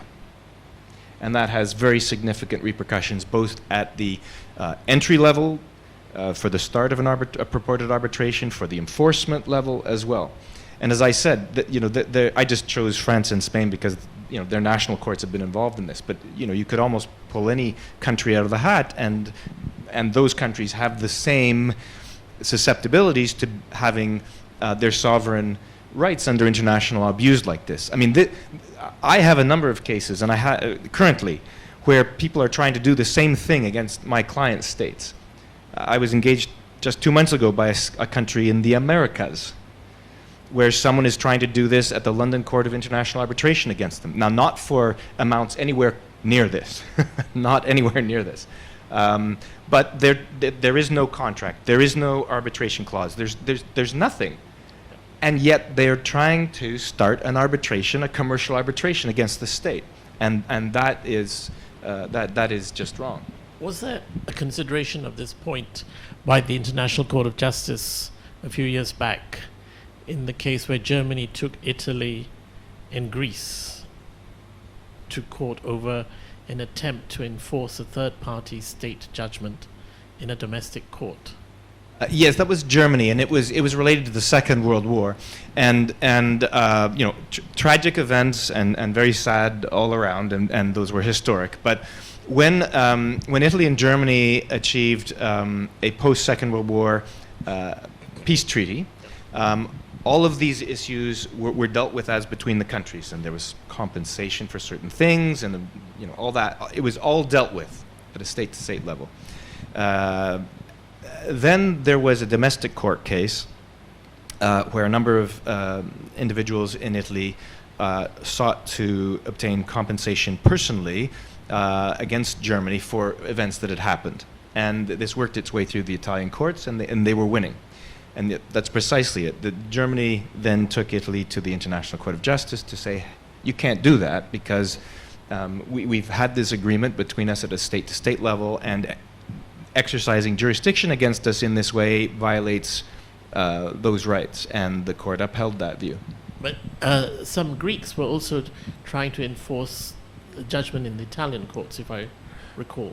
Well, it was slightly different because similar sorts of things also happened in Germany, and there were similar post-war agreements and so on. And they were hoping that if it was working for Italians in the Italian courts, they could piggyback on, which is a warning for countries like Malaysia. As Her Excellency the Minister mentioned, there's a cost to confronting fraud, whether it's for a country or for individuals. But the cost of not confronting fraud is to open the floodgates and get swept away. Yes. Dr. Stefan, could I have your comments on the infringement of state immunity by an abuse of the arbitral process? The great English comedian John Cleese once said in Fawlty Towers, when you talk with the Germans, don't mention the war. Now the war has already been mentioned. And the war is, for me, one exception to the concept of absolute immunity.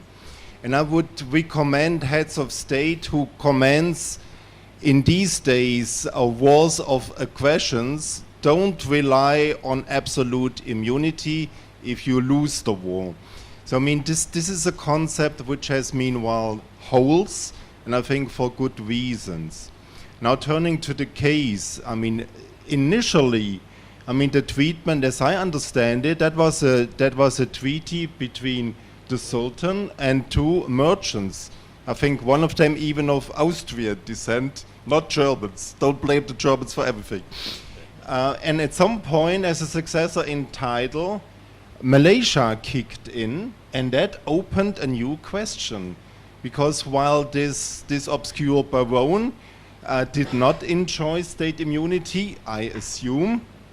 Now here comes a sovereign state, and now you have to deal with immunity.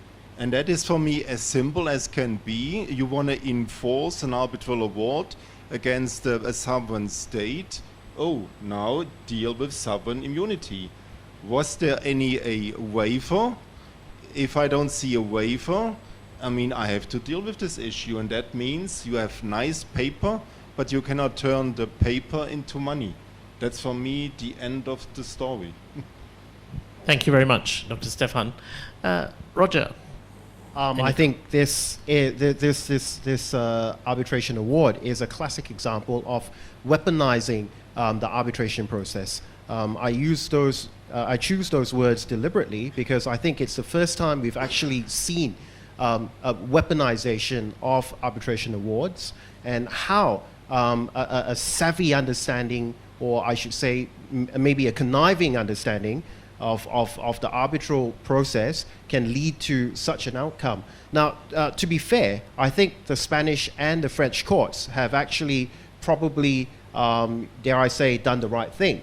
However, how does Stampa get away with this so far, by the way, notwithstanding that criminal proceedings have been initiated against him in Spain, but as far as I know, it's still there. It hasn't come to an end as far as that's concerned. How does a rogue arbitrator completely disregard all the courts that he has subjected himself to, orders of the court, stays, and proceed and come to this stage, weaponize his arbitration award, gone through other countries, tried to enforce it? To me, the issue here is, how do we stop him? Right. Roger, you've touched on a very interesting point, and this is where your point being that the arbitrator continued with the arbitration even after his appointment was nullified by the courts. Now, if we take it more generally, in your experience, how often does this happen where an arbitrator's appointment is nullified, he nevertheless carries on with the arbitration or even moves to a different jurisdiction? Is it something in your experience which is a normal occurrence? I think, correct me if I'm wrong, this is the first time it's ever happened. Yeah. Perhaps, Dr. Stefan, your views. Is this a normal way in which international arbitration or international commercial arbitrations are conducted, where arbitrators who've had their appointments nullified by a local court nevertheless continue to proceed with the arbitration in a different country, moving the seat? No, this is not a normal way, and for heaven's sake, it is not a normal way. I've heard of 1-2 cases where other jurisdictions intervened. Imagine there was a case between A and B, which has maybe a certain impact on a state C, and then the courts of country C intervened and came with criminal charges, etc. But this is a completely different scenario. I mean, the court who appoints you, I think it's an issue of, in administrative law, you call this actus contrarius. The one who gives may also take, and that's the end of the story. Yes. And Professor Volterra, your views? Well, again, we're at AIAC, one of the major international arbitration and domestic arbitration institutions, so I know everyone in the room knows this, but arbitration, except certain particular kinds of arbitration, exists within the web of a domestic legal system. Right? So the fraudulent Sulu arbitration existed within the body of Spanish law. Right. And it was the Spanish Arbitration Act that was relied upon, Spanish courts doing the initial appointment, Spanish courts doing the annulment, not the annulment, the removal of the negation of the appointment of the arbitrator. So the process at that point was living within Spanish law. Right. Right? And that's why you have the New York Convention, because when you get ultimately an award, it's an award that is within the network of a domestic law system, and you take it to another domestic law system, and because of the treaty, the states will recognize that. Right? So it's not a domestic court, but it's within the body of the domestic law, and it doesn't exist otherwise. Right? So the so-called Sulu heirs, they deliberately sought to place this process within Spanish law, and they did so. But then Spanish law, through the Spanish courts, told the Sulu heirs and the Dr. Stampa and the lawyers that Spanish law did no longer, after an initial phase, no longer did not support this arbitration. It did not exist in Spanish law. That's what the court said. Poof. It didn't exist.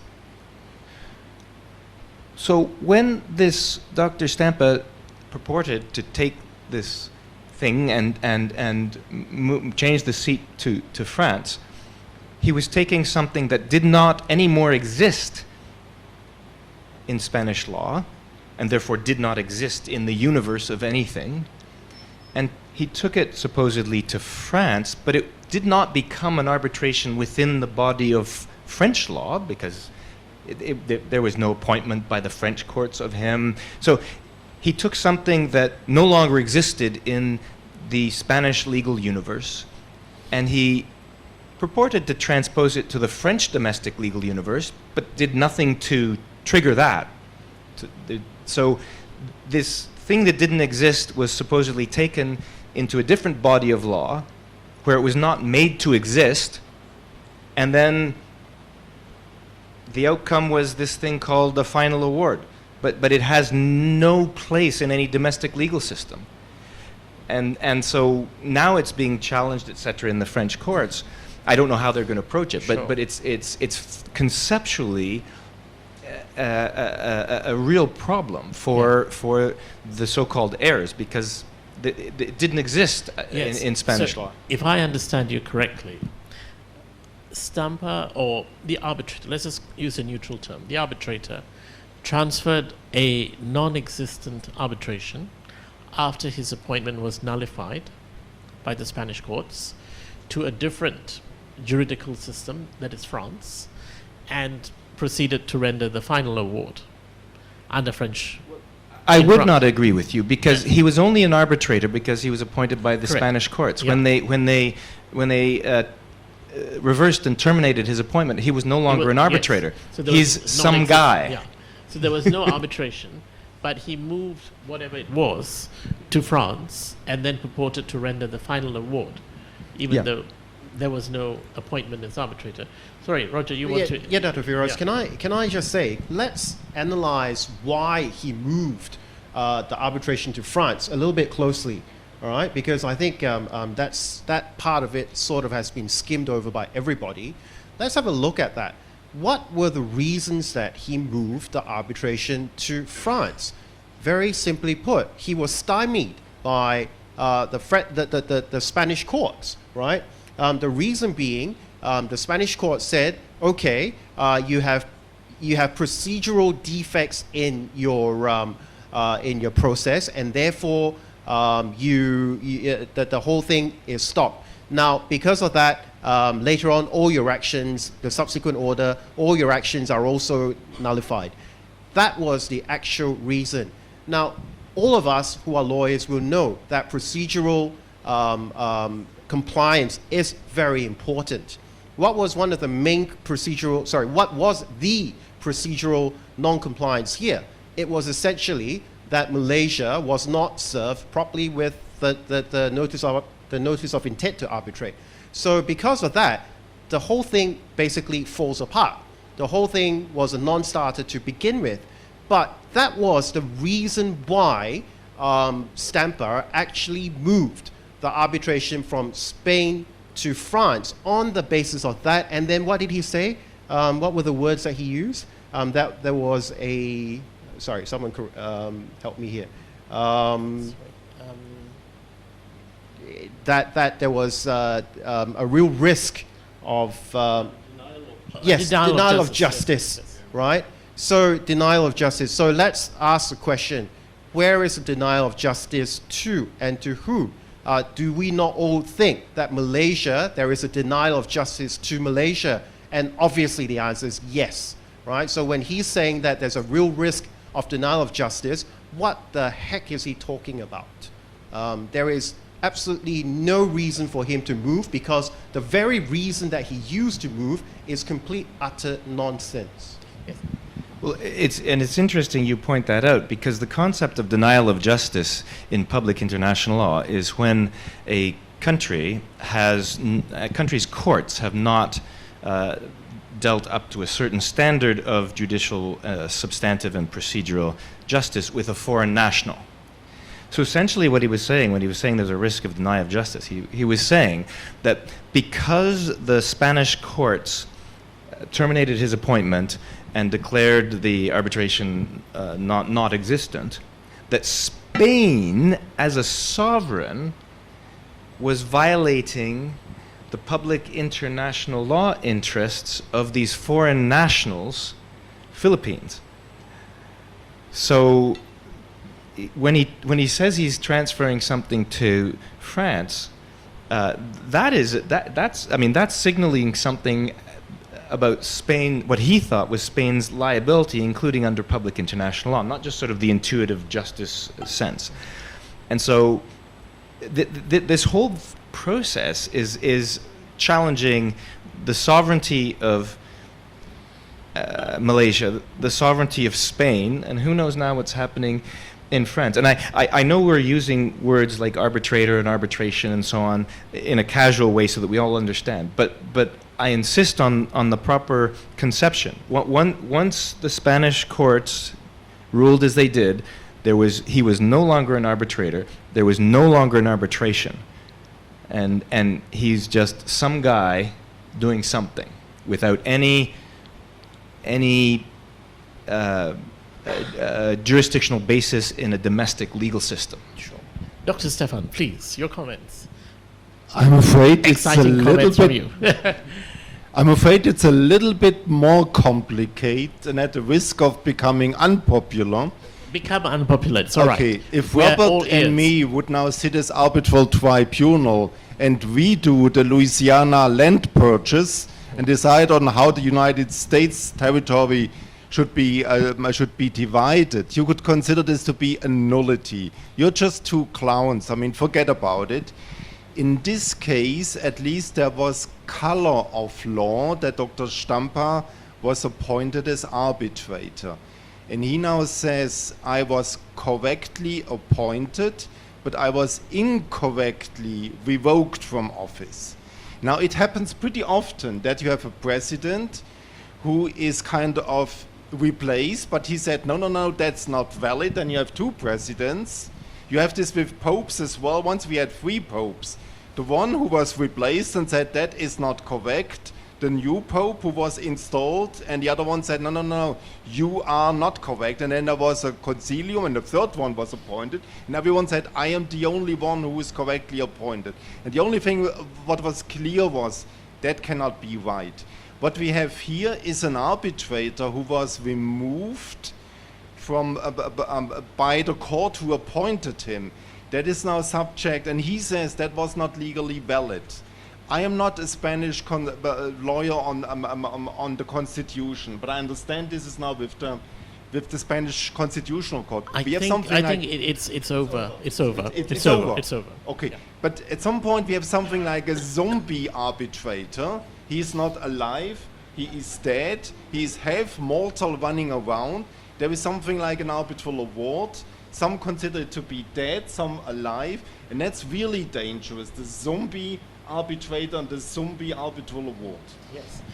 See, I would refine that a little bit, because the analogy to the Louisiana purchase is a bit different, because that was between 2 sovereigns, and it was clearly a transfer of sovereignty over territory between 2 sovereigns. It was between France, the United States of America.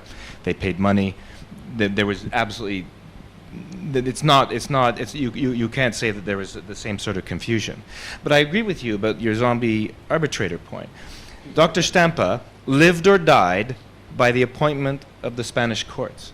And for him to say that what the Spanish courts did in terminating his appointment, for him to say it's illegal, is irrelevant. He may think so, but the Spanish courts have the authority in Spain to decide such things, and they did. And so it's a whine, it's a complaint, it's a child throwing toys from the baby carriage in anger, but it doesn't change the fact that he lived or died as an arbitrator by the Spanish courts. And when they decided he was dead, he was a zombie.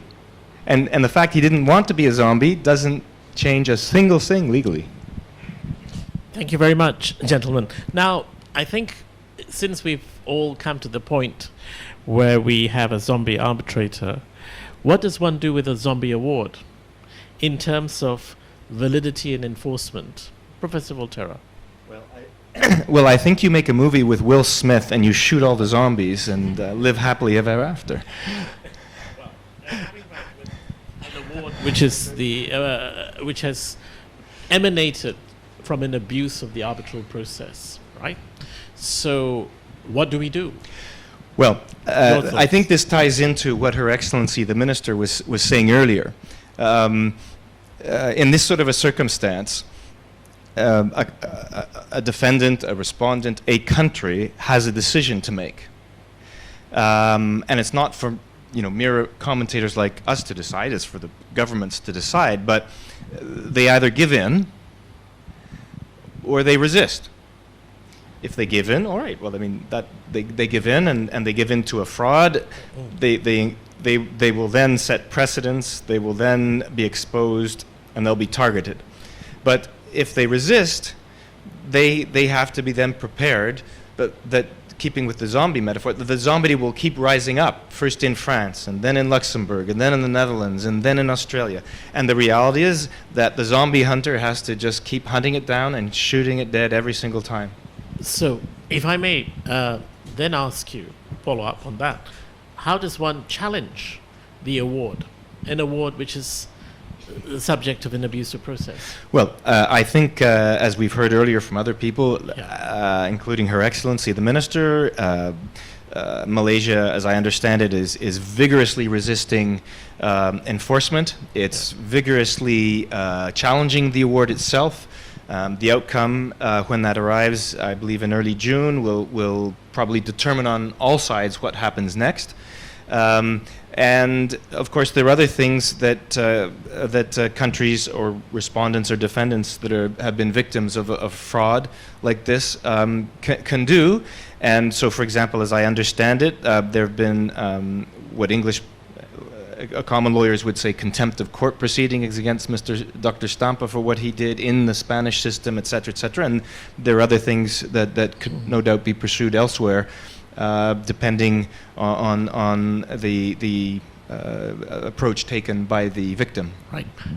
Dr. Stefan, your comments on how we should challenge the validity and enforcement of an award that has been procured through an abuse of the arbitral process. Well, you have right now a zombie award. The best would be if you kill it in the French court, the so-called final award. Does this relieve you from any pain in the future? Unfortunately, no. Even if the zombie is dead, there is still the ghost of this award. Because even if the zombie is dead, I mean, there is still this paper, and there are still jurisdictions, few I admit, but I've not tested all 176 jurisdictions, where even an award being set aside might be enforced. So you need Ghostbusters at some point.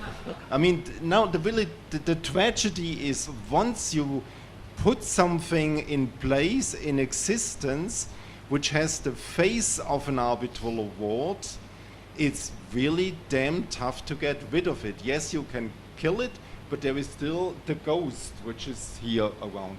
And you have to live with that for a while. Thank you very much, Dr. Stefan. Roger. I think what this does is obviously lays bare the issues with the New York Convention. As I was having lunch with the two speakers, I was saying that this shows perhaps how you can abuse the New York Convention. However, as Dr. Stefan was saying, it's not so much one bad egg spoils the whole process, if you want to put it.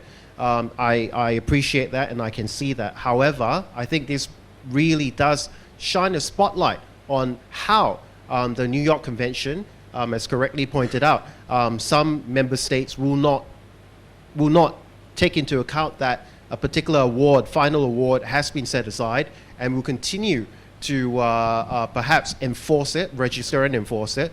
And this obviously shows that is there something that we can perhaps improve the New York Convention, for example. But more importantly, I think Dr. Firoz will be playing a game of whack-a-mole for a while. And there's nothing you can do but just keep whacking those moles as they keep coming up. Yes, I think you get the consensus from this panel that a country like Malaysia that wants to stop this sort of fraud being perpetrated upon it has to pursue a ferocious, aggressive, and relentless campaign, the end of which is not possible to predict. It's a long-term, possibly, commitment to prevent the fraud being victorious. Dr. Stefan, do you have any further comments on it? Fully concur. You have to use media. You have to really go informing people before the damage is done. Talk to the media, identify other possible jurisdictions where the award might be tried to be enforced. Yeah. Talk to the foreign ministry and do a little bit campaigning so that a judge, my experience is that judges in Germany, these are the appellate, the higher regional courts, they do recognition and enforcement of of arbitral awards, sometimes twice per year. In Frankfurt, much more often. You really have to educate them from the beginning. If they know already from press what might be coming, they are more sensitive. Yes. Otherwise, this is just the case. Then there's always this idea of being arbitration friendly. This is the great temptation, being arbitration friendly, more or less rubber stamping. Educate people. Arbitration friendliness means also having a close look. The first look is, where's the arbitration agreement? Yeah. Thank you, Dr. Stefan. Now, let's try and conclude from the points that you've all made. Going forwards, in the future, if a country is faced with this kind of issue again, wouldn't the best tactic be to engage in the arbitral process at the outset and state your objections at the very beginning when the arbitration is commenced? Professor Volterra. Well, I would agree. The best defense is an aggressive offense. And I would say that in those sort of circumstances, what a state should do is participate actively in the process. Again, I'm being very careful about language. I would not arbitration process, but the process, point out that it's not legitimate, it's not a valid process, that it's an abusive process, etc., etc., etc. Reserve its right, reserve its immunities, notwithstanding, being very clear to reserve the sovereign rights, but to be very aggressive against those sort of things, including, finding ways to bring pain to the perpetrators of such a fraud. Right. Dr. Stefan. Well, I do not want to do Monday morning quarterbacking. In general, I'm telling clients, make sure that your arguments are heard. There were cases where I recommended not to participate in the official process, but make sure that your arguments are heard. It is always risky not to participate actively in an arbitration. It is risky, and it's always a case-by-case analysis whether this is right or wrong. I don't want to, on Monday morning, tell you which player should have played and then the result would have been different. In all fairness to people who took the decision in those days. Thank you. Roger. I've always believed the best offense is to actually take part in the proceedings rather than not. Because if you're not taking part in proceedings, notwithstanding that you may make all sorts of objections or make comments about why it's not right and so on and so forth, what happens is, because you're not part of the proceedings, other people are proceeding to make a decision for you. And once that happens, you are always going to be playing a game of catch-up.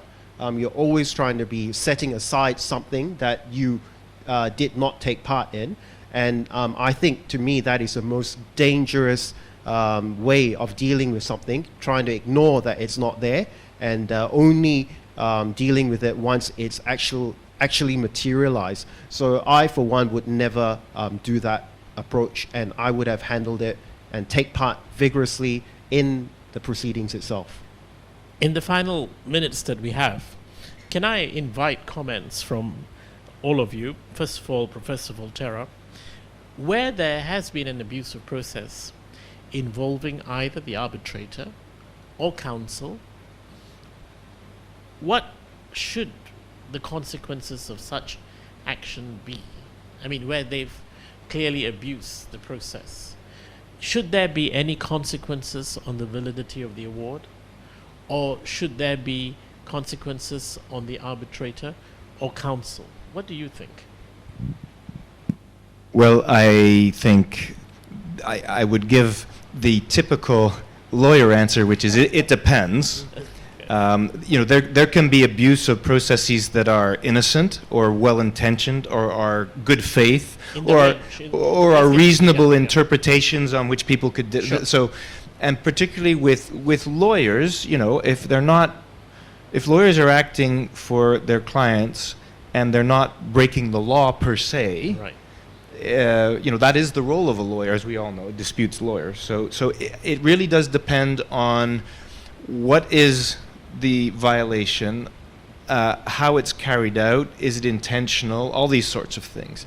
And in this particular case, as this panel and others have pointed out, the arbitrator, took deliberate steps knowing what he was doing, and he's facing the consequences of that in the Spanish criminal system. Right. Whether there are implications for other parties in other criminal systems is probably premature to say, but there's the third-party funder.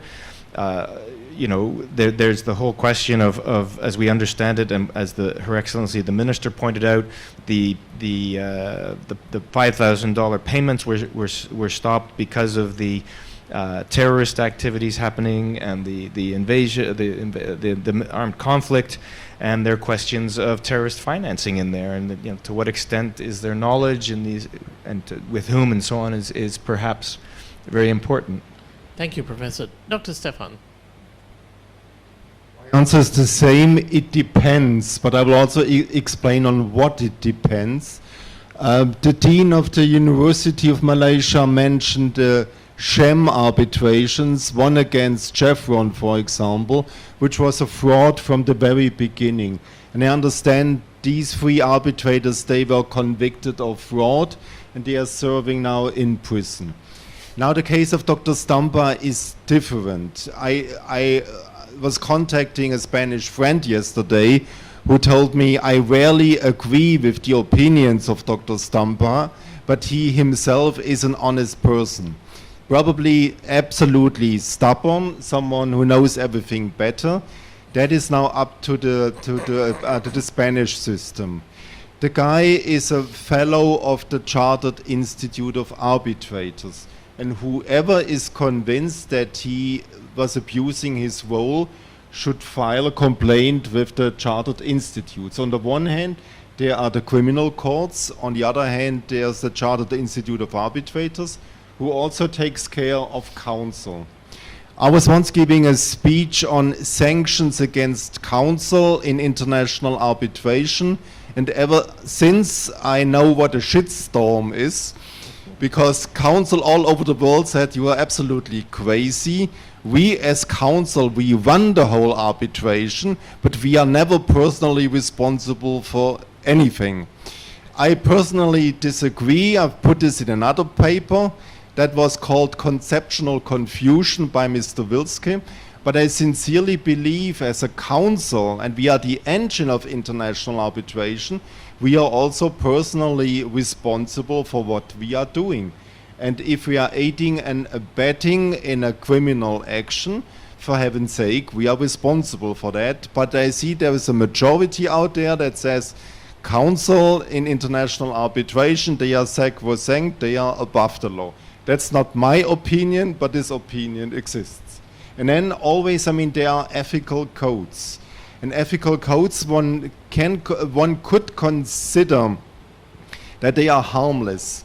I saw the situation once in a conference in Austria when one arbitrator from Slovenia was caught who had ex parte communication with the other side. An absolute no-go. He was sitting at the table all by himself. Everyone avoided him. Now, that has changed over recent years, but there is also a social punishment in international arbitration, and that is good. But again, if it's a real criminal action, you are responsible for that in criminal court. Professional associations take care of that. And then at some point, if you really exaggerate, you pay a price on the social level. Roger, do you have any comments? Yes, Stampa will be dealt with by the Spanish criminal system. As far as counsels are concerned, I think there are obviously limits to how far you can advance your client's cause. And I sit on the Sabah disciplinary board, and there are always lawyers who have gone beyond that limit because at one point in time it becomes a misconduct. So is what is happening here. I mean, it's easy to say that the lawyers themselves will just make submissions, and the third party, whether it's a judge or arbitrator, will make the decision. Therefore, someone else is making a ruling to whether you say they're wild and fantastical submissions. Someone else is deciding. But the question is, can a council still put up wild and fantastical submissions? And I think up to a certain point, you can't. There has to be limits to how far you can advance your client's cause. And whether or not this has happened, I'm not saying that, but I'm just saying that there are limits. And if the limits have been reached, then yes, actions can be taken against the councils as well. Thank you very much, Roger. Well, ladies and gentlemen, I think we will thank our honourable gentlemen for their very, very interesting speeches. Can I invite questions from the floor? Does anyone? Yes. Mr. Philip Coe. First question of the day. Yes.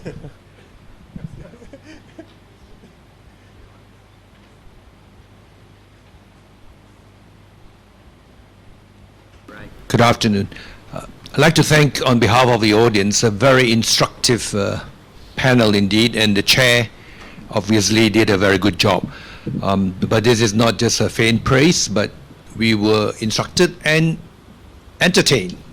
Zombification of awards, and I just want to make some brief remarks and then perhaps a controversial point.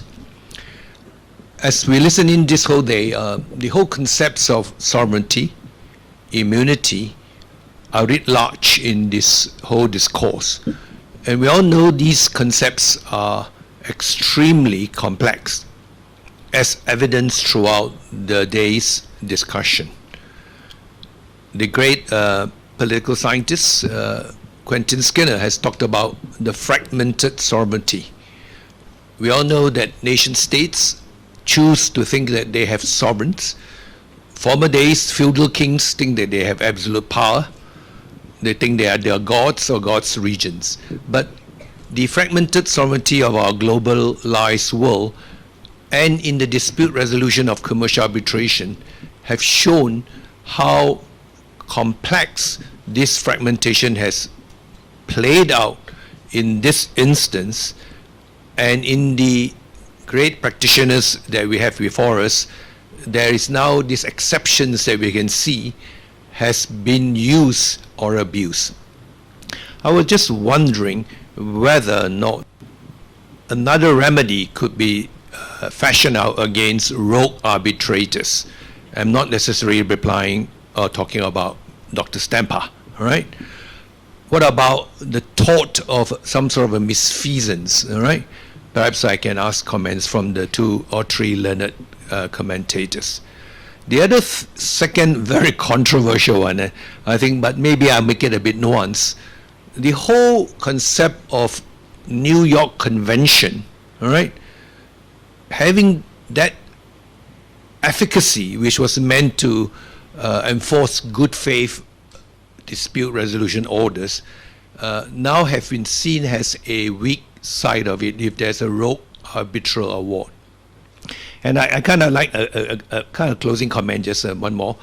The whole idea of zombification, I mean, this idea of law, this legal fiction almost, all right?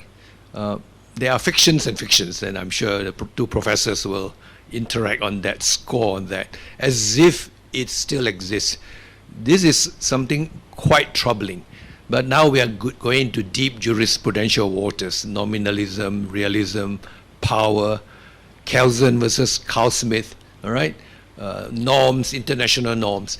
We can't have such a discourse in an afternoon like this, but maybe I can just ask the learned panelists to comment on what I just observed. Thank you very much. Professor Volterra. Thank you. Well, fantastic observations. In relation to the first one with a sort of a tort misfeasance against a rogue arbitrator, I think one needs to be very careful when one's talking about a state, because torts are pursued through domestic legal systems, and as soon as a state becomes a plaintiff or moving party, it has, by doing so, waived immunities. And so the risk would be that it is then highly probably exposed to counterclaims and so on. So I would, everything depends on the circumstances, but probably the route for the state is through the penal, criminal, regulatory side of things, where the state remains sovereign as opposed to private law outcomes. Now it's different if it's an individual or a non-state actor that's the victim of the fraud. Secondly, the New York Convention. The New York Convention has been a very useful tool for the world in terms of having peaceful resolution of disputes, including commercial disputes. I'm not sure that anything new has arisen as a result of the fraudulent Sulu case. In terms of the New York Convention, I think it has confirmed that there are aspects of the convention that depend on the proper and good faith interpretation by domestic courts when it comes to enforcement, for example. So that remains the case. And in terms of the more philosophical point, you know, it's interesting, in jurisprudential philosophy, there is an abundant space for creative discourse, but the reality of everyday litigation and arbitration, whether at the public international law level or the domestic level, is everyday positivism. And so I think there are lessons to be learned for many entities about the arising from the fraudulent Sulu case. And it seems to me that the lessons that can be learned have been discussed both on this panel and previously. But it just shows that if you have a group of people who are absolutely intent on